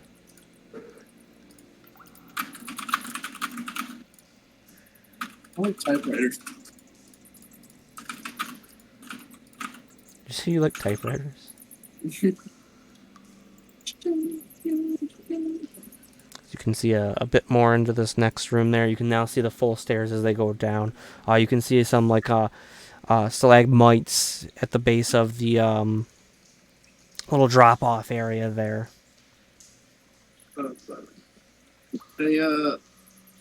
Hey, we got anybody over there see in the dark? Solaris, I think? Yeah, I can see in the dark. Can you come over here and take a look at this? Just want to get another set of eyes on this.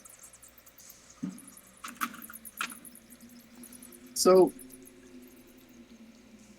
we'll go down these stairs here. It looks like there's another set of stairs that go into this pit of sorts. Do we want to check it out, or do we want to like? I mean, we got quite a bit of stuff on us. I don't know if we want to like head back and count it as a win for the day, or what? What do you think? Try to like regroup, long rest, We can. and come back. How far dark vision do you have, Solaris? Do you have 60 or do you have more? I have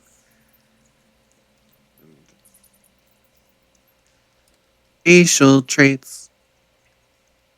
Hey, babe. Yes, but Look towards the bed. oh my god. Dark vision, 60 feet. Okay. Oh my god. So you can see about what Baranus can see at the moment. You can see kind of like the same kind of like setup right there. I mean, it's got like got a cage around it. I feel like people don't put those up to, keep things in. Oh, you Yeah. actually would see a little bit more standing right there. You would Dragon get tails, that much. dragon tails. Baranus. Actually, no. Solaris, because since you're right there, roll me perception. 16. I don't have a modifier, so You would see this as you're staring out and talking as Baranus is talking to you about possibly going back. You see a glimmer of silver on like a some sort of like orb-like thing on the inside. It's a sizable glimmer that you see as it's like a flash of light. As the party's standing there, you can just make it out. As your eyes adjust more and more to try to like get in the look onto it, you see a small like figure that looks kind of like a chicken egg, but much larger. It could fit like easily in both your palms. you think I see an egg?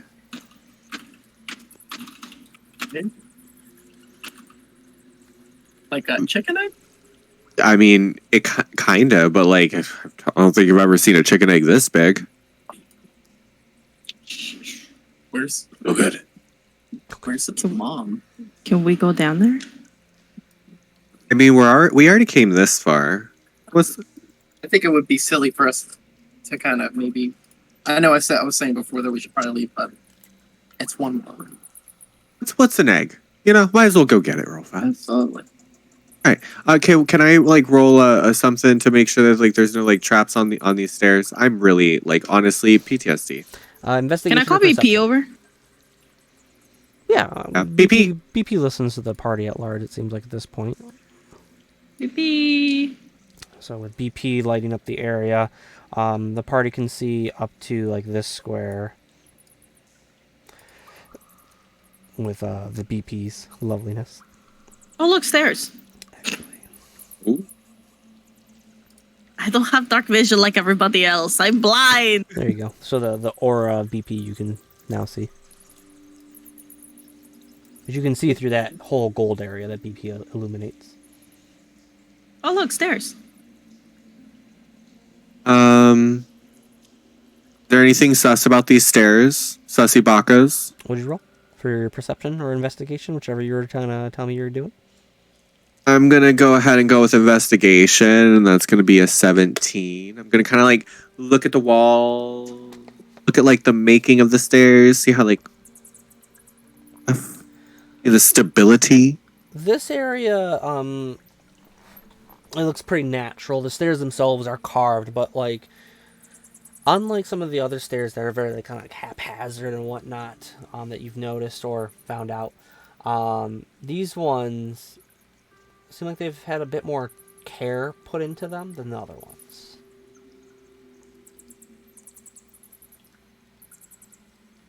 He's gonna go down first. Traps. BP goes down, illuminating the area more and more and more.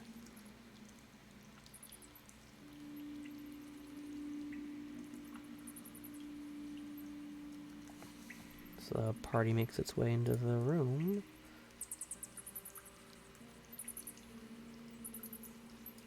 Baranus. Come on. I said I'm going to stay in the dark. Sully. We'll just make my life easier and do it like this. Because at this point, between everyone with dark vision, Dragon tails, dragon tails. The dragon tail. as slumping around down at the bottom, seeing the light that comes through as it kind of goes,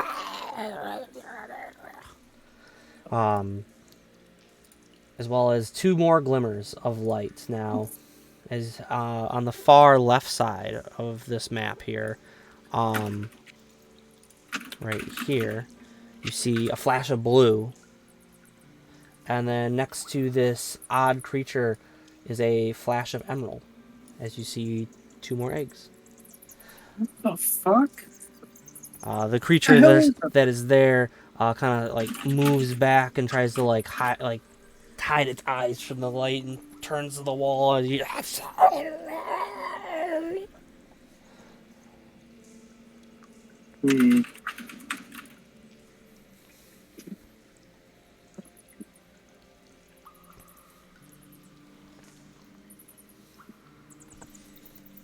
Can we see the creature? Oh yeah. Anyone that doesn't have dark vision can't see it. You can hear it, but anyone that has dark vision, you can see this whole room at this point. Like with the What is amount it? of you sitting around at this point. Can I tell what it is? It looks similar to like a stalagmite, as it like kind of like has like a rocky like complexion to it, but it's like a squid almost. It has like tentacles that kind of come off near the bases that kind of uses it to pull itself quite slowly away from the light and out of the source of it as far as it can, as it's kind of like up against the wall and covering its face.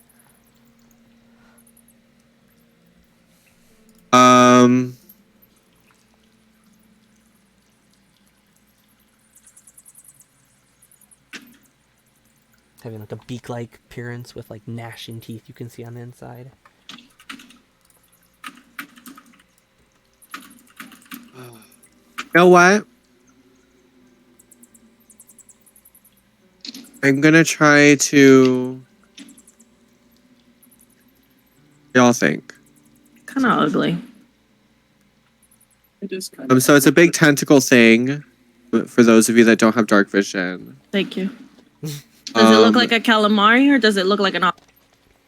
Like a squid. Okay, that's gross. Is there anything on these stairs? The stairs Stepwise. themselves having kind of like the same kind of bar-like cage to them, that the one that led down to the drakes did. At the bottom of it, you can see a gate with a padlock on it, but there's a key ring at the bottom of the stairs with a single key, a single black key that glistens in the light there. The steps themselves being 15 feet going down into this area. Okay. So, do we? What do we do? Say we go in. You get those damn eggs? I Might got a as bad well. feeling about the eggs. I don't think they took.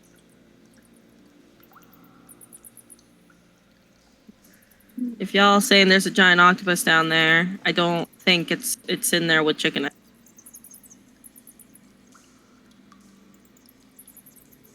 You cut out the last part. I don't think it got chicken eggs.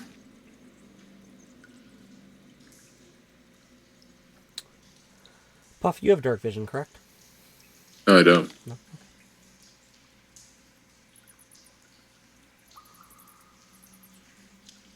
So there I was.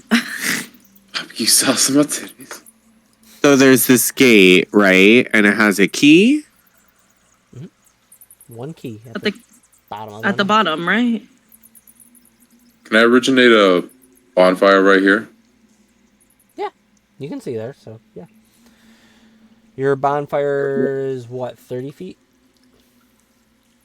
of light? 60 feet range, and when it comes to light...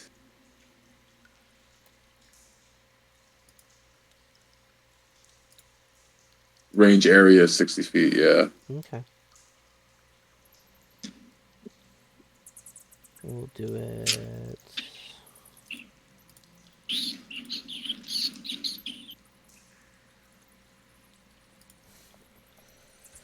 So we have a. You're gonna do it right here, you said?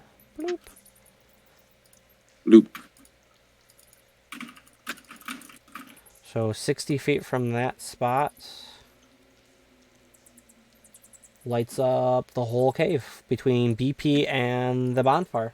So everyone can see this whole room. You can see the creature that's now legitimately has all of its tentacles covering its faces. And it's like turned directly into the wall. I'm not even looking in your guys' direction at this point. The blue egg, silver, and emerald egg all flashing with the sudden light. And as you kind of see like this, the firelight dancing upon them as it's the nearest source of light to them compared to BP. Wait a second.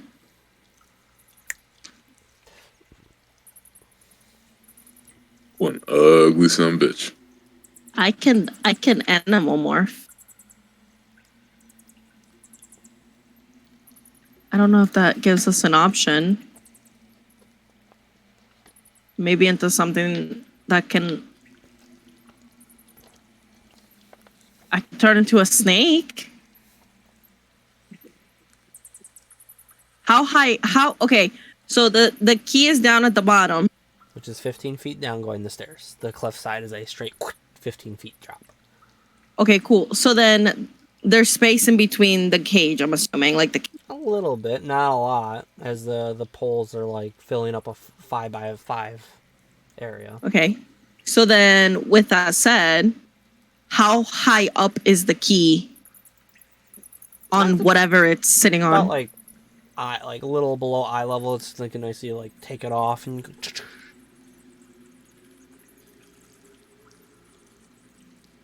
it's not like you gotta reach for it or it's like duck down to grab it.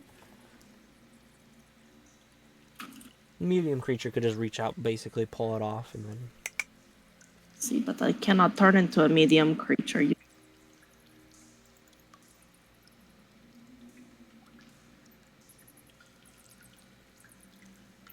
said it's a 15-foot drop from the cliffside. I would like to tell my homunculus servant to go get the key. Is a tiny creature? Tiny creature. Can I lift the key? I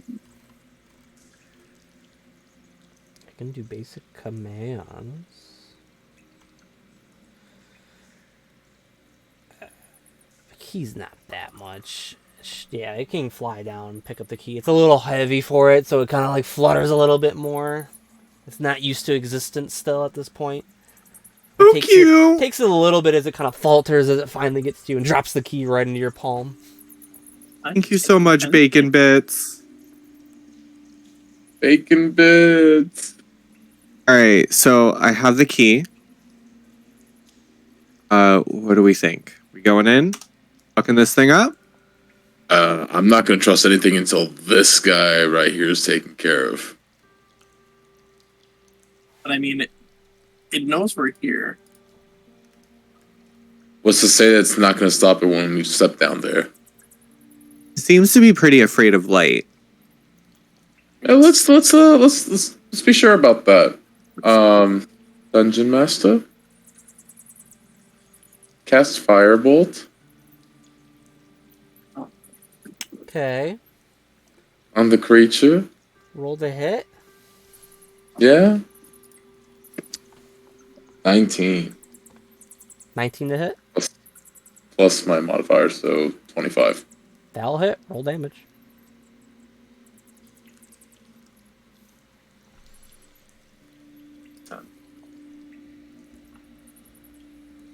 Three. 3 damage. Yeah.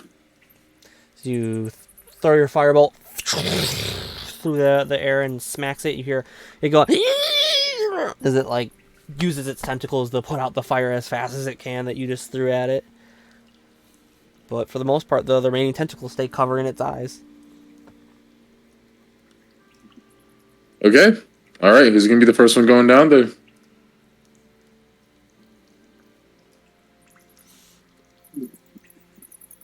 Who, me?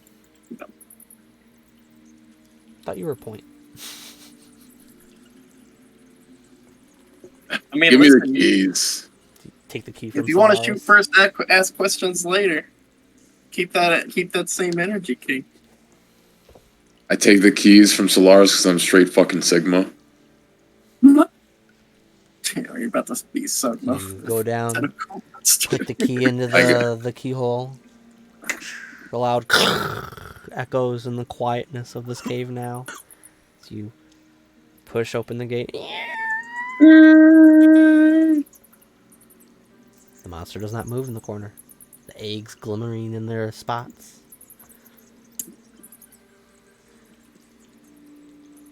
Can Take a step in. Nothing happens. Which one's the emerald colored egg? The emerald egg being the closest to the monster, followed by the silver egg tucked away over here by the rocks, and last the blue egg off in the distance by itself. I'll say, Puff, as you've come down, you see more shells of eggs. The color is sapped away from some of them at this point, but occasionally you can make out like a black egg, a red egg, bronze, gold. Is it fair to assume that I know that these are other dragon eggs?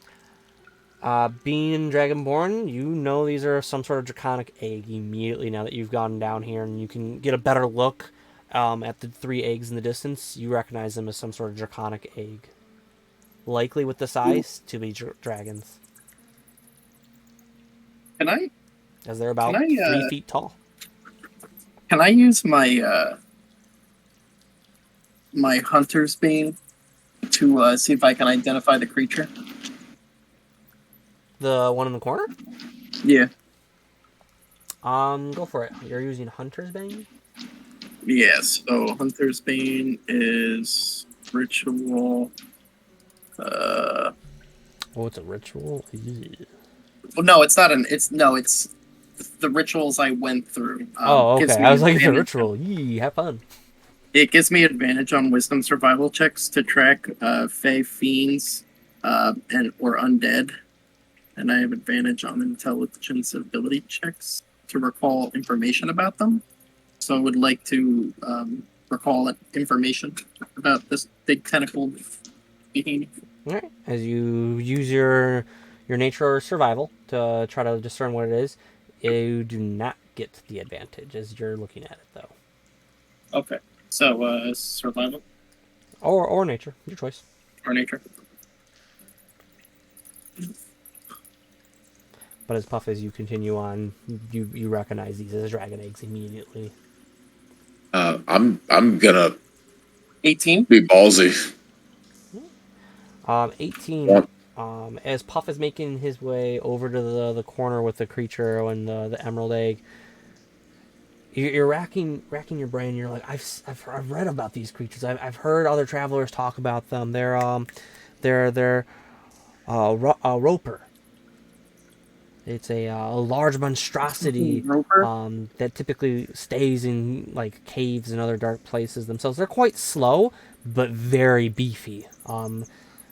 You've heard tales of adventurers throughout the land that have fallen victim, thinking that just because it was slow that they could take it out, not realizing that they can take a hit and give back a hit if need be. Let's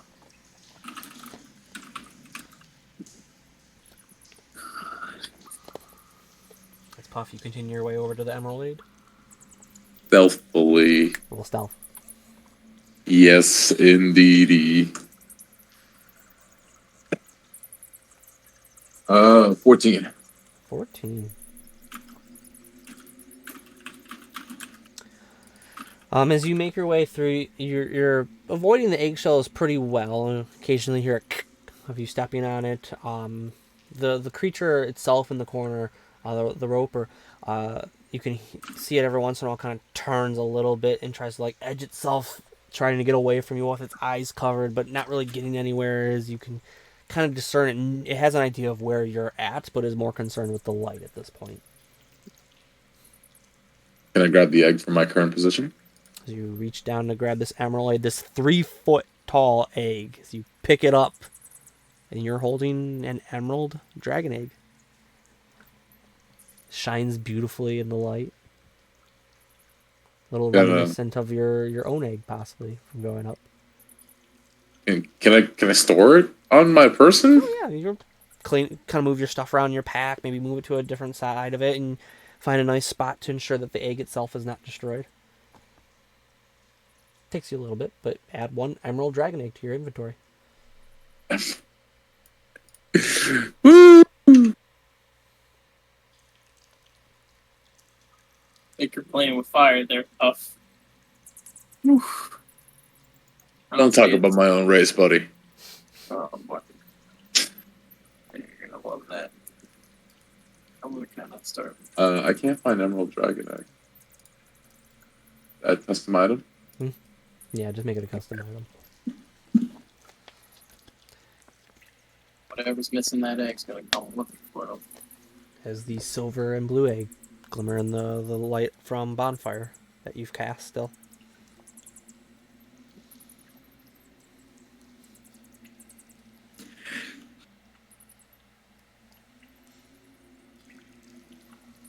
I think we should lock it up and leave.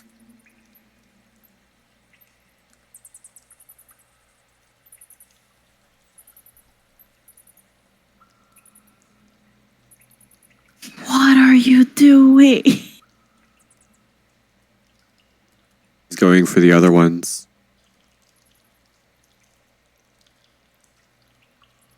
Did I get out? Or are you talking to me? Or I'm talking to whoever's listening. I'm really, really hesitant to take any eggs with us. are you saying I should drop it? I know you got baby fever, man. We all get like that. Even half dragonborn people, we get the baby fever. You know, it's our twilight years. But if that was your child that someone was absconding off with, don't you think you would pursue that person with incredible intensity, considering the fact that it... Do I know it's a dragon egg? I'd say with how Puff has reacted so far, you could assume that you can put 2 and 2 together. Consider the fact that this is a dragon egg. Dragons are pretty smart, right? Baranus. Do you think it would not pursue you to the ends of the earth until it got its egg back? Baranus. What if you were its mommy? The way I see it is this. It can stay in this cave, hatch, and fight for this army, where eventually I will burn its fucking throat off. Or I can take it. It's probably the same color as me, and we'll have an ally as like a little dragon pup. Do you want the +1 or the -1?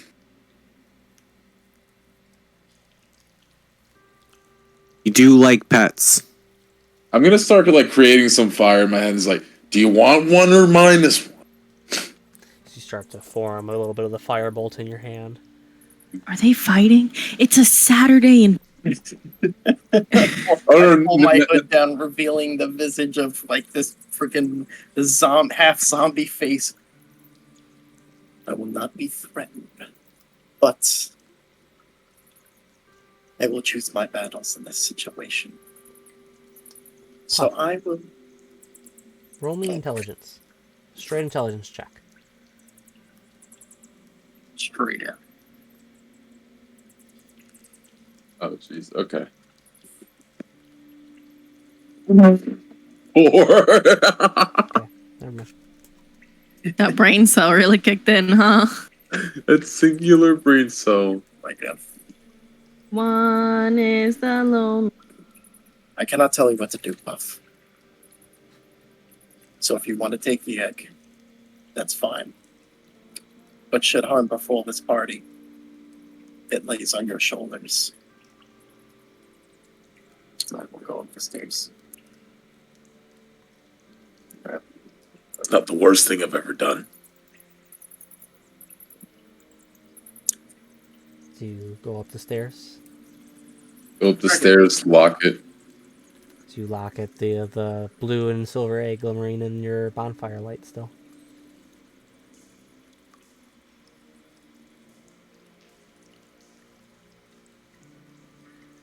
Y'all want to get out? Solaris, Yeah. I want to leave. Let's go. Get the fuck out of here.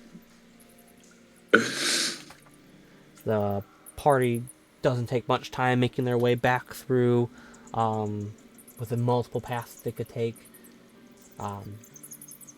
Not seeing the man with the hat similar to Carter, and no kobolds even at this point, as it's quite quiet throughout the whole cave system. So you guys make your way back out and into the late afternoon on this Saturday. Where would you like to go next, party? You greenest? Here you go, The back to greenest? The party Yeah. returns to Greenest. Yeah. Back to Is green. it still Saturday? So the party makes its way all the way back to Greenest. It takes a bit of time, but you guys are able to make it back there just as night is falling on it. The town's decently put together at this point. A couple buildings still kind of falling apart. But as you guys enter in to the keep, you see Governor Wrighthill just kind of sitting there by the one of the doors, just with a nice little puff of smoke from one of his pipes. Goes, back so soon? I'm surprised you've already finished with Leosin. He left earlier to stay. I assumed you would have gone with him. It's been a very long Saturday. Yes, you do look worse for wear, and of course, as protectors of the realm, we have room for you here in the keep. You are more than welcome to. You got a problem, Mr. Nighthill. So the cave we went into, it's mostly empty at this point. But good. I wouldn't, maybe not, the thing is too much yet. There seems to be some sort of hatchery deep within the cave system. A hatchery? For what? Yes. Maybe we're thinking like very little versions of the big blue that assailed our lovely greenest. And you destroyed this hatchery, correct? Oh no! See, we pretty much cleared the place out except for that. So you just got to send in the team to mop it up. Real quick. Super easy. We did all the legwork for you. Very well. Dispatch a troop to handle this hatchery as soon as I'm got able-bodied men to go there. Might take up a couple days as we are finishing repairs of the town. But I will ensure this hatchery is destroyed. I appreciate you telling me this. And in that hatchery too, you got a roper. So I hope you guys got some beefy stuff. And a torch. A torch. They seem to be quite averse to light. So very well. I will. But there's only 2 eggs left. Well, they will maybe scrambled like most of these draconic races that wish to beguile us. No offense to you, of course, Sir Puff. I mean no offense to you, but some of your draconic brethren have made it quite evident that they wish to see us all dispatched. See that they take whatever's in that, they chop it up and drop it by the old greenest tavern for me. No, they will be destroyed there and purged by fire. We will end the scourge of dragons. I should have done it and saved you a trip. That's fine. You have been through yours, and I appreciate you telling me. We will ensure that your rooms are organized and rekept for you, and food sent up to all of you, as it's quite late, but we want to ensure that you are taken care of. As he gives a slight nod to you all and turns and goes into the keep as he pipes out his smokes from his pipes and that, making his way back in. As you guys are sitting there off in the one of the corners underneath a tree in the courtyard is a silver-haired individual that you've met a couple times. As he gives a slight wave to the group and goes back to playing around with a bit of wood that's in his hand as he's got a dagger and he's just kind of like scraping towards it. I'm getting real sick of this Jesus guy.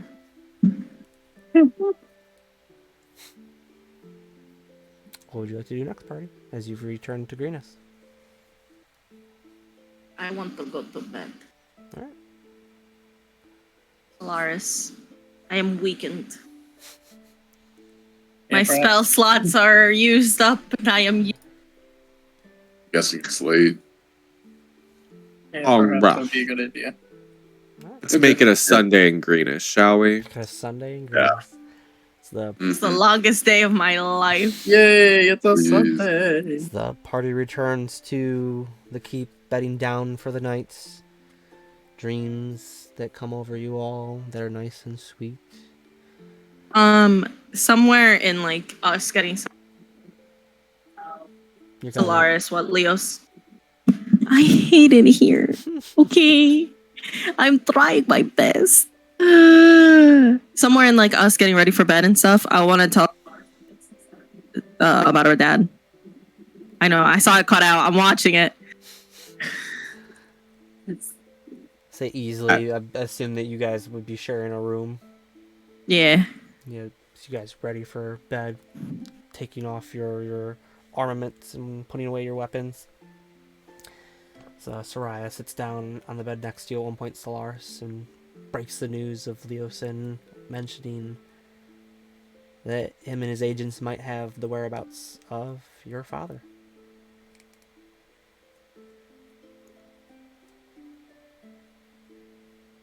I'm a puddle. I'm like visibly more red than I usually am. Like almost like turning like slightly blue, like a really, really, really hot flame would be. Because I'm furious, fuming, flamed. The fact that he like even exists is annoying to me. I'm saying this out loud. Right. I'm a puddle. Thanks for telling me, sis. Yeah, I figured I should let you know. You know, it ate me up all Saturday. It's just like the longest day. It's really made the day so much longer for some. What a long fucking Saturday this was. It's felt like a whole month, you know. The twins joke about the length of the Saturday. Puff. So you're sitting in your room, going over your tomes and preparing for your next day and finishing, getting ready for rest. So you open your bag to kind of look over some of your spoils and whatnot, and your eyes kind of glaze over to the emerald egg. As it's sitting there, you pick up candle and make your way over to it, hold it by it, place your hand upon it. You feel an odd warmth inside of it. You feel a slight pulse, something that's alive inside of the egg. You're a father, Puff. Time to sit on it. Can I tell anything from it since I have a proficient in medicine? Go ahead and roll me medicine. Yeah. Let me roll. 13? 13. Nice. As you're sitting there looking at it, kind of comparing it to those of your own, the Dragonborn race itself, trying to like go, okay, well, like we're all draconic in a sense, so I should be able to discern a little bit. With the 13, you can retell that a lot of the eggs in different hatcheries and that for the Dragonborns were heavily watched over, as they were very vulnerable to being smashed if not taken care of. they had to be treated and stored just properly to ensure that they could make it through an incubation period and hatch. Even for your Dragonborn race, it was a very stressful time for every family that was having a newborn. Dragons, you would assume, could possibly be more susceptible or even more resilient than their Dragonborn counterparts. But as you sit there looking at this egg and seeing how fragile, as you claws kind of like trace down the almost scale-like appearance that this egg has, realizing that you could easily crush this egg if you just took your fist and just... As for a moment, as you're sitting there thinking about this emerald egg that you seem a bit akin to, with it being a similar egg, a similar color of your own, there's a bit of your subconscious that thinks back to the other two eggs that are left in the cave for just a moment, as you're brought back to the present and thinking about the current egg in front of you. As you sit there thinking of the fact that you need to find a way to, if you want to, keep this egg safe, find a way to do it, as traveling the road with it will open it up to being smashed possibly, or stolen from you.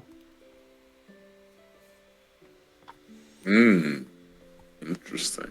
As you toss and turn the night away, still getting a good night's rest, but having a bit of fatherly-like concern over your choices now that you've indulged yourself into. Baranus, as you ready for the night, putting away your weapons and whatnot, as you pick up the sword once more, your crystal blade, you hear the voice once more in your head. This time, though, it addresses you by name. As you hear it go, Baranus. Yes. You wish to wield my power, do you not? It would be nice to put a name to a sword. Who are you? I will have a name given to me once you have brought me forth to Tiamofar. And what's this? Is it like a place, a person? He will show you the true power of a crystal blade. As your vision kind of blurs a little bit and you feel a little dizzy as you lean forward a little bit, trying to erect yourself and put your head onto the pommel itself. You have like an outer body experience, as like you feel your very spirit come out and see your body before you. The sword itself still talking to you as you feel yourself pull out of the keep and out into the night sky. Take me far to the north. There's a mountain out by the Mare of Dead Men. Find Tiamofar's lair and have him breathe his weapon onto my blade. I shall be named and my power unlocked to you. Okay. As your vision Oh, takes you that was- forward and shows you a mountain off in the distance, flying over the realm itself, beyond Daggerford, beyond Waterdeep, over the Sword Mountains, and off to just the edge of it, as you see in a cave a pair of eyes of amethyst color Eyeballs? blink out of the darkness towards you, and almost seem to be staring, like penetrating your very soul itself, as if knowing you're there. As you feel yourself jolt, as you awaken back in your room with the sword right in front of you. Oof. Cold sweats on me. Oof. All right. Well, it's enough craziness for one day. I'm gonna go ahead and just put you in the corner there. You to be talking to me in my sleep. The party beds down for the night. Having completed chapter 3, you are now leveled up to level 4. Yay, I love being stronger. I feel. I took a long rest. As you will have a long rest. Congrats. Ravioli. Congrats. Ravioli. Ravioli, give me will to live. Ooh, I'm still looking for mine. Damn. We're level 4, guys. You made it. Oh my It is. Oh my god, I got a feat? What am I gonna do? Oh.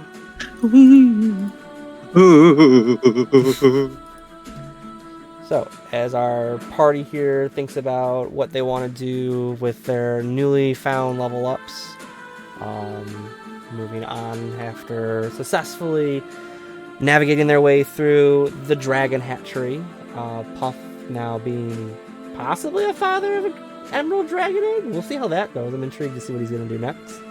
The crystal blade now entrusted to Baranus, and the twins, both now aware of their father still out in the world somewhere, and how they are going to have to react with that, as these dorks all do this weird thing.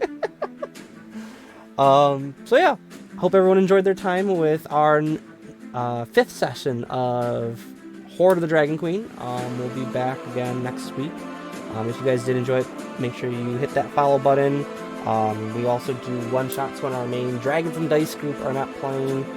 So definitely come through on the Discord, come hang out on the socials. We've got a lot of fun stuff that we're doing. So a lot of fun D&D stuff. And of course, we now have, yes, KZ, and the 500 followers. If we hit 500 followers, there will be merch that's put out. We've got fun D&D ideas that I'll be cooking out for that when we hit that. And of course, we'll have a special stream next week for Sammy due to Leo redeeming D&D someone. So we'll have possibly a new NPC that the party will meet. So, but appreciate everyone. Have a great rest of your night. Have a wonderful weekend, and we'll catch you next time.